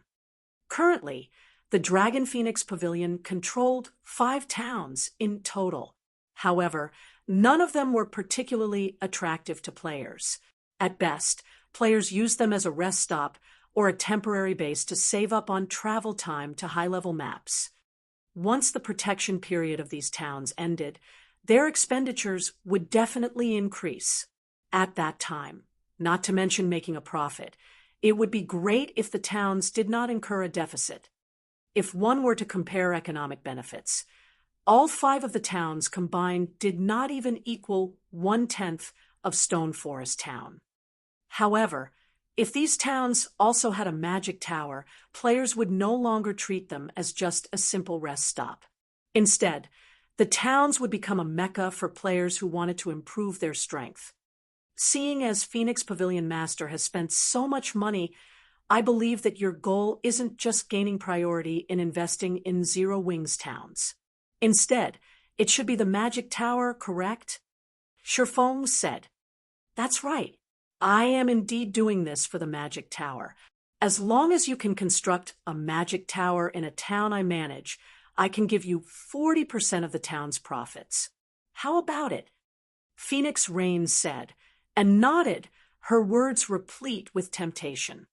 The Dragon Phoenix Pavilion was a super first-rate guild. Be it the ability to capture a town or to develop one, there was no comparison. Meanwhile, Sherfong only needed to construct a single magic tower in order to receive 40% of one town's profits. This offer would tempt anyone. "I want 50%. I will also help you construct only one magic tower.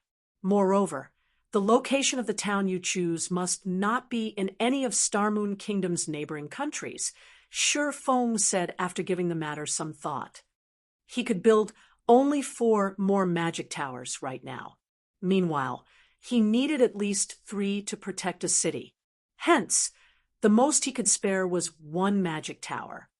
If possible, he was more than willing to construct a few more towers for Phoenix Rain.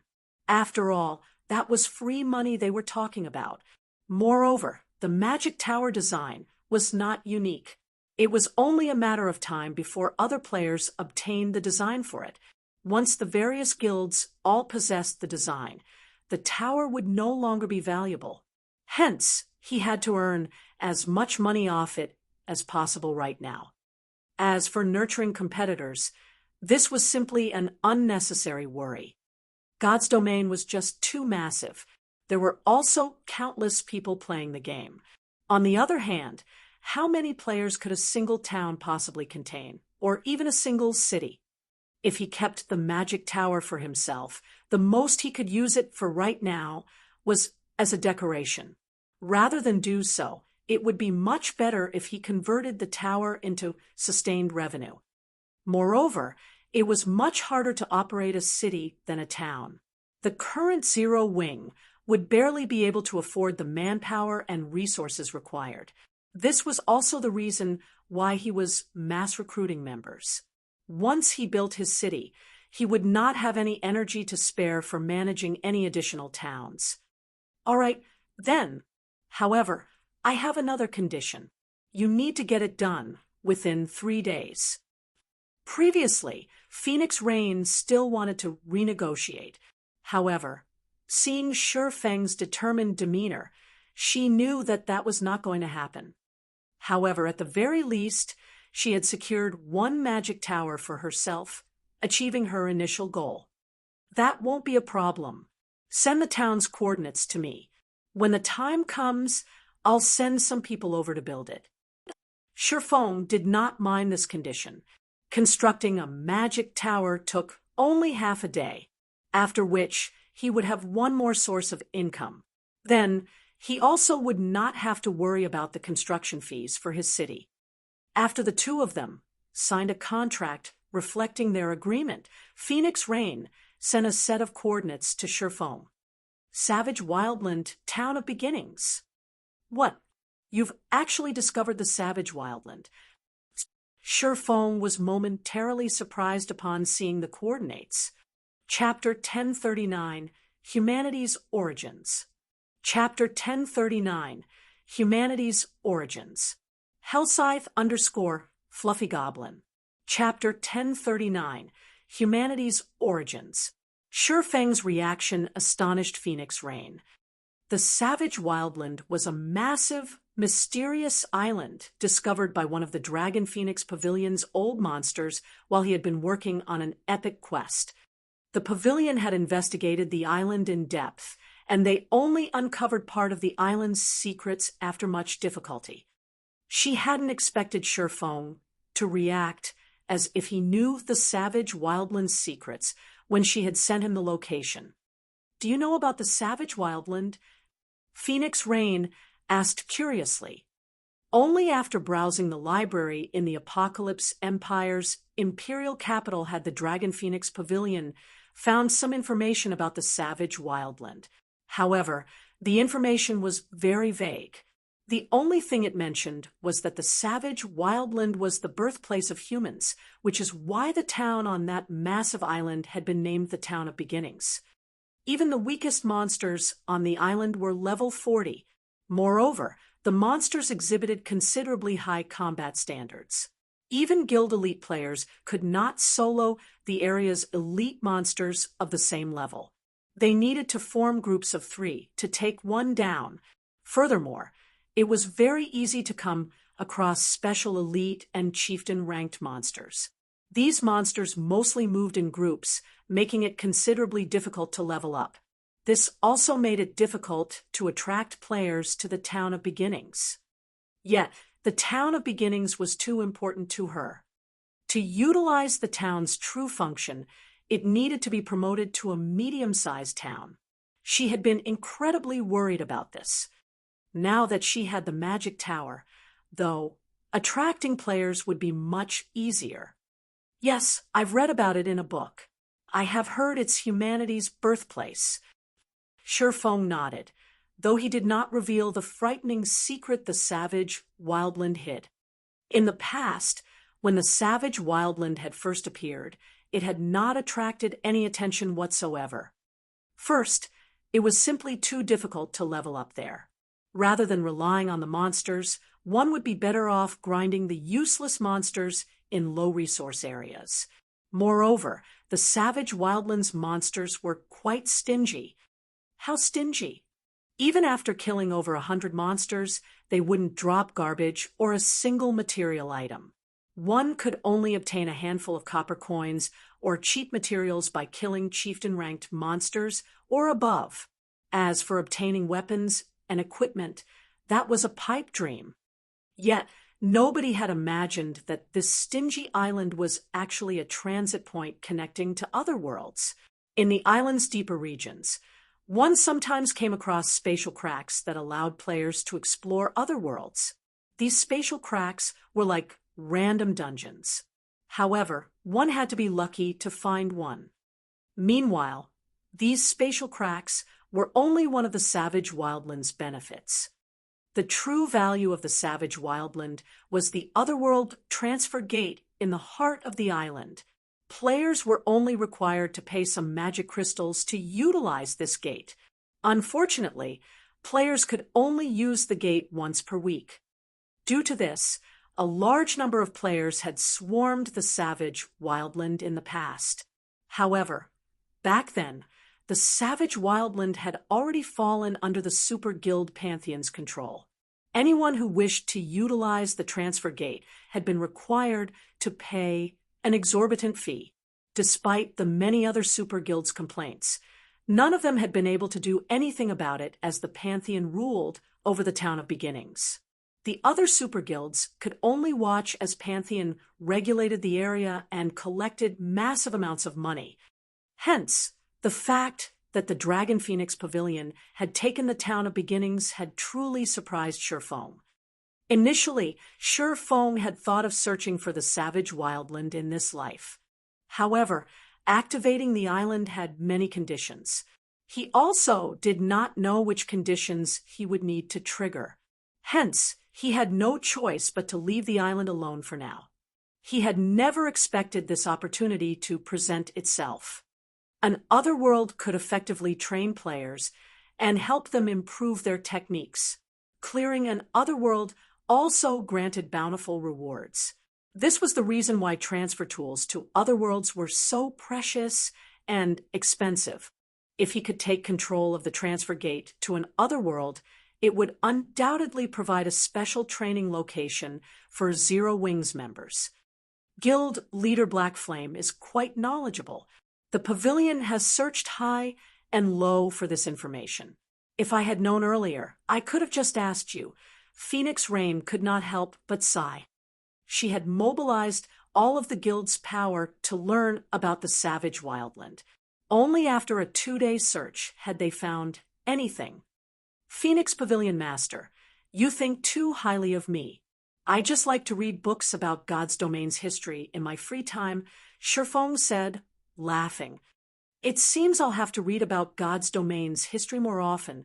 Then Phoenix Rain replied, smiling.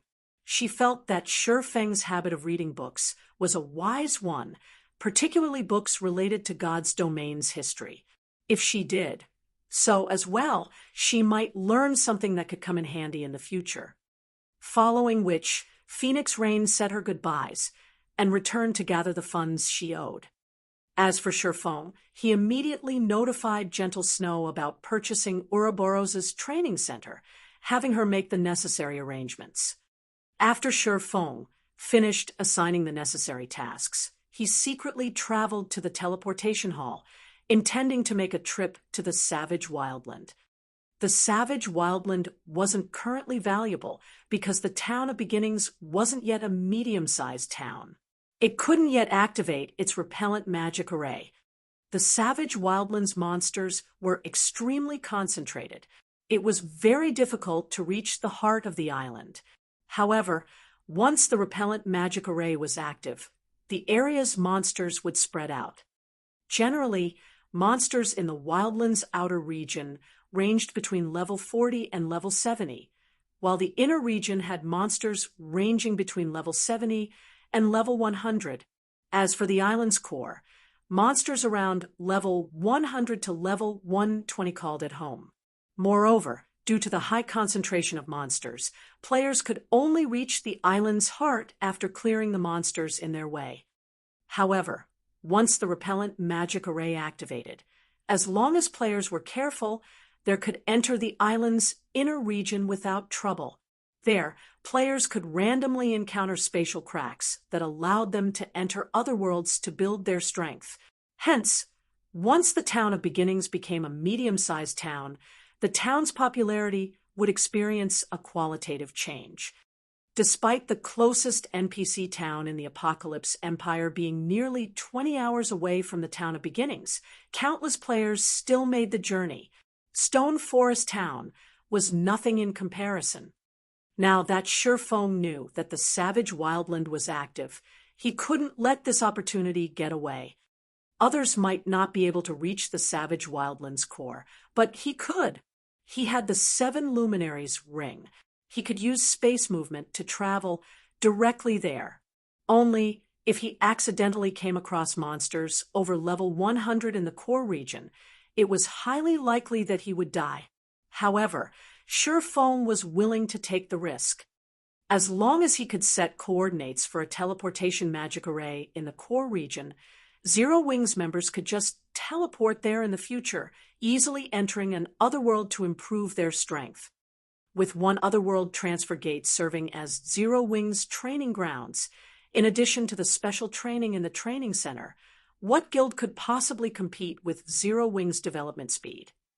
Chapter 1040, Maritime Business. Chapter 1040, Maritime Business. Hellscythe_Fluffy Goblin. Chapter 1040, Maritime Business. Starmoon City, Blackwater's Guild residence. Currently, 3 people, 2 men and 1 woman, sat inside the guild leader's luxurious office. Among them, 1 man was Blackwater's guild leader, Abandoned Wave, while the woman was Chin Muyun, who had been tasked with managing Blackwater's affairs in the Black Dragon Empire. However, these 2 VIPs of the Blackwater Guild had their eyes locked on the man before them.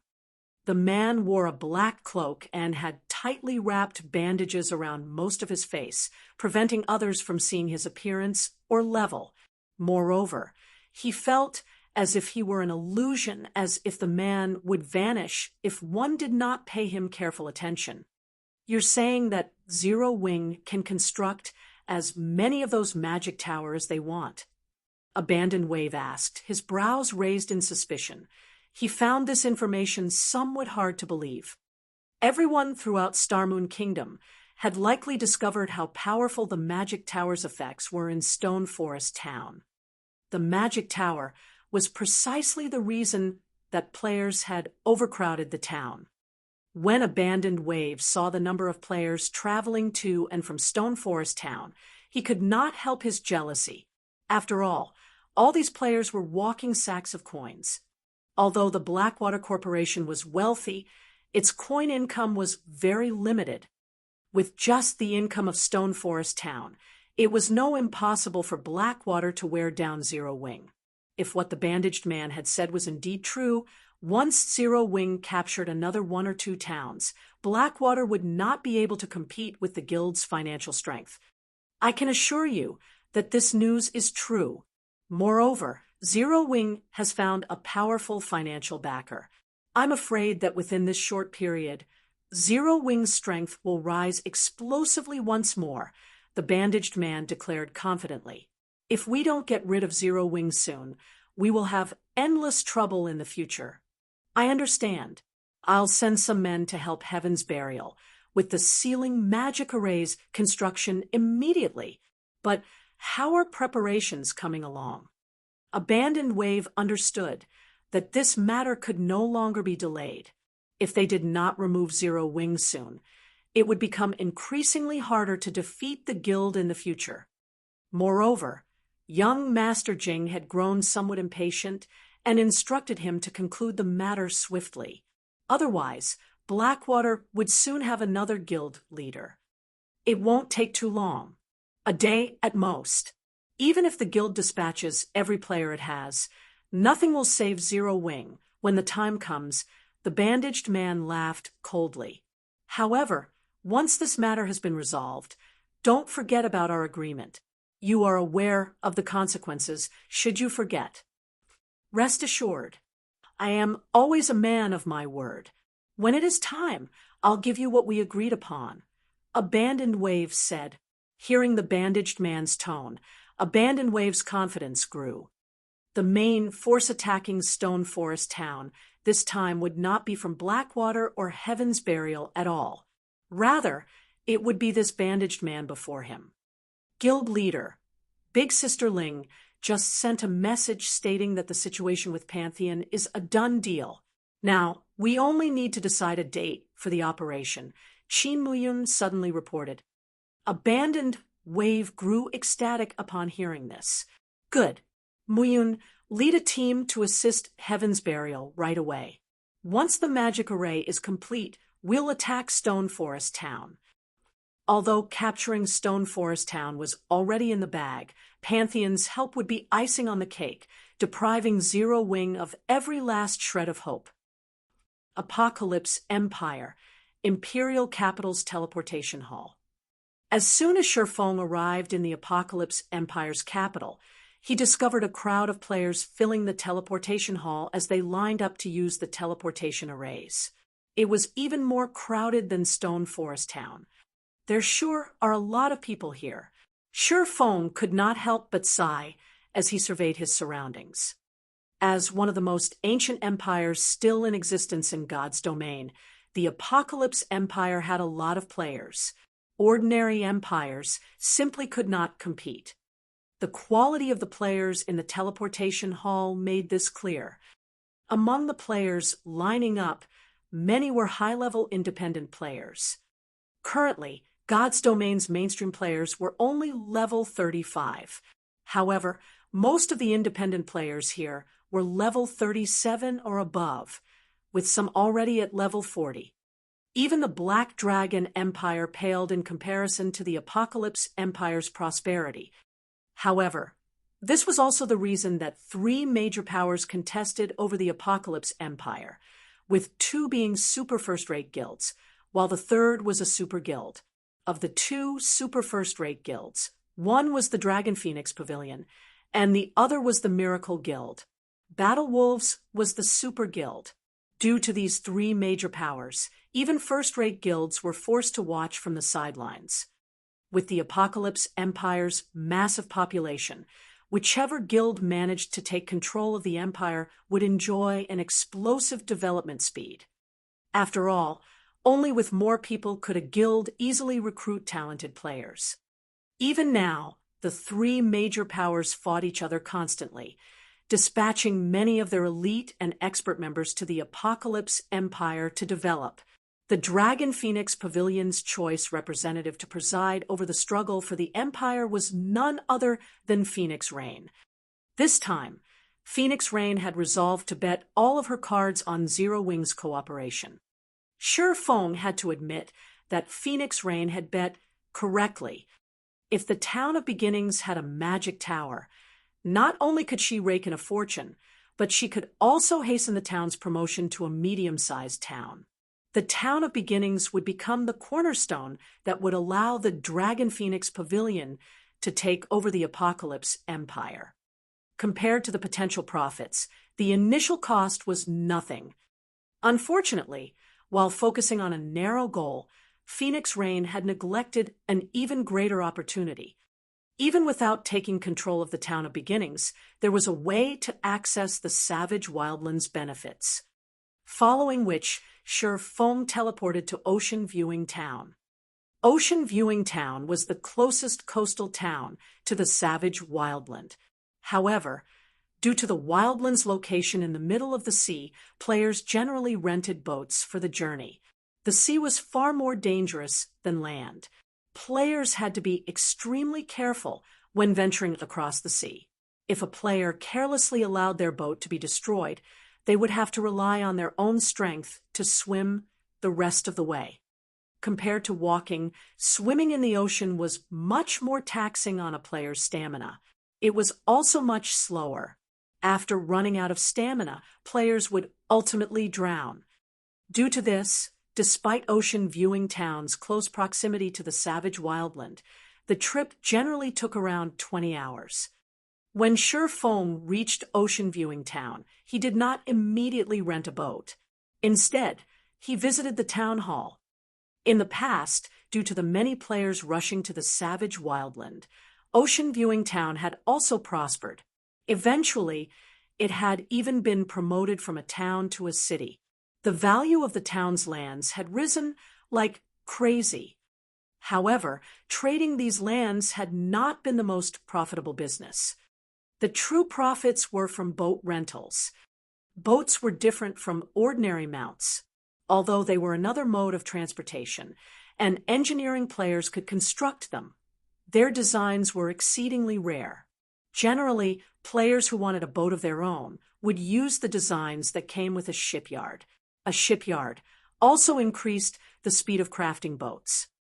There were a total of 5 shipyards for sale in Ocean Viewing Town. In the past, those who had purchased these shipyards early had made a fortune when the savage wildland became popular. This was because the boats shipyards crafted were unlike the fishing boats that NPCs rented out. Fishing boats were slow and could only carry a few players at a time. The boats also had very low durability, and mishaps occurred easily. Hence, when traveling to the savage wildland, players generally rented boats that other players had crafted. With this, the normal 20-hour travel time could be cut in half. Not only could one save a lot of time, but it was also much safer to rent a player-made boat. However, it was not easy to purchase a shipyard in Ocean Viewing Town. The first requirement was a high enough reputation. Without that, the mayor would refuse to sell. The Dragon Phoenix Pavilion, which had only recently discovered the savage wildland, didn't have enough reputation to purchase one, even if it realized the value of shipyards. It was simply impossible for the pavilion to collect enough reputation points to become an Ocean Viewing Town baron within this short period. However, Sure Foam was different. Upon entering the town hall, Sure Foam switched to the city protector title. The title allowed him to enjoy the benefits of a major noble, which was the equivalent of a viscount in every human town and city. He now qualified to purchase a shipyard in Ocean Viewing Town. Chapter 1041, Medium Shipyard. Chapter 1041, Medium Shipyard. Hellscythe_Fluffy Goblin. Chapter 1041, Medium Shipyard. When Sure Foam entered the town hall, there were only a few other players in the building. They were all independent players, not guild players. The lands in God's Domain's NPC cities were very expensive. Generally, only guilds could afford them. It was practically impossible to find a lone player who could afford these lands as well. However, it was a different story for NPC towns. The lands here were many times cheaper. Take Ocean Viewing Town, for example. Its normal lands only cost 200 to 300 gold, while the lands around the town center cost 500 to 600 gold. Even the most expensive land, which had an excellent view of the ocean, cost around 900 gold. Generally, expert players of considerable skill could afford these lands after their Tier 2 promotion. In the past, many players who could not afford houses in NPC cities would build their houses on lands in towns with a good view or in prosperous towns. As a port town, even without access to the savage wildland, Ocean Viewing Town's lands were a valuable investment. After all, as players reached higher levels, players would unlock more in-game systems in God's Domain. For example, the Maritime Merchant System. In God's Domain, one could earn money from other players as well as NPCs. Helping NPC merchants transport their goods was one way to do so, earning a sizable income. If one managed themselves properly, obtaining their own fleet of ships and gaining popularity among NPCs, they could make far more than expert players. This was precisely the reason that port towns had become so popular among independent players, particularly merchant players, in the past. Due to such systems, even players who were weak in battle could make a living in God's domain. Sometimes, if one were lucky and encountered some miracle, one could obtain weapons and equipment that even expert players would envy. Currently, independent players capable of purchasing ocean viewing towns' lands were either merchants with some achievement or representatives from small-scale workshops that planned to invest. When the several cloaked players who were choosing lands noticed Shifeng enter the building, they all turned with cautious expressions. They looked at Shifeng as if he had come to steal their prey. Suddenly, an NPC administrator in a suit and tie approached Shifeng. The NPC administrator then asked respectfully, "Lord Protector, how may I serve you today?" "I want to purchase a shipyard," Shifeng said. "All right, please follow me to the second floor. The information regarding the available shipyards will be brought to you right away." Upon hearing Shifeng's request, the administrator led Shifeng to the second floor's lounge, showing Shifeng as much respect as the town's mayor. The several merchant players who had been wary of Shifeng were stupefied. Who is that? Why is Administrator Joseph showing so much respect? Is he already a baron in Ocean Viewing Town? That can't be, right? Joseph wouldn't even treat a town's baron like that. To win over Senior Administrator Joseph, they had tried all sorts of methods to raise his favorability of them. They had done so to persuade the Senior Administrator to show them more lands. Yet, Senior Administrator Joseph immediately led Shifeng to the second floor when he arrived. The second floor. Despite their struggles to become nobles of Ocean Viewing Town, they still didn't qualify to explore the second floor. These several merchant players could not help but envy Shifeng. Like anywhere else, one needed sufficient reputation to purchase Ocean Viewing Town's lands. Ordinary nobles had to remain on the first floor and choose from the town's most basic lands. Even then, not all ordinary lands would be available. Only by raising one's favorability with the senior administrator would the latter present more strategically situated lands. Generally, only the town's barons qualified to climb the stairs to the second floor. On the second floor, most of the town's lands were available for purchase. As a baron, one would even receive discounts. Shortly after Shifeng entered the second floor lounge, Senior Administrator Joseph brought all documents relating to the town's shipyards. "Lord Protector, Ocean Viewing Town has a total of 6 shipyards. Here are the related documents," Joseph said as he carefully placed the documents before Shifeng. He then retreated to the side, not daring to disturb Shifeng in the slightest. 6 shipyards? Weren't there only supposed to be 5? Shifeng was somewhat surprised. He was relatively familiar with Ocean Viewing Town. In the past, he had visited the savage wildland multiple times. He could clearly remember that there had only been 5 shipyards. "Lord Protector, there were only 5 shipyards before. However, due to the Far Ocean trading firm's bad luck and recent shipwreck, the firm had been forced to sell its shipyard to recuperate financially. The firm has asked us to help sell its shipyard. The mayor has stated that if this shipyard has not sold after a month, he will take the shipyard as collateral and issue the Far Ocean trading firm a loan. I have heard that the trading firm recently built this shipyard to produce its new cargo ship," Joseph explained in detail. New cargo ship. Shifeng's interest was immediately piqued. Ship designs were almost as rare as fragmented legendary items. Moreover, owning a design was one thing, but producing the ship was another. Constructing a common ship wasn't a big deal. However, for high-quality ships, construction was extremely troublesome. Finding the raw materials alone was costly in both time and money. Most importantly, ship designs were similar to the Magic Tower design. in which both were limited-use items. Usually, one could construct 10 ships from one design. Even after 10 years, high-quality ships had still been considerably rare. God's Domain's ocean was expansive. Moreover, many miraculous encounters and treasures were available on the ocean's islands and secret areas. Without a ship of considerable quality, death was likely when exploring the sea. Due to these two reasons, players in the past had been very willing to rent, even purchase, high-quality ships, even for an absurd cost. Following which, Shifeng began to browse the documents. Shifeng took 10 minutes to look through all of the information. As Joseph had said, the Far Ocean trading firm had researched a new cargo ship. Although the ship was only common rank, it was 15% faster than the other 5 shipyards' cargo ships. Moreover, its carrying capacity and durability were 20% higher.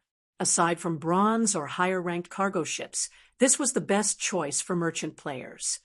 The only problem was the price. Although this was a town, a shipyard was different from lands. Even a small shipyard could sell for 10,000 gold, not to mention a recently built medium shipyard. In God's Domain, the size of a shipyard determined the types of ship it could construct. Not only could a medium shipyard produce small ships, but it could also construct medium ships. For example, a cargo ship was a medium ship. The Far Ocean trading firm's asking price was 30,000 gold. At this price, Shifeng could purchase 3 plots of golden land in a major city. Chapter 1042, Bronze Speedboat. Chapter 1042, Bronze Speedboat. Hellscythe_Fluffy Goblin. Chapter 1042, Bronze Speedboat. Shifeng had to admit that the Far Ocean trading firm's price was quite high. Normally, medium shipyards only went for 20,000 gold. He could purchase another small shipyard with the additional 10,000 gold. 30,000 gold was almost everything Shifeng had on him. Previously, he had spent quite a bit to deal with the dark guilds. Afterward, he had constructed the magic tower, the large-scale battle arena, and hired hundreds of NPC managers. The money he earned in the past several days had vanished in an instant. Shifeng had only planned to spend 20,000 gold to buy a medium shipyard, while leaving the remaining 10,000 gold to start the magic tower's construction in the Town of Beginnings. Now, his plans had been disrupted. However, even if the price were high, Shifeng steeled himself to make the purchase. He had encountered a golden opportunity this time. Shifeng could clearly remember that in the past, Ocean Viewing Town only had 5 shipyards. A 6th hadn't existed. Moreover, based on Joseph's explanation, this shipyard would be available for 1 month. If a player did not purchase it within the month, this new shipyard would no longer be up for sale. In the past, players had likely missed out on this opportunity. As for the Far Ocean trading firm's recent shipwreck, in Shifeng's opinion, it was very likely due to the activation of the Savage Wildland. After the Savage Wildland activated, the nearby water became far more dangerous. If Shifeng missed this opportunity, he would not have the chance to buy it again. In the past, among the 5 shipyards available, one had been a medium shipyard, while the other 4 had been small shipyards. A smart guild would purchase the medium shipyard as soon as possible. This way, not only could it be used to craft small boats, which were a general means of transportation for players, but it could also craft cargo ships to do merchant work. Medium shipyards had far better facilities than their smaller brethren. The production speed medium shipyards was also 30% faster than small shipyards. Moreover, medium shipyards had a higher success rate when manufacturing small ships. With control of Ocean Viewing Town's medium shipyard, one would have control of nearly half of the town's maritime income, much less the Far Ocean trading firm's shipyard, which could produce a new kind of cargo ship. With that shipyard, Sherfong might be able to snag a share of the nearby towns market in addition to ocean-viewing towns. "I'll buy the new shipyard." Then, Sherfong said softly after suppressing the excitement in his heart. Hearing this, Joseph quickly and carefully responded, "Lord Protector, as we do not own this shipyard, and it has only been consigned to us, the most we can offer is a 5% discount. You will have to pay a total of 28,500 gold." A city protector's status was the equivalent of a major noble's. Even ocean-viewing towns' mayor had to address Sherfong carefully. Sherfong was not someone a town administrator could afford to provoke. "All right, here's the money."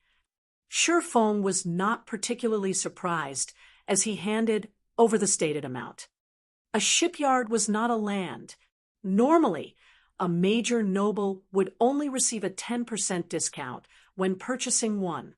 He was lucky to receive a 5% discount for a time-sensitive event like this. At the very least, he saved 1,500 gold. That was the equivalent of a poorly attributed epic item. However, he was now broke. He had less than 3,000 gold on his person. Sherfong suddenly felt as if he were drifting further and further away from his 150,000 gold target. A moment later, Senior Administrator Joseph brought Sherfong the deed to the Far Ocean shipyard. After Sherfong verified the information, he rushed to the town's port. He decided to set aside the Far Ocean shipyard's operations until Melancholic Smiles Group returned. Unlike producing weapons and equipment, which only required one player, the construction of even a small speedboat required 10 engineers. Medium ships required 30 to 40 engineers. Moreover, the engineers could be no lower than intermediate rank. Otherwise, the success rate would be too low and would result in losses. It was not easy to operate a shipyard. It was not a problem that could be solved with enough money. One needed a small army of engineers. Moreover, apprentice engineers were utterly useless for this task. To run a medium shipyard smoothly, one needed at least 100 intermediate engineers. If one wanted higher production success rates, it would be best to have at least 10 advanced engineers producing the ship's core components. As for the new cargo ship the Far Ocean shipyard had researched, it required even more than usual. The one ship required 50 intermediate engineers. In addition, the ship's core required 5 advanced engineers. Intermediate engineers did not qualify to touch the core component. Only after fulfilling these requirements could they manufacture this new cargo ship at the standard speed. Hence, Sherfong planned to wait until Melancholic Smiles Group returned. He needed 5 advanced engineers at the very least to begin the ship's construction. Otherwise, he would have to rely on small speedboats to earn money, wasting away the advantage of the new cargo ship. When he reached ocean-viewing town's port, Sherfong discovered many small fishing boats tied to the docks. Players could rent or purchase these boats. Only they were somewhat expensive to purchase outright. Ordinary players couldn't afford them. Even the crappiest fishing boat, which could only accommodate a maximum of 4 people at a time, sold for 3 gold. A fishing boat that could hold up to 6 players cost 5 gold. As for fishing boats with a small sail, their prices were even more absurd, with the most common selling for 10 gold. However, one had to admit that it was worth every coin. Fishing boats with sails were 10% faster than those without. Moreover, they possessed the passive skill, sail along the wind. Players could increase their speed by another 20% with the wind in their sails. This way, players could escape sea monsters easily, avoiding the risk of losing both their lives and their ship. Renting a boat was far cheaper than purchasing one. One was only required to pay a deposit of half the value of the boat's selling price and a 5% rental fee of once every 3 days. If the boat were damaged, players were only required to cover the repair fees. In the event that the boat was destroyed completely, However, one was required to compensate the owner in full within a fixed time. If one failed to do so, the owner would place a bounty on their head. Moreover, the bounty contract would not expire, only letting the player rest once it was fulfilled. Hence, players were extremely careful with their rentals. At the same time, if they had the money, they would just buy one. Shifeng could already see quite a few small fishing boats sailing across the ocean. These boats all carried a party of players. With a full party, players had a higher chance of surviving while they explored the islands. Players rarely explored the islands by themselves. In God's domain, small islands were like party dungeons. However, there were both good and bad small islands. If players encountered a good island, they might find a treasure chest, instantly making a fortune. If players encountered a bad island, however, they might leave with nothing. Generally, the treasure chests on a small island could range from common to dark gold rank, though the higher-ranked treasure chests had lower probabilities of appearing. Generally, players only found common and bronze treasure chests on small islands. Even so, players could still profit off of them. They were even more profitable than raiding party dungeons or questing. That was why so many independent players were willing to brave the sea. After reaching the port, Shifeng did not choose to visit the Boat Chartering Association to rent a boat. Instead, he walked towards the market beside the port. The market offered many items. NPC merchants from many countries had gathered here, offering more than those in typical NPC towns. After multiple twists and turns through the market, Shifeng finally stood before a 2-story building called Doll's Workshop. Hopefully, nobody has triggered the hidden quest yet. Shifeng inwardly prayed as he stepped into Doll's Workshop. In the past, the most famous quest in Ocean Viewing Town had been the chain quest that awarded a bronze speedboat. Back then, when the player had completed that quest series and received the reward, he had instantly become a target of envy. After all, most players at that time had still been renting fishing boats from NPCs. Even after guilds had purchased a small shipyard, the small ships they produced were only common rank. They could not produce bronze speedboats. After that player obtained the bronze speedboat, he had generously announced the method of triggering and completing said quest on the forums. Unfortunately, that quest was unique. After its completion, no other player could trigger the quest, much less obtain that particular reward. This quest could be triggered in Doll's Workshop. Chapter 1043, Godly Player. Chapter 1043, Godly Player. Among the many workshops in the port market, Doll's Workshop was not particularly eye-catching. However, it was the oldest workshop in Ocean Viewing Town and had been created by a Grandmaster engineer. The workshop had existed for over 300 years. Logically, even if it were not famous throughout the Apocalypse Empire, a Grandmaster engineer's workshop should be the most famous in the Ocean Viewing Town. Unfortunately, its decline due to the workshop's inheritors, worse with each generation, letting the workshop to fall into its current state. At this point, almost nobody remembered Doll's Workshop's past glory. However, the workshop's current owner was quite talented. After inheriting the engineering notes from his predecessors, he had been obsessed with researching the notes to become a master engineer. Meanwhile, the hidden quest was helping the current inheritor of Doll's Workshop, Rodney, become a master engineer. If the player succeeded, they would earn a bronze speedboat. In God's domain, the value of a bronze speedboat could rival that of an epic item.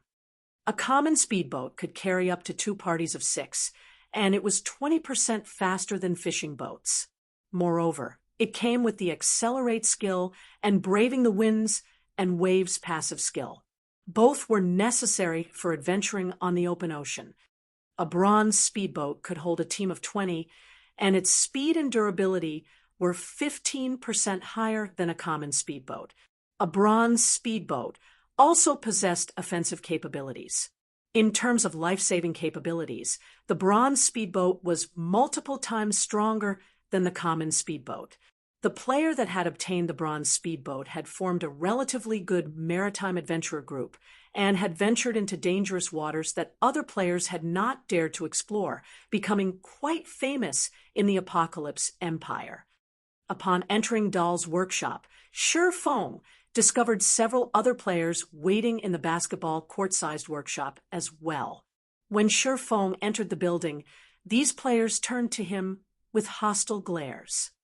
Sure enough, others have discovered it. Feng could not help but sigh.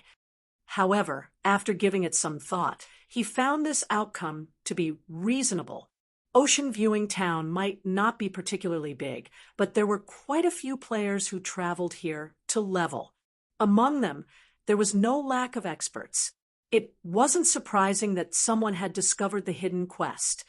The independent players inside the workshop were such experts. There were a total of 5 of them, and the lowest leveled among them was level 39, while the highest was a level 40 expert. These 5 people were clearly divided into 2 groups, with a level 40 ranger leading the group of 3, while a level 39 oracle traveled with 1 companion. These players all wore considerably good equipment. Despite being independent players, their equipment was all level 35 secret silver rank or above, with the majority being level 35 fine gold equipment. Their equipment could rank at the peak among independent players. Although 2 expert parties had already accepted the quest, Feng paid them no mind. Instead, he approached the level 70 male shopkeeper directly. "Hello, I wish to meet with your shop owner," Feng said, smiling. Any player could accept this hidden quest. However, only the player who helped Rodney become a master engineer would receive the final reward. The first step of the quest was to meet with Rodney.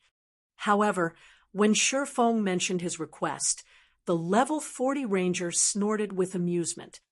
Trying to meet the shop owner from the get-go was a dream. Ordinary people would assume that the male shopkeeper was an ordinary shopkeeper. In reality, however, the shopkeeper was Rodney's apprentice. If players could not get past this apprentice, they would not be allowed to meet Rodney. To meet with Rodney, they had spent 4 days gradually raising their favorability with the apprentice. Only then would the apprentice introduce them to Rodney to help fulfill the latter's wish. The moment the male shopkeeper's eyes touched upon the cloaked Feng, he immediately stood up and responded respectfully. "Lord Protector, I'll notify my master right away. Please wait here for a moment." The major noble of a city. Even a true master engineer had to treat someone of such stature with some form of respect, much less an advanced engineer, like his master, Rodney. What? How can he meet Rodney so easily? The 5 waiting players' jaws dropped. Before they could react, hasty footsteps echoed from the 2nd floor. After a short moment, a middle-aged, brawny man with disheveled hair came running down the stairs. "What? Didn't the shopkeeper say that Rodney was very busy?" "Crap, just who is that? Is he one of those godly players?" The 5 waiting players were stupefied. They had come to Dahl's workshop to meet with Rodney. However, as Rodney had been manufacturing an item when they had arrived, they were forced to wait in the workshop until Rodney was done, yet after an hour, they saw no sign of the man. On the other hand, Feng had only spoken a sentence to summon Rodney. Upon seeing Feng, Rodney's serious expression transformed into respect as he said, "Lord Protector, I am Rodney, the owner of this workshop. May I know why my lord has come looking for me? I have heard that you've been trying to get promoted to a master engineer for a while. I have a method that can assist you in transitioning smoothly. May I know if you are interested?" Feng was not surprised by Rodney's respectful attitude. The power of an advanced title was no trifling matter. Rodney could not hope to compare to his status. Hence, There was no need to waste time on courtesy, fawning over the NPC.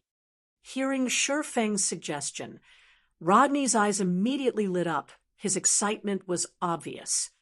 Lord Protector, if you can help me with my promotion to Master Engineer, I will pay any price, Rodney answered and bowed, anticipation filling his eyes. Becoming a Master Engineer was his lifelong wish. Moreover, he wanted to revitalize Dahl's workshop with his own hands. Following which, Shifeng heard the sound of a system notification. System. Hidden quest, Master's Dream, triggered. Quest content. Help Rodney become a Master Engineer. Rewards unknown.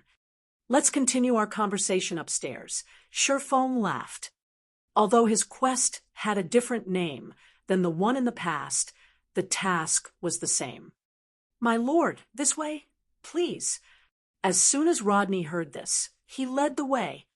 That, Lord Rodney, what about us? The 5 independent players could no longer sit by. Wait there for a while. I have matters to discuss with my lord. Rodney dismissed them, annoyed. The 5 immediately fell silent, afraid that their quest would be revoked should they anger Rodney.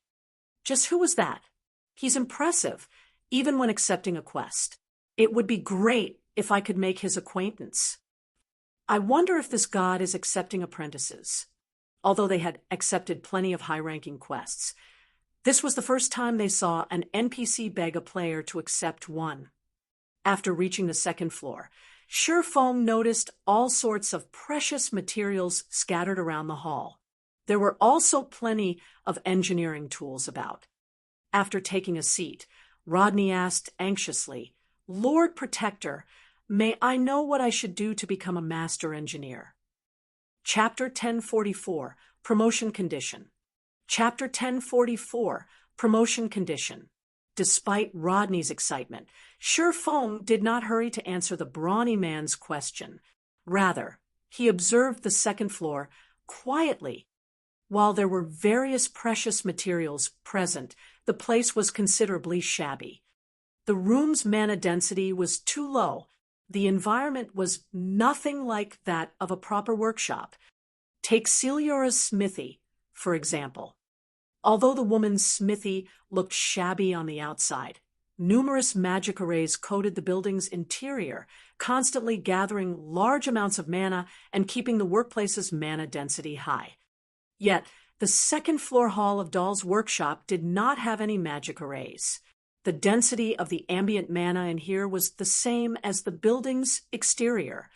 Even a player would have a difficult time gaining the promotion to Master Engineer, not to mention an NPC. Yet, despite working in such an environment, Rodney had eventually become a Master Engineer in the past. Rodney's talent was obvious. Back then, aside from relying on the super rare materials players had collected, Rodney had become a Master Engineer because of his excellent engineering tools. These were similar to the hammer and flames forgers used. Despite Rodney's inheritance of Dahl's workshop, his current tools were only bronze rank. Hence, the hidden quest's final phase was to collect a set of mysterious iron engineering tools for him. To put it bluntly, Rodney's promotion to Master Engineer had taken so long despite his great talent because he was too poor. What would the deceased Grandmaster Dahl think if he learned about this? After catching a glimpse of Rodney's financial situation, Shifeng shifted his gaze back to Rodney and asked seriously, Your promotion is simple, but before that, may I know if you are interested in consulting for my trading firm?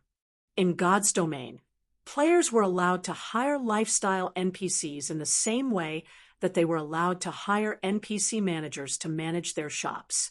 Only, hiring ordinary lifestyle NPCs was not particularly worthwhile. Lifestyle NPCs' production was slower than players. Although they had slightly higher success rates when producing ordinary items which already had considerably high success rates, speed was the focus. With the few items an ordinary lifestyle NPC could produce in a day, the profits wouldn't even come close to covering the employment costs. Hence, When players hired lifestyle NPCs, they usually only hired NPC masters as they could craft rare and valuable products. The income from these products was enough to make up for the NPC's slow production speed. Unfortunately, it was extremely difficult to employ an NPC master. Every NPC master possessed status roughly on par with city's major nobles.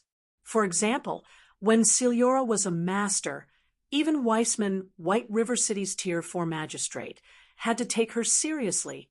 However, after Celiora became a Grand Master, her status surpassed Weissman's. Even Starmoon Kingdom's king had to treat Celiora with respect. Because of this, it was extremely difficult to hire an NPC master. Generally, there were only two methods to employ such an NPC. The first method was very direct. Players simply needed to offer conditions that could even tempt NPC masters. However, very few individuals or guilds were capable of this method. The second method was to recruit and invest in a lifestyle NPC who was still at the advanced rank but had the potential to become a master. While this method was much cheaper than the first, luck would determine whether or not the NPC reached the master rank. Since Shifeng already knew Rodney's potential, he could not let this chance slip away. Whether it was manufacturing boats or the bronze engineering locomotive, a master engineer could achieve them with ease. If he had the help of an NPC like this, he could earn all the money he needed whenever he needed. Hearing Shifeng's proposal, Rodney's passionate gaze immediately cooled. Determinedly, he said, "Lord Protector, as the inheritor to Dahl's workshop, my only wish is to revitalize this workshop. Please allow me to refuse your offer." "Don't be in such a hurry to refuse. I'm not asking you to join my trading firm. I just want you to help me with producing some items." Shifeng had not expected it to be that easy. Hence, he took a step back and loosened his condition. "No matter how I look at it, Dahl's workshop will need a lot of money to grow strong again. I'll pay the normal employment rates even after I help with your promotion." Rodney hesitated. After pondering for some time, he said, "If my lord helps me become a master, I will promise to work for my lord for 3 months. How about it?" "All right, then, 3 months it is." Shifeng sighed, helplessly. He had to admit that Rodney was a tough nut. If he hadn't had the city protector title, Rodney probably wouldn't have even offered 3 months.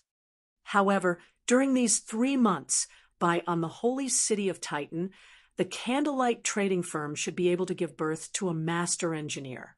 With Rodney's help, they could make it through the next few months. Following which, Shifeng took out a set of mysterious iron engineering tools and an old design that was as large as a table. He gave Rodney the tools to ensure a high success rate with the new item's production. As for the design, it was the basic mana-gathering magic array. This was something he obtained when he had killed Stone Forest Town's ruler, Saria. When activated, this item would increase the mana density within an area of 30 by 30 yards. However, it had an operating cost of 50 magic crystals per hour, and barely 2 players had enough room to spar within its coverage. Using it to train one's combat techniques regularly was too much of a luxury. Hence, Shifeng had never bothered with it. Now, however, the magic array was the perfect item to make up for Rodney's poor work environment. Following which, Shifeng spent 50 magic crystals to set up a basic mana-gathering magic array in the second-floor hall before using the design to activate the magic array. Immediately, the floor's mana density began to rise. In a short moment, the mana density surpassed that of the Divine Colosseum's Trial Tower. What a high mana density! Rodney could not help his surprise. This was the first time in his life that he had experienced such dense mana. Even a casual breath cleared his mind. He could maintain his calm and focus like never before. Try creating something now, Feng said as he pointed towards the workstation a short distance away. Before this, Rodney lacked both good tools and a good environment. Now that these deficiencies had been supplemented with Rodney's talent, it was only a matter of time before he became a master engineer. "Thank you, my lord." Rodney repeatedly thanked Feng. He then went to his workstation and attempted to create an item. Sure enough, half an hour later, an ecstatic expression brightened Rodney's face. He had successfully created a boat's power source. When Feng looked at Rodney's details again, the latter's introduction text had changed from being an advanced engineer to a master engineer. Suddenly, the sound of the quest completion notification reached Feng's ears. "System: Unique quest Master's Dream completed." Following which, Feng's experience bar increased by 15%, pushing him to 19% of level 44. The awarded EXP surpassed Feng's expectations. "Lord Protector, truly, thank you. I finally have the chance to revitalize Dahl's workshop. I don't have much to offer as a show of gratitude. So please take this ancient speedboat. Lord Dahl crafted this speedboat personally, and it has always been treasured in the workshop. I hope that my lord will accept it." Rodney revealed a palm-sized glass bottle. Inside the bottle was a miniature speedboat floating on a layer of water. Pulsating magic patterns decorated the speedboat's body. At first glance, it was obvious that the speedboat was extraordinary. Wasn't it supposed to be bronze rank? Feng was thunderstruck when he saw this speedboat. He couldn't take his eyes off of it. Chapter 1045, Tyrant of the Seas. Chapter 1045, Tyrant of the Seas. What rank is it? Feng had seen the awarded bronze speedboat in the past. The speedboat back then had not possessed any magic patterns, yet this one did. In Feng's memories, any ship that possessed magic patterns had been at least mysterious iron rank. Following which, Feng accepted the glass bottle and checked the speedboat's attributes. Swift Dragon Speedboat, Secret Silver Rank, an item created by a Grandmaster Engineer. Maximum capacity, 30 people durability, 500/500. Additional active skill, 1, Dragon Cannon, range 1,000 yards. Deals a devastating blow to a radius of 15 yards. Cooldown, 15 seconds. Additional active skill 2, Energy Pulse, paralyzes all enemies within a 50 yards. Cooldown, 1 minute. Additional active skill 3, Accelerate, instantly increases movement speed by 100% for 20 seconds. Cooldown, 2 minutes. Additional active skill 4, Magic Barrier, envelopes the ship in a magic barrier, granting immunity to all spells and reduces physical damage received by 60% for 10 seconds. Cooldown, 30 minutes. Additional passive skill, Braving the Winds and Waves. When sailing with the wind, movement speed increased by 50%. When sailing against the wind, movement speed is unaffected. As expected of a Grandmaster's creation, Feng was shocked. He had seen many high-ranking speedboats before. He had even seen fine gold speedboats. However, speedboats of such rank were impossible for ordinary guilds to obtain. Only super guilds had any hope of owning their own. Meanwhile, the Swift Dragon speedboat skills was in no way inferior to fine gold speedboats. In the past, the best speedboat Shadow had obtained had only been mysterious iron rank. Compared to the Swift Dragon speedboat, that speedboat was garbage. With this speedboat, even delving into dangerous sea zones could be possible. As Feng held the Swift Dragon speedboat, he recalled numerous islands that had been famous in the past. These islands had offered extremely abundant resources. God's Domain's sea was vast. Its islands were like secret locations or super large-scale dungeons that contained countless treasures, such as ancient secret lands, treasure chests, super rare materials, and various kinds of ore. Hence, maritime exploration was no less important to the various large guilds than land exploration. However, maritime exploration was different from land exploration. Not only did maritime exploration test players' strength, but it also had stringent hardware requirements. If a player's hardware did not meet those requirements, they would not be qualified to explore dangerous waters. This was because sea monsters were different from the common monsters on land. They were not easy to defeat. Even the weakest sea monster was the equivalent of a chieftain on land. As for their HP, it was multiple times higher than land chieftains. In addition, the water greatly enhanced these sea monsters' combat power. On the other hand, players were restricted and couldn't use their full strength. As a result, even a full party of players had to flee if they encountered a common sea monster of the same level. Fortunately, there were very few sea monsters in normal sea zones. Those players weren't nearly as dangerous. In the more dangerous sea zones, sea monsters were far more common. Parties of ordinary players were guaranteed to lose their lives. At the very least, one needed a bronze speedboat to approach dangerous sea zones. This was also why he had come to Dahl's workshop. Based on Shurfeng's knowledge, there was a small island hidden in a dangerous sea zone.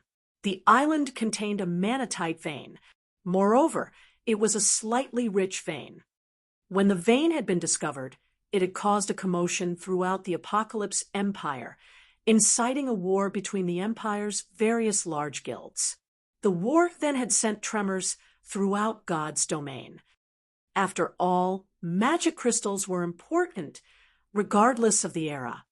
Over 50 guilds had participated in the contest for the manatite vein, with the weakest being third-rate guilds. The war had been between three factions led by Battle Wolves, Dragon Phoenix Pavilion, and Miracle.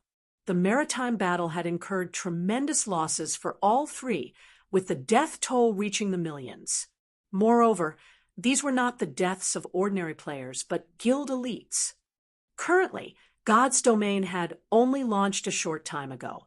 It was still impossible for current players to reach that island. Hence, before completing the hidden quest, Shurfeng had planned to try traveling there. If he succeeded and claimed the manatite vein, the development issues that would plague his future city would vanish. One could not complete a city by simply constructing an empty shell. The money and resources involved in a city's operation were astronomical. Even super guilds could barely afford to run a city, much less the current Zero Wing. The most important resource, of course, was the mana crystal. Unlike the magic tower, whose daily operation only cost 500 magic crystals, the mana tower cost 4,000 magic crystals each day. There were also many other establishments that required magic crystals as a power source. Now that the town's safety had been dealt with, he had to deal with the city's construction and developmental problems. He needed to claim a manatite vein. Originally, Shurfeng had not been particularly confident of reaching the island. Now that he had the swift dragon speedboat, however, his confidence grew. Following which, Shurfeng signed a contract with Rodney, stipulating that Rodney would work for Shurfeng for 3 months. The first task he assigned the master engineer was to construct the power source of his shipyard's new cargo ship. After settling his affairs with Rodney, Shurfeng left Dahl's workshop and prepared to make a trip to the savage wildland. As soon as Shurfeng reached the docks, he discovered many players shouting to form parties. "4 waiting for 2. We already have a boat ready. The route is guaranteed to be safe. We'll set off once we have 2 powerful level 39 DPS. Requesting companions to rent a boat together. Level 37 cleric looking for a party. Level 39 powerful MT looking for a strong party." Hundreds of players were trying to form parties. The scene was quite lively. Moreover, their requirements were high. This was nothing like White River City's party-forming area. Most of these parties were looking for players level 39 or above. Moreover, members must have secret silver rank equipment or above. Fellow brother, are you looking to sail? Since you are alone, why don't you join our party? Once we reach an island, we'll split the items equally. As Shifeng was walking towards the sea, a level 40 male elementalist suddenly approached and sent him an invitation. Although Shifeng wore a black cloak, he had used the demon mask to adjust his appearance and displayed himself as a level 40 swordsman. Even among this crowd, players who had reached this level were rare. Originally, Shifeng had thought of rejecting the invitation. However, when his eyes landed upon this male elementalist's name, a surprised expression briefly appeared on his face. Hovering Feather. In the past, everyone in the Apocalypse Empire had known this name. He had been known as the Tyrant of the Seas. Although he had only been a Tier 5 Grand Wizard during his peak, even Tier 6 God-ranked players tried not to provoke him. It had all been due to this man's ownership of 2 legendary items. Tier 6 God-ranked players had been no match for him, particularly out at sea. Chapter 1046, Ancient Ruins. Chapter 1046, Ancient Ruins. Shifeng had heard about many of Hovering Feather's miraculous deeds. During God's Domain's early stages, Hovering Feather had been an independent player. By relying on his extraordinary strength and luck, he formed a considerably powerful adventurer team. However, for some unknown reason, he had provoked the super first-rate guild, Miracle. As a super first-rate guild, and one of the Apocalypse Empire's 3 major powers, it would be a piece of cake to eliminate a single adventurer team. Sure enough, without any suspense, Hovering Feather and his team had been massacred. However, as if he were blessed by heaven, Hovering Feather had obtained a fragmented legendary item while exploring an island. This boosted his strength, in addition to the fact that he was an independent player, making him very difficult to track. Even Miracle's experts had not been able to do anything to the man. Despite the guild having dispatched its apex experts numerous times, not only had they allowed Hovering Feather to escape every time, but the latter had also caused some damage. As Hovering Feather had risen to prominence in the Apocalypse Empire, one of his fellow brothers had sold him out and given his coordinates to Miracle. In the end, he had been surrounded, and the guild's experts had killed him. Not only had he lost his fragmented legendary item, but he had also lost nearly half of his equipment, decreasing his strength sharply. He lost the strength to contend with Miracle. As for the brother that had betrayed him, he had joined Miracle officially and became one of its core members. On the other hand, Hovering Feather's life in God's Domain had hit rock bottom. Everyone had assumed that Hovering Feather had been finished. However, sometime later, the Elementalist had appeared in the public eye once again. Moreover, his strength had undergone an earth-shattering transformation as he managed to defeat over a dozen apex experts from Miracle in a row, instantly becoming famous throughout God's Domain. This incident had enraged Miracle. In response, the guild had dispatched a party led personally by an old monster to annihilate Hovering Feather. Yet, no one had expected Hovering Feather to survive and escape from the old monster's pursuit. However, this incident was precisely the reason that everyone had learned about Hovering Feather's secret. It turned out that, while the Elementalist had hidden from the public eye, he had come across a legendary item. It was this legendary item that had allowed Hovering Feather to escape the old monster. Afterward, Hovering Feather had learned how to play wisely. He would not ashore unless absolutely necessary, practically living out his time in God's Domain out at sea. The sea was both vast and extremely dangerous. Even Miracle could not reach the Elementalist. Sometime later, the Battle Wolves took a fancy on Hovering Feather's potential and extended an olive branch. To exact his revenge on Miracle, Hovering Feather agreed to join Battle Wolves and became one of the Super Guild's mainstays. In the end, he had harassed and caused Miracle plenty of trouble during the Guild's maritime exploration. Many independent players had lauded Hovering Feather's exploits as classics in God's domain. Surefong then glanced at the 4 players watching Hovering Feather from a distance. Among these 4 players, the lowest leveled was a level 38 Oracle, while the other 3 were all level 39 players. Including a level 40 Elementalist like Hovering Feather, the party was quite strong. "Which island are you guys heading to?" Surefong asked. Based on the previous timeline, Hovering Feather should only be starting to form his adventurer team right about now. Although it was somewhat difficult to rope him into Zero Wing, there was no harm in getting acquainted. If his route happened to pass by Hovering Feather's destination, he could let the Elementalist's party tag along. "Our destination is the distant Golden Sands Archipelago. Although the way there is somewhat dangerous, very few players have headed that way. The resources are still abundant.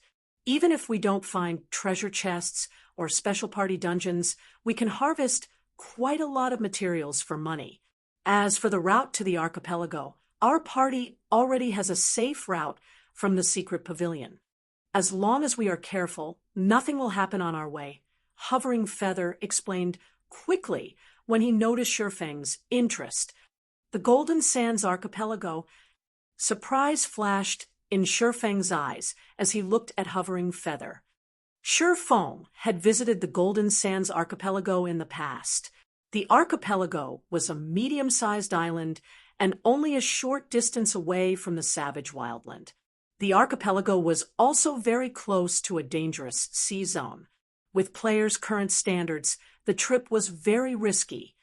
However, Hovering Feather's achievements in the past had most likely been closely related to this risk-taking behavior.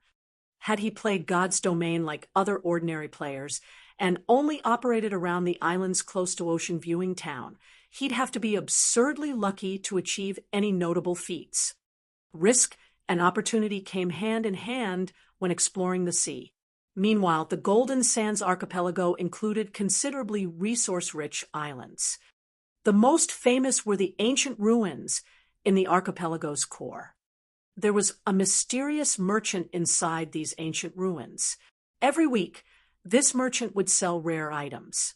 If one were lucky, they might even find the merchant while he had epic items for sale.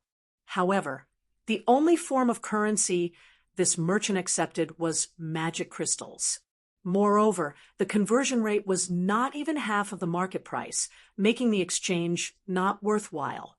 Although, the merchant sometimes sold items that were worth the harsh prices. Surefeng had planned to make a trip to the Golden Sands Archipelago after he finished constructing the magic tower. However, making a trip to the archipelago before heading to the savage wildland wouldn't be a bad idea, either. "I can tag along with you. However, after we arrive at the location, I want to go off on my own. Will that be all right?" Surefeng asked. After giving the matter some thought, Hovering Feather nodded and said, "I have no issues with it." In reality, reaching the destination safely by working together was the purpose of forming parties before a voyage. As for whether the party disbanded or not afterward, that was not important. After all, players could simply use the return scroll to teleport back to town. Following which, Hovering Feather led Surefeng to convene with his other party members and introduced everyone. Currently, Surefeng did nothing to disguise his name. He simply used his ID of Yifeng. His name might be famous in Starmoon Kingdom, but in the Apocalypse Empire, no one knew it aside from the major powers experts or first-rate guild's upper echelons. Hence, Surefeng did not bother to mask his name. "Leader, you really are impressive. You even convinced a level 40 expert to join us. With this, we'll be much safer out at sea," a female oracle sporting a ponytail joyfully praised the man. The other 3 members also welcomed Shifeng's participation. Among the players forming parties on the docks, the majority consisted of level 39 players, while level 40 players were extremely rare. Once players reached level 40, they could equip level 40 equipment. In terms of basic attributes, level 39 players were inferior to level 40 players by a large margin. If a party had a level 40 player, it would increase the party's overall strength significantly.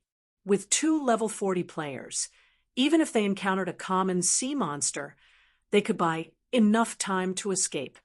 With this, their party would have a much higher chance the Golden Sands archipelago alive. Since everyone's here, let's rent a boat. I suggest we rent a fishing boat with sails.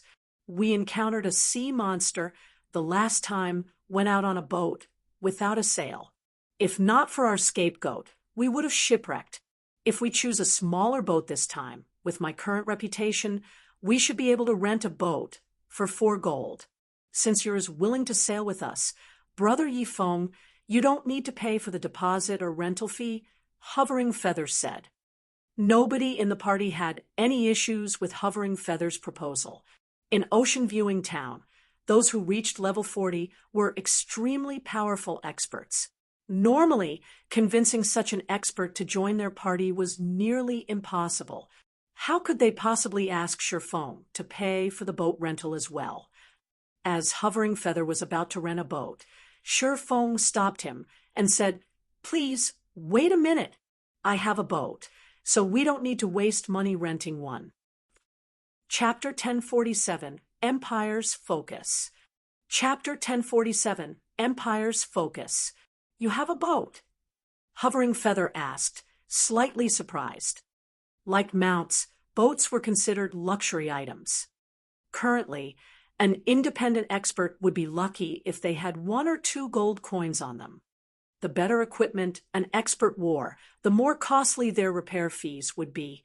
Naturally, their expenditures were higher than other players as well. Moreover, there were concerns such as potions and scrolls. In the end, it wasn't easy to save a lot of money. Hence, in Ocean Viewing Town, despite some players having reached level 40, they could not afford to buy a common mount. Hovering Feather had wanted to form an adventurer team for a while now. He had also been quite lucky recently, having found several treasure chests in a row. After selling his harvest, he had quite a bit of spare money on hand, so he planned to splurge a little today and rent a fishing boat with sails. He had never imagined that Shifeng was rich enough to own his own boat. "Leader, you've really found us an expert. We got really lucky this time. I wonder when our adventurer team will have our own boat. If we had one, we could reduce our costs when we go adventuring." The party members turned to Shifeng enviously. Following which, under Shifeng's lead, the party reached a slightly less populated section of the port. As everyone wondered why Shifeng had moved them so far away, Shifeng retrieved the glass bottle containing the Swift Dragon speedboat from his bag. He then began to chant an incantation to release the speedboat. A dark mist began to flow out of the glass bottle.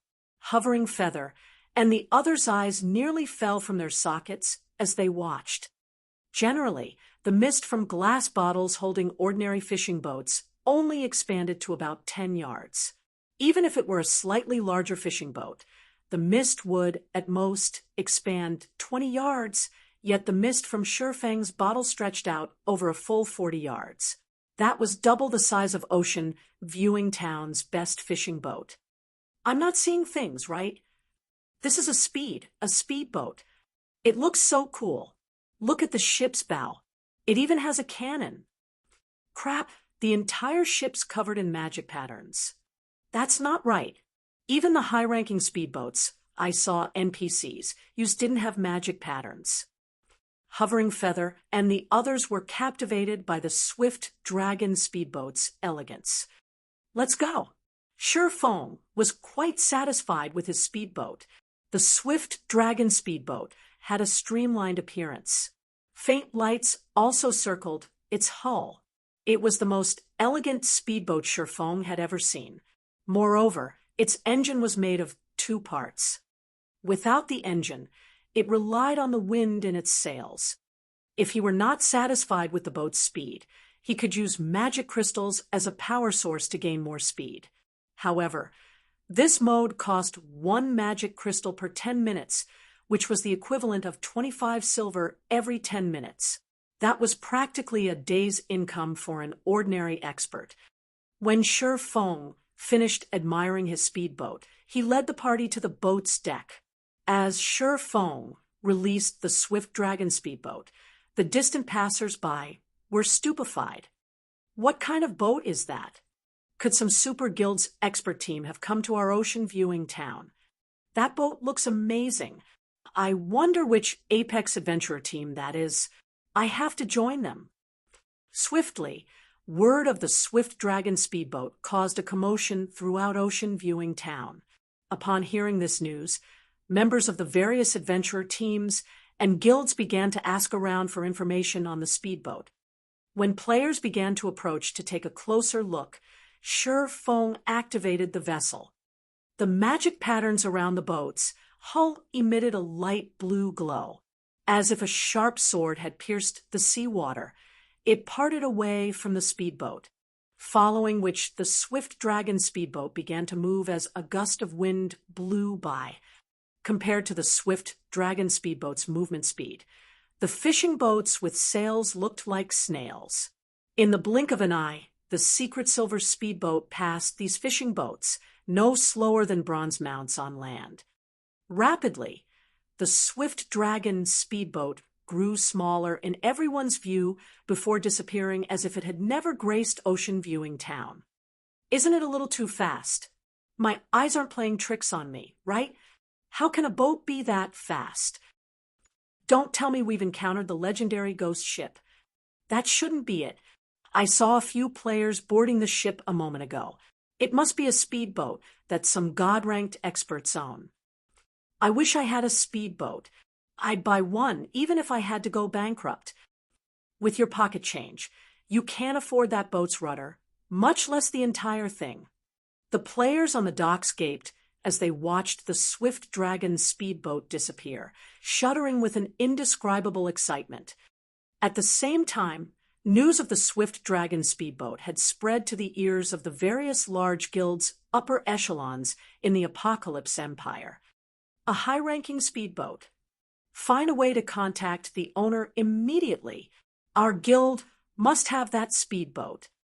Almost every upper echelon of the various guilds gave out the command to find the speedboat's owner.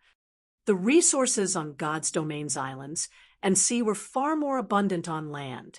However, exploring the ocean was too difficult. This difficulty wasn't due to players' lack of strength, but their ship's lack of strength. Fishing boats couldn't contend with sea monsters.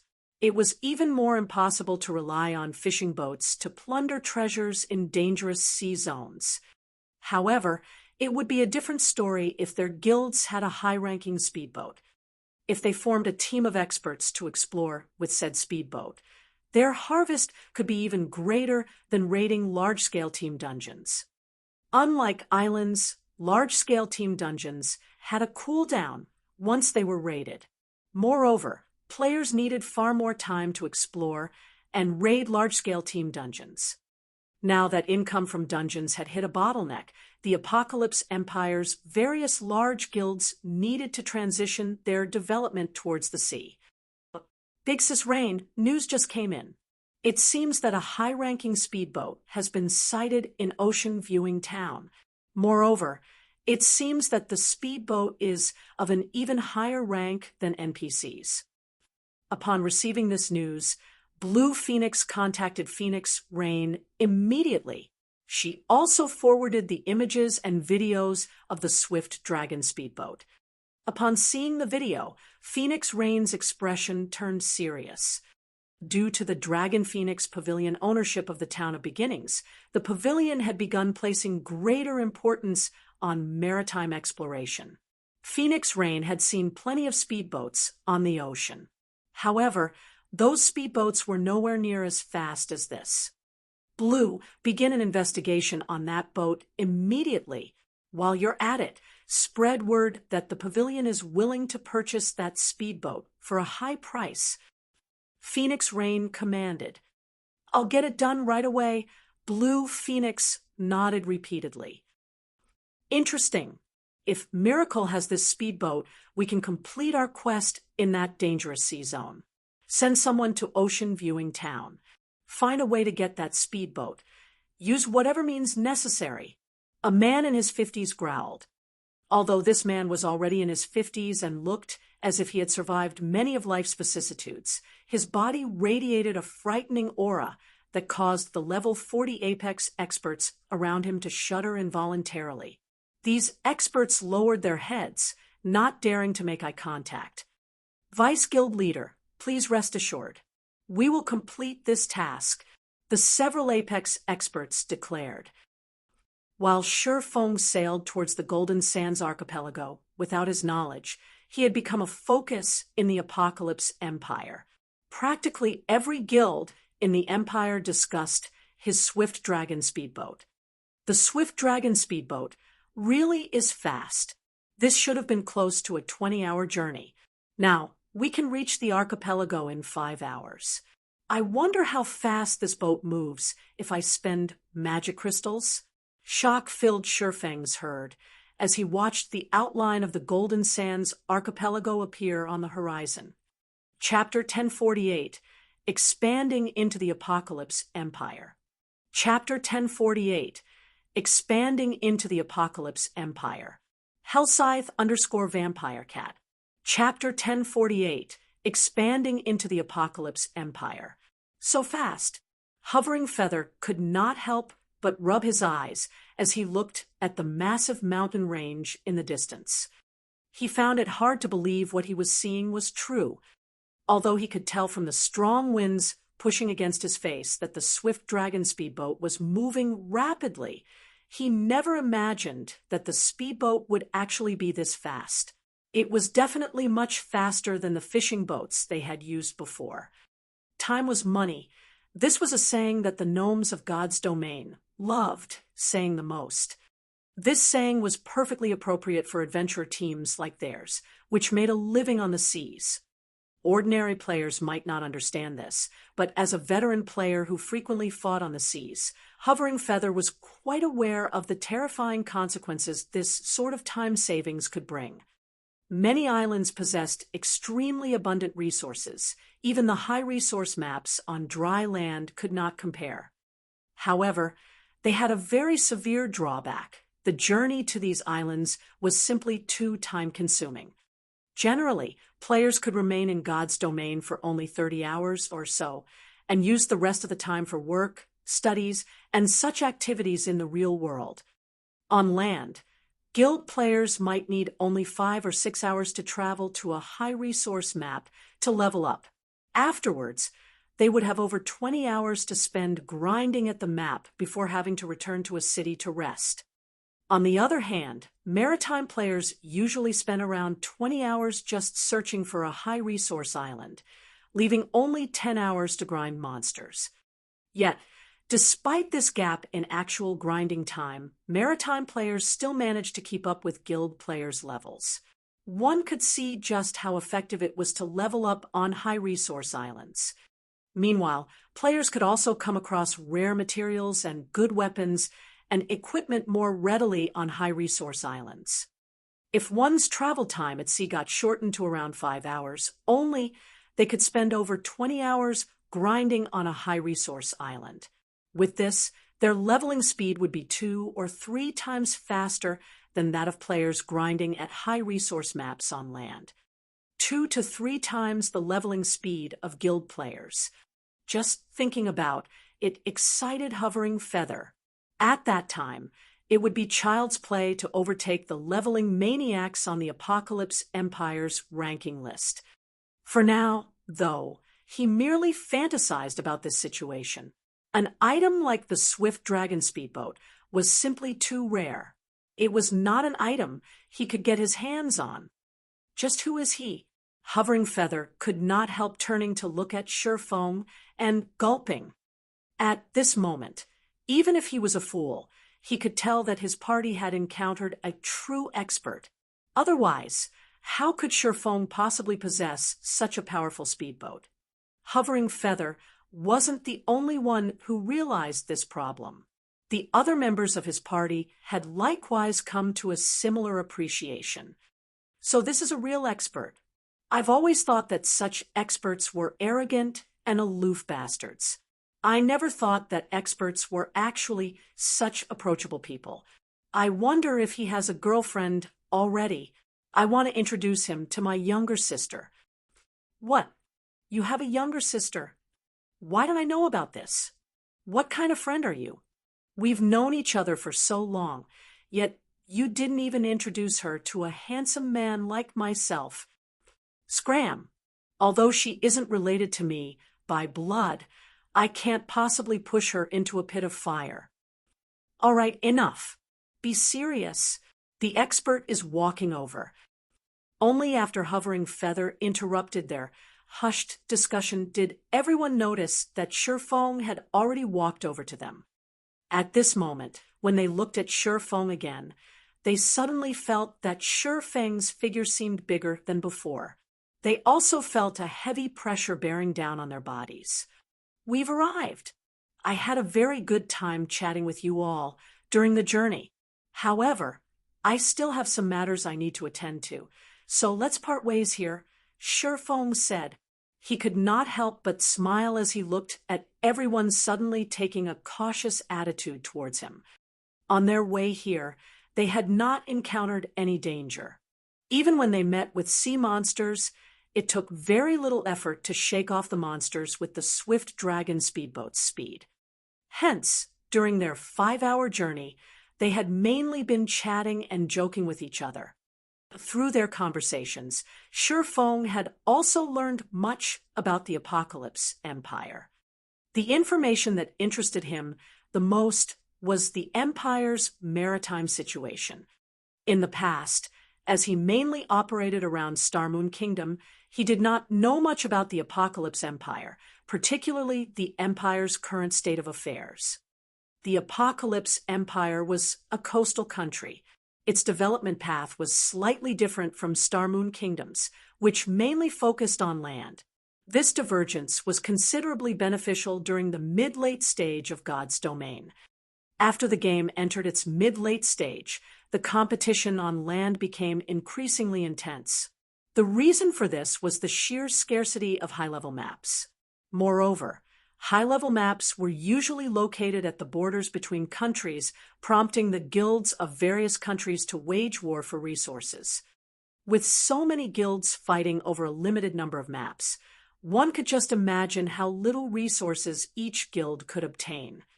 However, it was a different story for the sea. There were far more islands than there were players and guilds to occupy and harvest them. For coastal countries that had long since developed their maritime power, gaining a large amount of resources and continuously improving their own guilds did not take much effort. As for guilds that realized this only then, how could they possibly contend against these coastal guilds? Hence, it was extremely important for Zero Wing to develop its strength at sea. However, developing a guild's maritime power was not an easy task. This endeavor required massive amounts of resources and manpower. At the same time, said guild also needed to have territory along the coast. The Apocalypse Empire had a total of 26 NPC coastal towns and cities.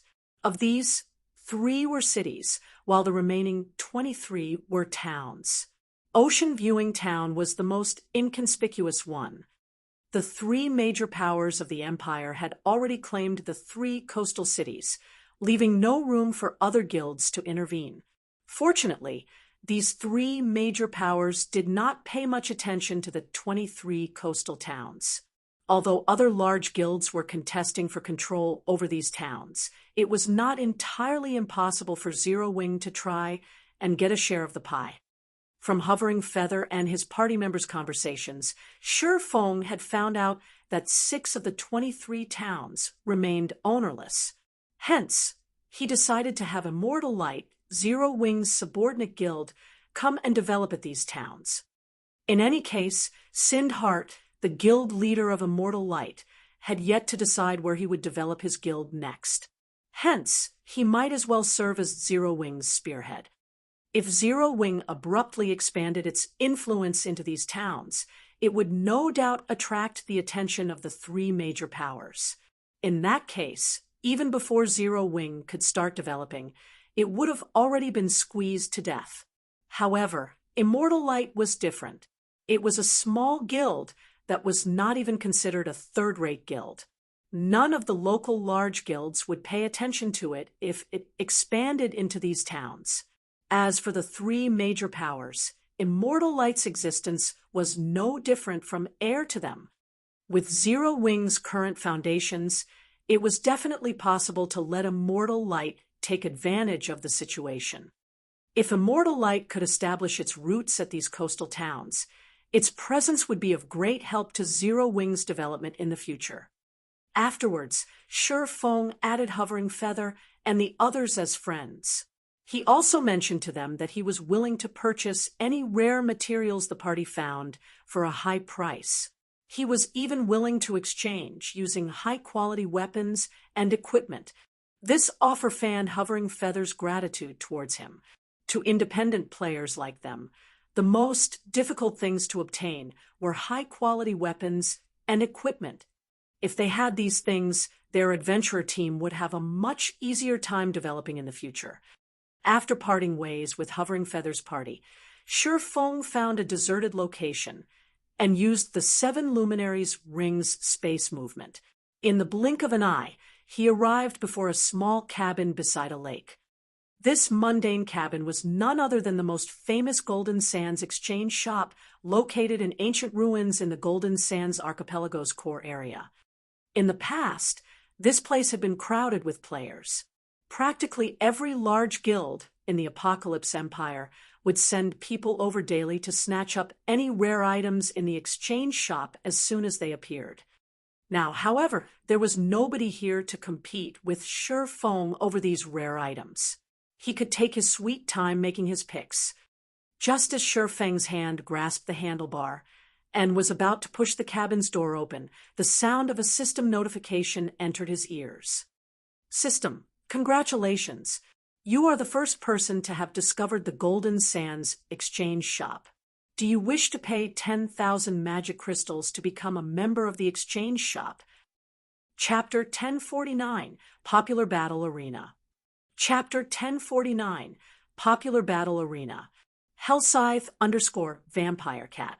Chapter 1049, Popular Battle Arena. Become a member? Shi Feng's eyes immediately lit up with joy when he received this notification. The exchange shop operated by its mysterious merchant had 2 modes of exchange. One mode was available to all players. The other mode was limited to members of the exchange shop. In the past, Shi Feng had yearned to become a member of the shop. Unfortunately, obtaining membership was not that easy. Based on his understanding, there were 2 ways to become a member of the exchange shop. The first one was very normal, and that was to achieve a certain number of transactions and trade volume with the exchange shop. One needed to make 30 consecutive transactions with the shop, as well as attain a total trade volume of 5 million magic crystals. The number of transactions was not calculated based on the number of exchanges made, but on the number of times the Golden Sands exchange shop refreshed its stock. The exchange shop would only refresh its stock of rare items once a week. In other words, one needed to visit the shop for 30 weeks in a row and make a huge purchase every week. If one were to stop even once midway, their count would have to start all over again. However, the number of transactions was only secondary. The key point was that the required trade volume was ridiculous.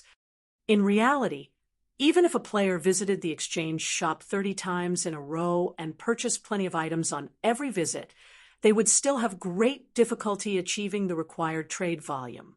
This was true even when they encountered valuable items up for exchange. There also weren't a lot of useful items up for exchange in the shop. Hence, unless one was willing to take a loss and purchase useless items at above market price, it was practically impossible to achieve the required trade volume. Moreover, magic crystals were a strategic resource to guilds. It would be foolish to spend them wastefully. Hence, Shifeng had never managed to become a shop member in the past. The other method to become a member was through killing the boss monsters inside the ancient ruins, which had a chance of dropping fragments of an ancient stone tablet. If one could complete a set of the fragments and hand it over to the mysterious merchant, one would likewise become a member of the exchange shop. Only the drop rate for the tablet fragments was criminally low. In addition, there were very few bosses in the ancient ruins. The time they took to respawn was also very long. It was practically impossible for an ordinary large guild to gather enough fragments to complete a set. Shifeng could still clearly remember that in the past, a single tablet fragment had been worth at least 1,000 gold. Even so, the supply was far from enough to meet the demand. As long as a tablet fragment went up for sale, the various large guilds would buy it almost instantly. So there's also such a benefit for the first person to discover the exchange shop. Luckily, I came here before anyone else did. Shifeng inwardly celebrated. Players who became a member of the Golden Sands exchange shop would enjoy very excellent benefits. The first benefit was that members were allowed to enter the second floor of the exchange shop and exchange for the items there. For the second benefit, members would receive a 20% discount on all items on the first floor. For the third benefit, members would receive a teleportation crystal. In the future, they would no longer need to waste time traveling to the shop. Instead, they could teleport directly to it. Though the crystal had a cooldown of 12 hours, it would still provide great convenience. It could also help players travel quickly to the Golden Sands archipelago, allowing much more time for players to spend on leveling up. Following which, Shifeng clicked Agree to become a member of the exchange shop. System: you do not have the required number of magic crystals. You have 48 hours to collect 10,000 magic crystals. If you are unable to collect them in time, it will be considered as you forfeiting this opportunity. What a short time limit. Shifeng smiled bitterly. Currently, Zero Wing's income from magic crystals was indeed considerable. However, its expenditure of the precious resource was also very high. He had prepared only 3,000 magic crystals for the trip this time.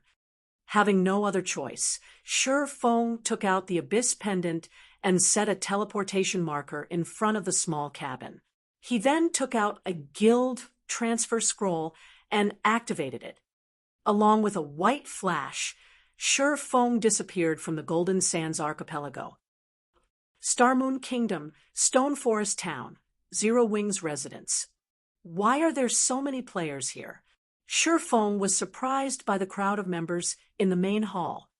Currently, Zero Wing's residence was extraordinarily lively. Normally, there would only be several hundred guild members lurking around the first floor hall. Now, however, Shifeng could see more than 1,000 present. Today's PvP match was awesome. Since coming into the game, this is the first time I've managed to achieve such a high standard with my techniques. I know, right? If I could spar at the battle arena for a few more hours every day, it won't be long before I can give the Trial Tower's 4th floor a try. At that time, I'll become an elite member of the guild and receive a 20% discount when I visit the battle arena. Forget about it. Didn't you see how many players were crowding into the battle arena today? If not for us being Zero Wing members, we wouldn't get a turn even after queuing up for a day. And you want to fight several times a day? Didn't you notice the looks those independent players were giving us when we entered the combat room?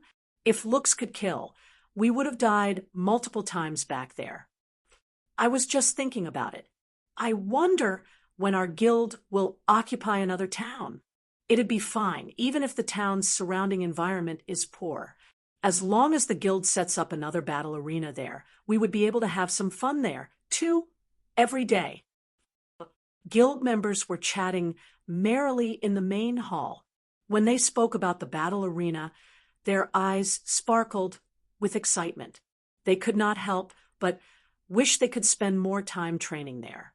Unfortunately, there were simply too many players trying to get into the establishment. Hence, the battle arena had limited every player's usage of its combat rooms to no more than 1 hour per day.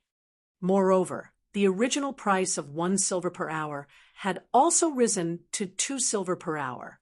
Even so, an endless number of players still waited to enter the battle arena. There just was not enough combat rooms to go around. This situation relieved Shifeng.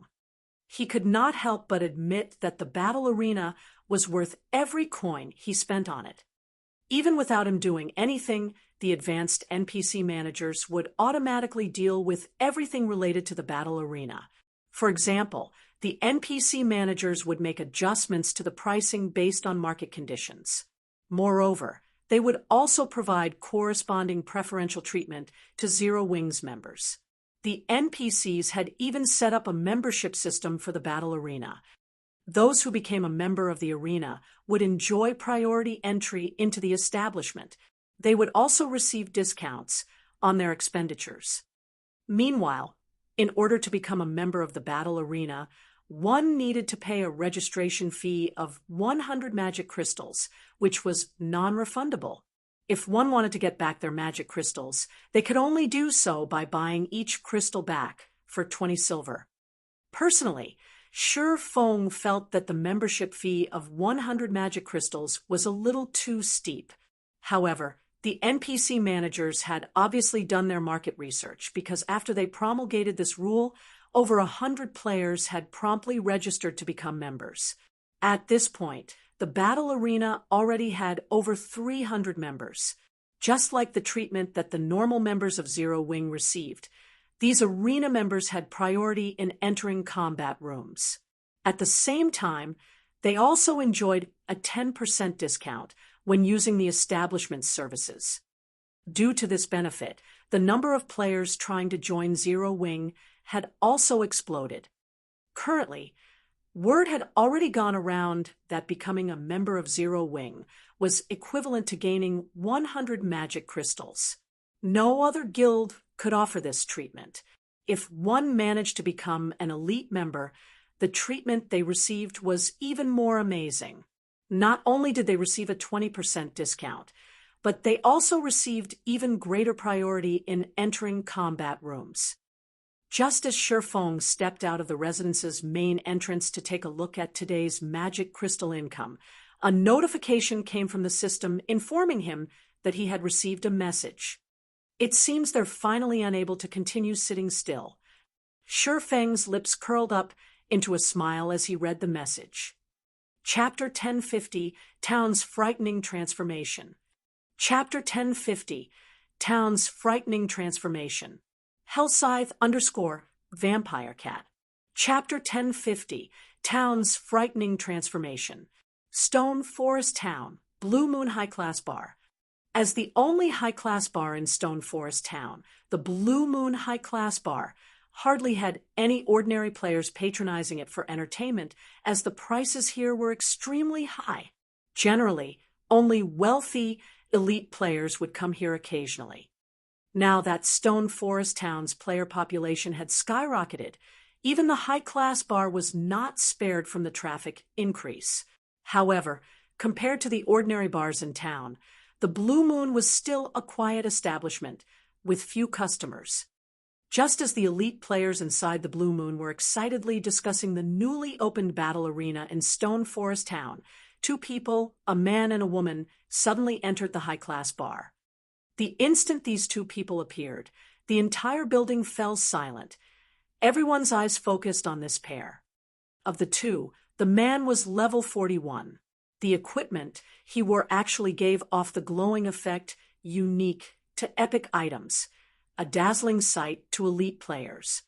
However, the more eye-catching one between these two people would still have to be the heavenly beauty standing beside the man. Although the woman wore blood-red armor, the armor itself failed to conceal her perfect and enchanting curves. Just looking at her body could cause one to fall into a reverie. She had a delicate, oval face and beautiful eyes. Every one of her movements also exuded a natural elegance.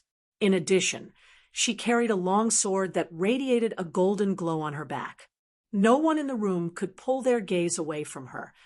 Who is that beauty? Why don't we go get acquainted with her? Sure, speak softer. To think that you guys actually dare have designs on her. Are you all tired of living? We're just going to make her acquaintance. Is there a need to be so careful? Do you know her? Who is she? Do you not see the guild emblem she is wearing? That's the secret pavilion's emblem. Her name is Purple Jade. She is one of the pavilion's top experts and has been named a peerless genius by the pavilion. I heard that she managed to defeat Sacred Temple's Swordmeister, Ruthless Sky, a few days ago. Apparently, her next challenge is Miracle's sword freak, Miracle Dragon. Why is a genius like her here? Who knows? Maybe she's here to experience the battle arena. The players in the hall began discussing Purple Jade, who had suddenly appeared. As for Yuan Tiexin, who stood beside her, he got ignored by everyone. After all, the feat of defeating the Swordmeister, Ruthless Sky, was simply too amazing. The Sacred Temple was a super guild. Meanwhile, Ruthless Sky was an expert who had been famous for many years now. Practically nobody in the virtual gaming world was unaware of him. Nevertheless, this young and peerless beauty actually defeated such an expert. This news was far more shocking than if Ruthless Sky had lost to some random nobody. After taking a look around the room, Yuan Tiexin could not help but shake his head and chuckle as he said, "There are too many people here. Let's go upstairs." Purple Jade simply gave a silent nod in response. As for the gazes everyone inside the bar was directing at her, she paid no attention to them whatsoever. Or to put it in another way, she had long since learned to treat these players as air. After all, she had become the secret pavilion's most dazzling star the moment she joined the pavilion. Normally, there was not a single moment when she was not under close observation. She had grown used to receiving such gazes long ago. Stone Forest Town really is becoming increasingly amazing. I never thought that even a genius from the secret pavilion would come here. I know, right? Just a while ago, I saw several well-known experts of Starmoon Kingdom inside the battle arena. I'm betting that it won't be long before Stone Forest Town becomes the gathering place of expert players. I've decided from now on, Stone Forest Town will be my main base of operations. I wonder when Stone Forest Town will sell personal houses. Even if I have to bankrupt myself, I must buy one. Stop dreaming. If Stone Forest Town really starts selling houses right now, those experts would buy them up in an instant. I heard that if you want to obtain a personal house in Stone Forest Town, there is currently only one way to do so, and that is by participating in the Battle Arenas tournament. As long as you rank within the top 5 of the 4th floor tournament, you'll get to enter the 5th floor and receive a personal room. Also, I heard that if you rank within the top 10 on the 5th floor, you'll even receive a personal advanced combat room. You don't need to tell me that. I've long since signed up for that tournament. Only the registration fee is somewhat steep. It actually cost me half a magic crystal. If I can't survive 3 rounds, I won't even get to earn back my registration fee. Hee, I'm not aiming high. I'll be happy as long as I can survive 5 rounds and earn some money. As for reaching the top 5, I don't even dare think about it. Most likely, Only those famous experts in the kingdom will be able to fight for those positions.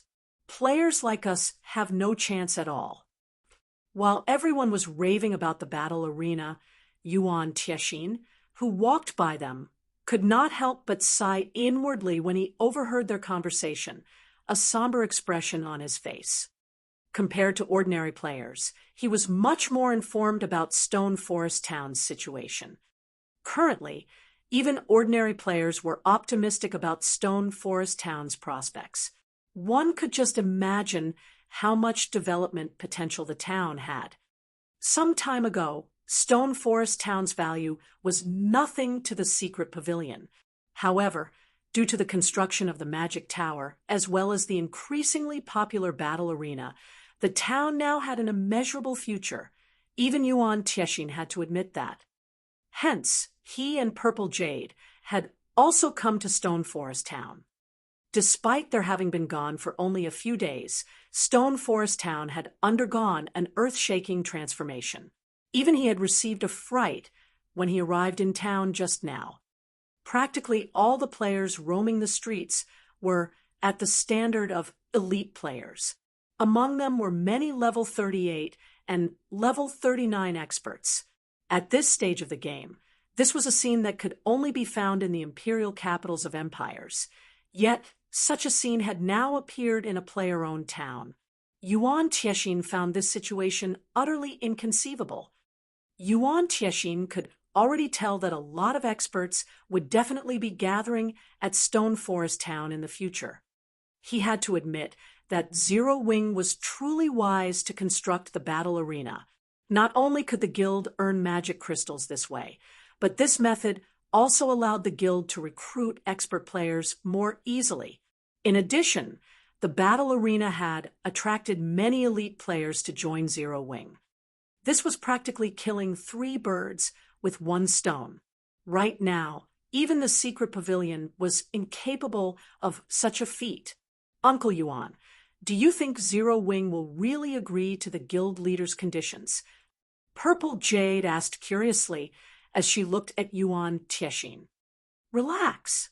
Since the guild leader has already said so, he naturally is confident, Yuan Tiexin said, chuckling. Moreover, I don't think Zero Wing will refuse the offer either. It is indeed true that Zero Wing has grown a lot stronger. However, its foundations are still too poor. Not to mention, the Blackwater Corporation is fully intent on getting a share of God's domain. It is simply impossible for Zero Wing to continue developing in Starmoon Kingdom. But there are also quite a number of experts in Zero Wing. Previously, I watched Zero Wing's members training at the Battle Tower. Those people have very good potential and strength. As long as they are given some time, it won't be impossible for Zero Wing to make a comeback, Purple Jade said. She could not help but recall Fire Dance, Violet Cloud, and the other members of Zero Wing who had trained in the secret pavilion's simulation training system. The speed of their improvement had shocked even someone like herself. In addition, Zero Wing's members possessed extraordinary equipment in God's domain. It still wasn't guaranteed that the Blackwater Guild could do anything to Zero Wing. You're entertaining such thoughts because you still don't know how fearsome the Blackwater Corporation actually is. There is a reason why the corporation can boast its current achievements in the fighting industry. Not to mention, Zero Wing no longer has much time left, Yuan Tiexin said, shaking his head. He could not help pitying Zero Wing. Zero Wing could only blame itself for its bad luck. Of all the countries in God's domain, the Blackwater Corporation just had to choose Starmoon Kingdom to be its staging point. Zero Wing simply had no chance of surviving this predicament. Just as Yuan Tiexin and Purple Jade were conversing, a knock came from the doors of the VIP room. Yuan Tiexin then released the lock on the doors. As the doors opened slowly, a figure that was not particularly tall appeared before Yuan Tiexin's and Purple Jade's eyes. How can this be possible? Yuan Tiexin's eyes widened in shock upon seeing this figure. his expression turning very grim. This figure belonged to none other than Shi Feng, whom Yuan Tiexian was familiar with. Only, right now, Shi Feng was actually level 44. Chapter 1051, Monster Army. Chapter 1051, Monster Army. Hellscythe_Vampire Cat. Chapter 1051, Monster Army. How is he so high-leveled? Purple Jade's eyes flashed with shock as she stared at Shi Feng, slowly walking over to them. Currently, even the highest-leveled player in the secret pavilion was only level 42. Moreover, that person was the pavilion's famous leveling maniac, who was also the #1 player on the Fire Wing Empire's ranking list, Sleepless Star. However, aside from Sleepless Star's personal strength, the reason he managed to come out on top in the Fire Wing Empire was the resources the secret pavilion supplied him with. Yet, Shi Feng, a member of Zero Wing's upper echelon who was frequently busy dealing with guild affairs, had actually managed to reach level 44. This was truly inconceivable. However, rather than Shi Feng's level, what surprised Purple Jade the most was the danger she picked up from him. Moreover, her alarm bells rang increasingly louder the closer Shi Feng got to her. What a terrifying monster! Yuan Tiexian was much more experienced than Purple Jade, so he could tell very clearly just how much Shi Feng had improved since they last met. Smiling bitterly, he could not help shaking his head as he said, "Jade, it seems it will be impossible for you to test Yifeng's bottom line this time. Right now, he is no longer just strong. His strength is already at an entirely different level from ours." Previously, when Yuan Tiexian had met Shi Feng, the latter had contained his aura exceptionally well, proof that the youth's control over his body had already reached a realm of perfection. However, this time, Shi Feng failed to contain his aura that well when he moved. What did this mean? The only explanation for this was that Shi Feng's power was so strong that even an expert like himself could not adapt to it properly. Hence, he was unable to contain his aura completely. When Purple Jade heard this, disappointment flashed across her eyes. In reality, her purpose in following Yuan Tiexian to Stone Forest Town this time was so that she could spar with Shi Feng and hopefully learn some of his techniques. However, if the gap in strength was too wide, Shi Feng could easily defeat her even without utilizing any profound techniques. With this, rather than a spar, she would simply be asking for a beating. "Uncle Yuan, may I know why you have come looking for me this time?" Shi Feng asked, unhurriedly. Truthfully, he already knew why the secret pavilion had come looking for him. With the popularity of Stone Forest Town's battle arena, right now, even a transcendental power like the secret pavilion would not be able to sit still and do nothing. Currently, Stone Forest Town's development was still in its early stages. Aside from its geographical advantage, which allowed players to save up on travel time, it did not possess any actual advantage over other towns. This made it very difficult for the town to turn a profit and attract players. Establishing a money-making venture like the battle arena to draw players to the town represented a much more advanced business model. Only, operating a successful battle arena would be very difficult without the magic tower. The secret pavilion wishes to conduct a trade with Zero Wing, Yuan Tiexian said, as he retrieved a prepared contract from his bag. He then handed the contract over to Shi Feng and said, "The conditions stated inside are definitely what Zero Wing wants the most right now. Meanwhile, what the secret pavilion wants in exchange is the magic tower design. What Zero Wing wants most." Shi Feng could not help but take a curious look at the contract. After spending several minutes to scan through the contract, Shi Feng realized that it was indeed just a simple trade. In summary, the secret pavilion would provide a kingdom for Zero Wing to develop in so that it could avoid annihilation by the Blackwater Guild. Meanwhile, All Zero Wing needed to do was hand over the magic tower design to the secret pavilion. The contract had other minor conditions, but that was basically the long and short of it. This is the condition that the secret pavilion is offering? Shifeng asked strangely after he was done reading the contract. Although Zero Wing's foundation was not comparable to the Blackwater Guild's, the current Zero Wing was no trifling opponent. It would not be so easy for Blackwater to remove Zero Wing from Starmoon Kingdom. It was especially true now that Stone Forest Town had the magic tower.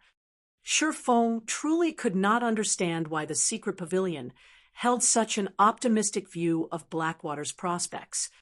However, the secret pavilion's information gathering was matchless in the virtual gaming world.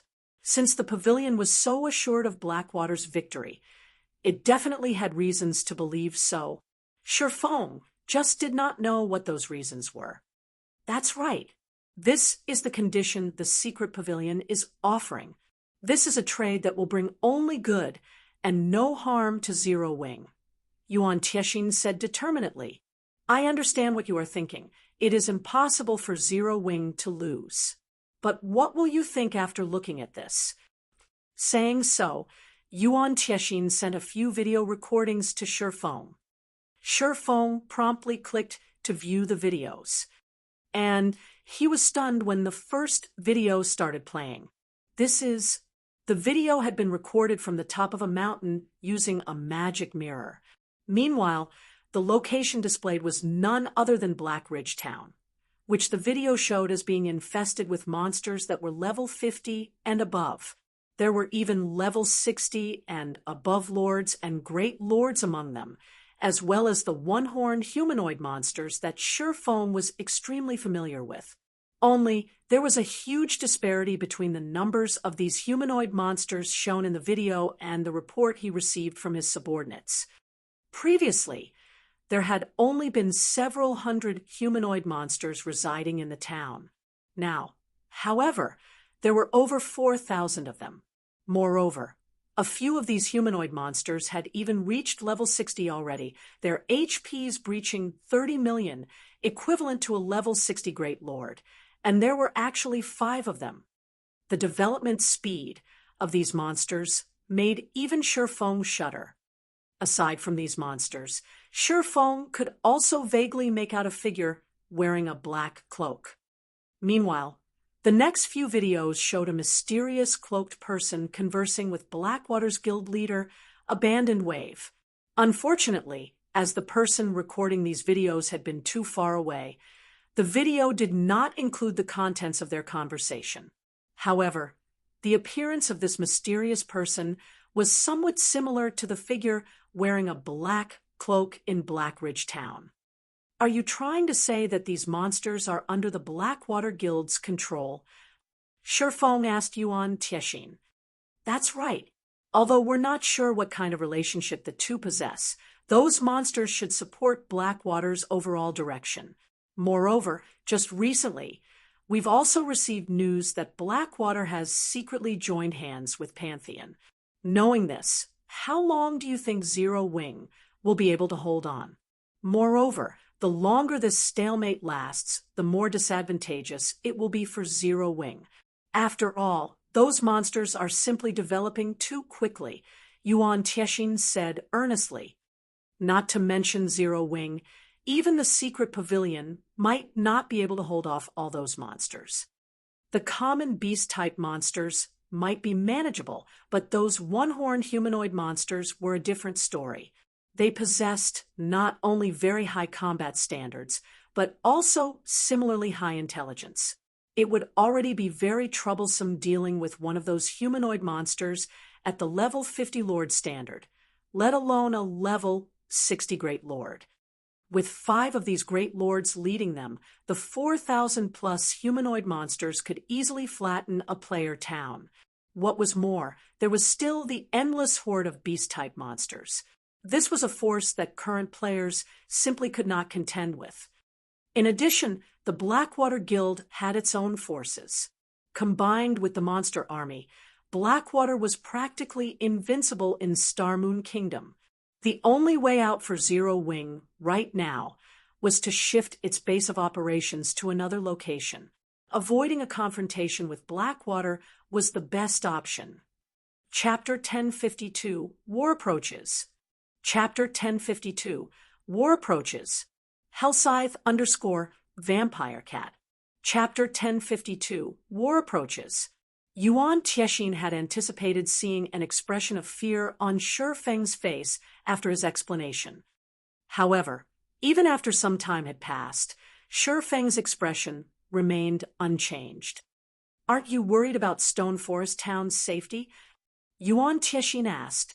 "You should know that Black Ridge Town is only a short distance away from Stone Forest Town. If those monsters take action, they need only 10 hours or so to gather at Stone Forest Town's entrance.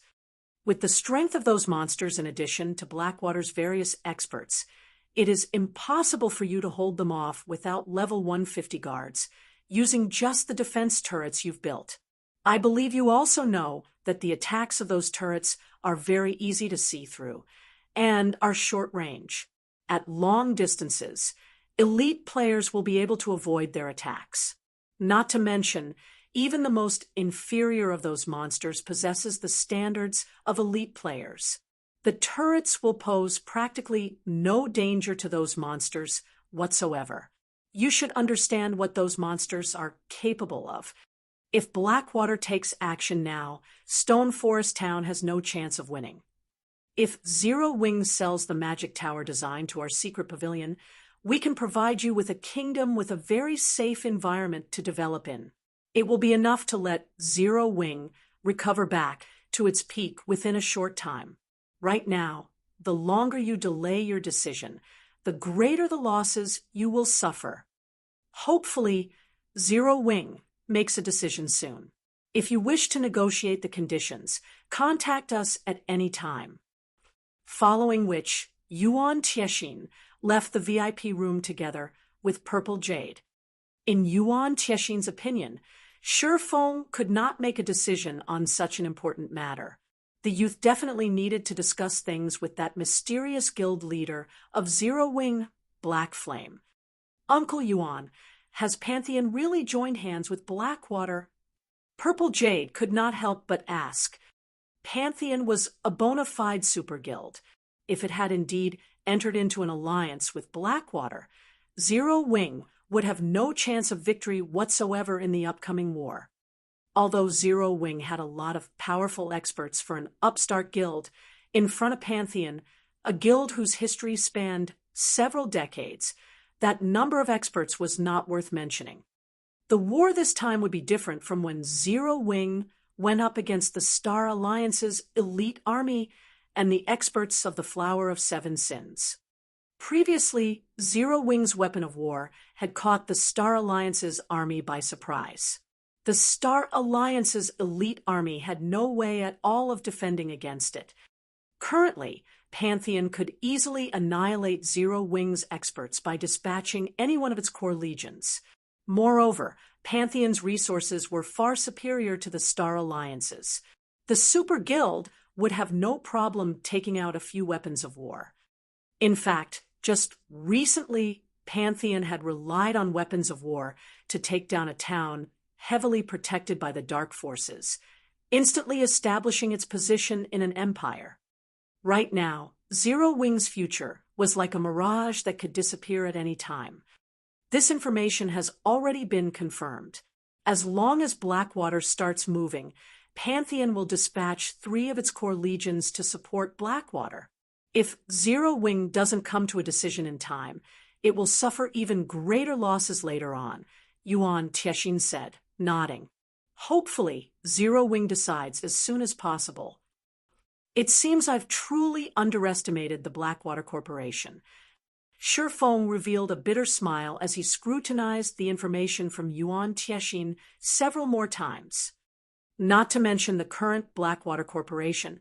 Even in the past, despite the corporation having had such a late start in God's domain, it had still managed to develop a super guild within a short time. Moreover, he never imagined that Pantheon would actually stick a hand in Starmoon Kingdom's business. With Zero Wing's current state, the guild truly did not possess many means of retaliation. It could only rely on the magic tower to defend Stone Forest Town now. However, defending against so many monsters was impossible with just a single magic tower. Fortunately, the situation was still salvageable. At the very least, he had found out the Blackwater Corporation's trump card in advance. Even if Blackwater decided to take action right this instant, its armies would need over 10 hours to reach Stone Forest Town. Following which, Feng contacted Melancholic Smile and instructed, "Melancholic, have everyone return to the Candlelight Trading Firm right now. I have something that I need you all to do. But, guild leader, we still have quite a lot of time remaining. It would be a huge waste if we return now," Melancholic Smile argued, reluctance writ in her face. Living in Titan City felt like heaven. Their technical skills improved significantly every day. Advanced lifestyle players also emerged in their group one after another. It would truly be a huge loss to leave the Holy City before their time was up. Relax. You all still have chances to visit there in the future. Hurry up and have everyone return. Feng could very much understand what was going through Melancholic Smile's mind. However, they were in a race against time. In any case, he had the evolved Holy City's emblem. There would be many more chances to send players to Titan City. Really? Melancholic Smile immediately revealed an ecstatic expression. "All right, I'll notify the others right away." After Feng was done dealing with matters on Melancholic Smile's side, he immediately instructed Aqua Rose to begin collecting the building materials needed for the magic tower. As for the necessary funds, he had her sell off the lands near the teleportation house. Although the value of those lands had yet peaked, he had purchased them very cheaply back then. Once they all sold, he should be able to earn over 10,000 gold at the very least. After Feng left the Blue Moon high-class bar, he rushed to the battle arena without hesitation. As advanced NPCs were responsible for the entire management of the battle arena, right now, the income of the establishment was stored inside the battle arena itself. If he wanted to use the funds, he had to make a personal trip there to collect them. Currently, the battle arena was crowded with players. From afar, Feng could see many players surging into the building. Due to this scene, he suspected that had he not made the battle arena large enough back then, the structure might really have burst apart by now. After Feng entered the battle arena, he noticed that the establishment's original interior layout and decorations had transformed beyond recognition. The place looked nothing like when he had first constructed it. The splendid scene was reminiscent of the auction house in the kingdom's capital. Many window counters dotted the first-floor hall, with a sweet and beautiful clerk manning each counter. Among these window counters were some specialized ones that catered only to members. Members of the battle arena could simply use these empty counters to register for a combat room instead of braving the absurdly long lines at the regular counters. Feng did not stop on the first floor. Instead, he headed directly to the 5th floor. The 5th floor of the battle arena housed not only combat halls and personal rooms for tournament winners, but also a warehouse and meeting room controlled by the NPC managers. These places were off-limits to outsiders and ordinary NPCs. After entering the warehouse, Feng turned towards Cook, the middle-aged man currently taking account inside the warehouse, and asked, "How is the operation of the battle arena coming along?" Cook had 78 points in wisdom. Among the 10 advanced managers Feng hired, Cook had the second highest wisdom. In terms of management capabilities, he was superior to even Aqua Rose. For example, he had negotiated the prices for the interior decoration of the battle arena all by himself. In the end, the NPC managed to outfit the battle arena with the most luxurious decorations using the least amount of money in the shortest possible time. If this task had been left to players to handle, they would have needed more than 2 days to achieve similar results.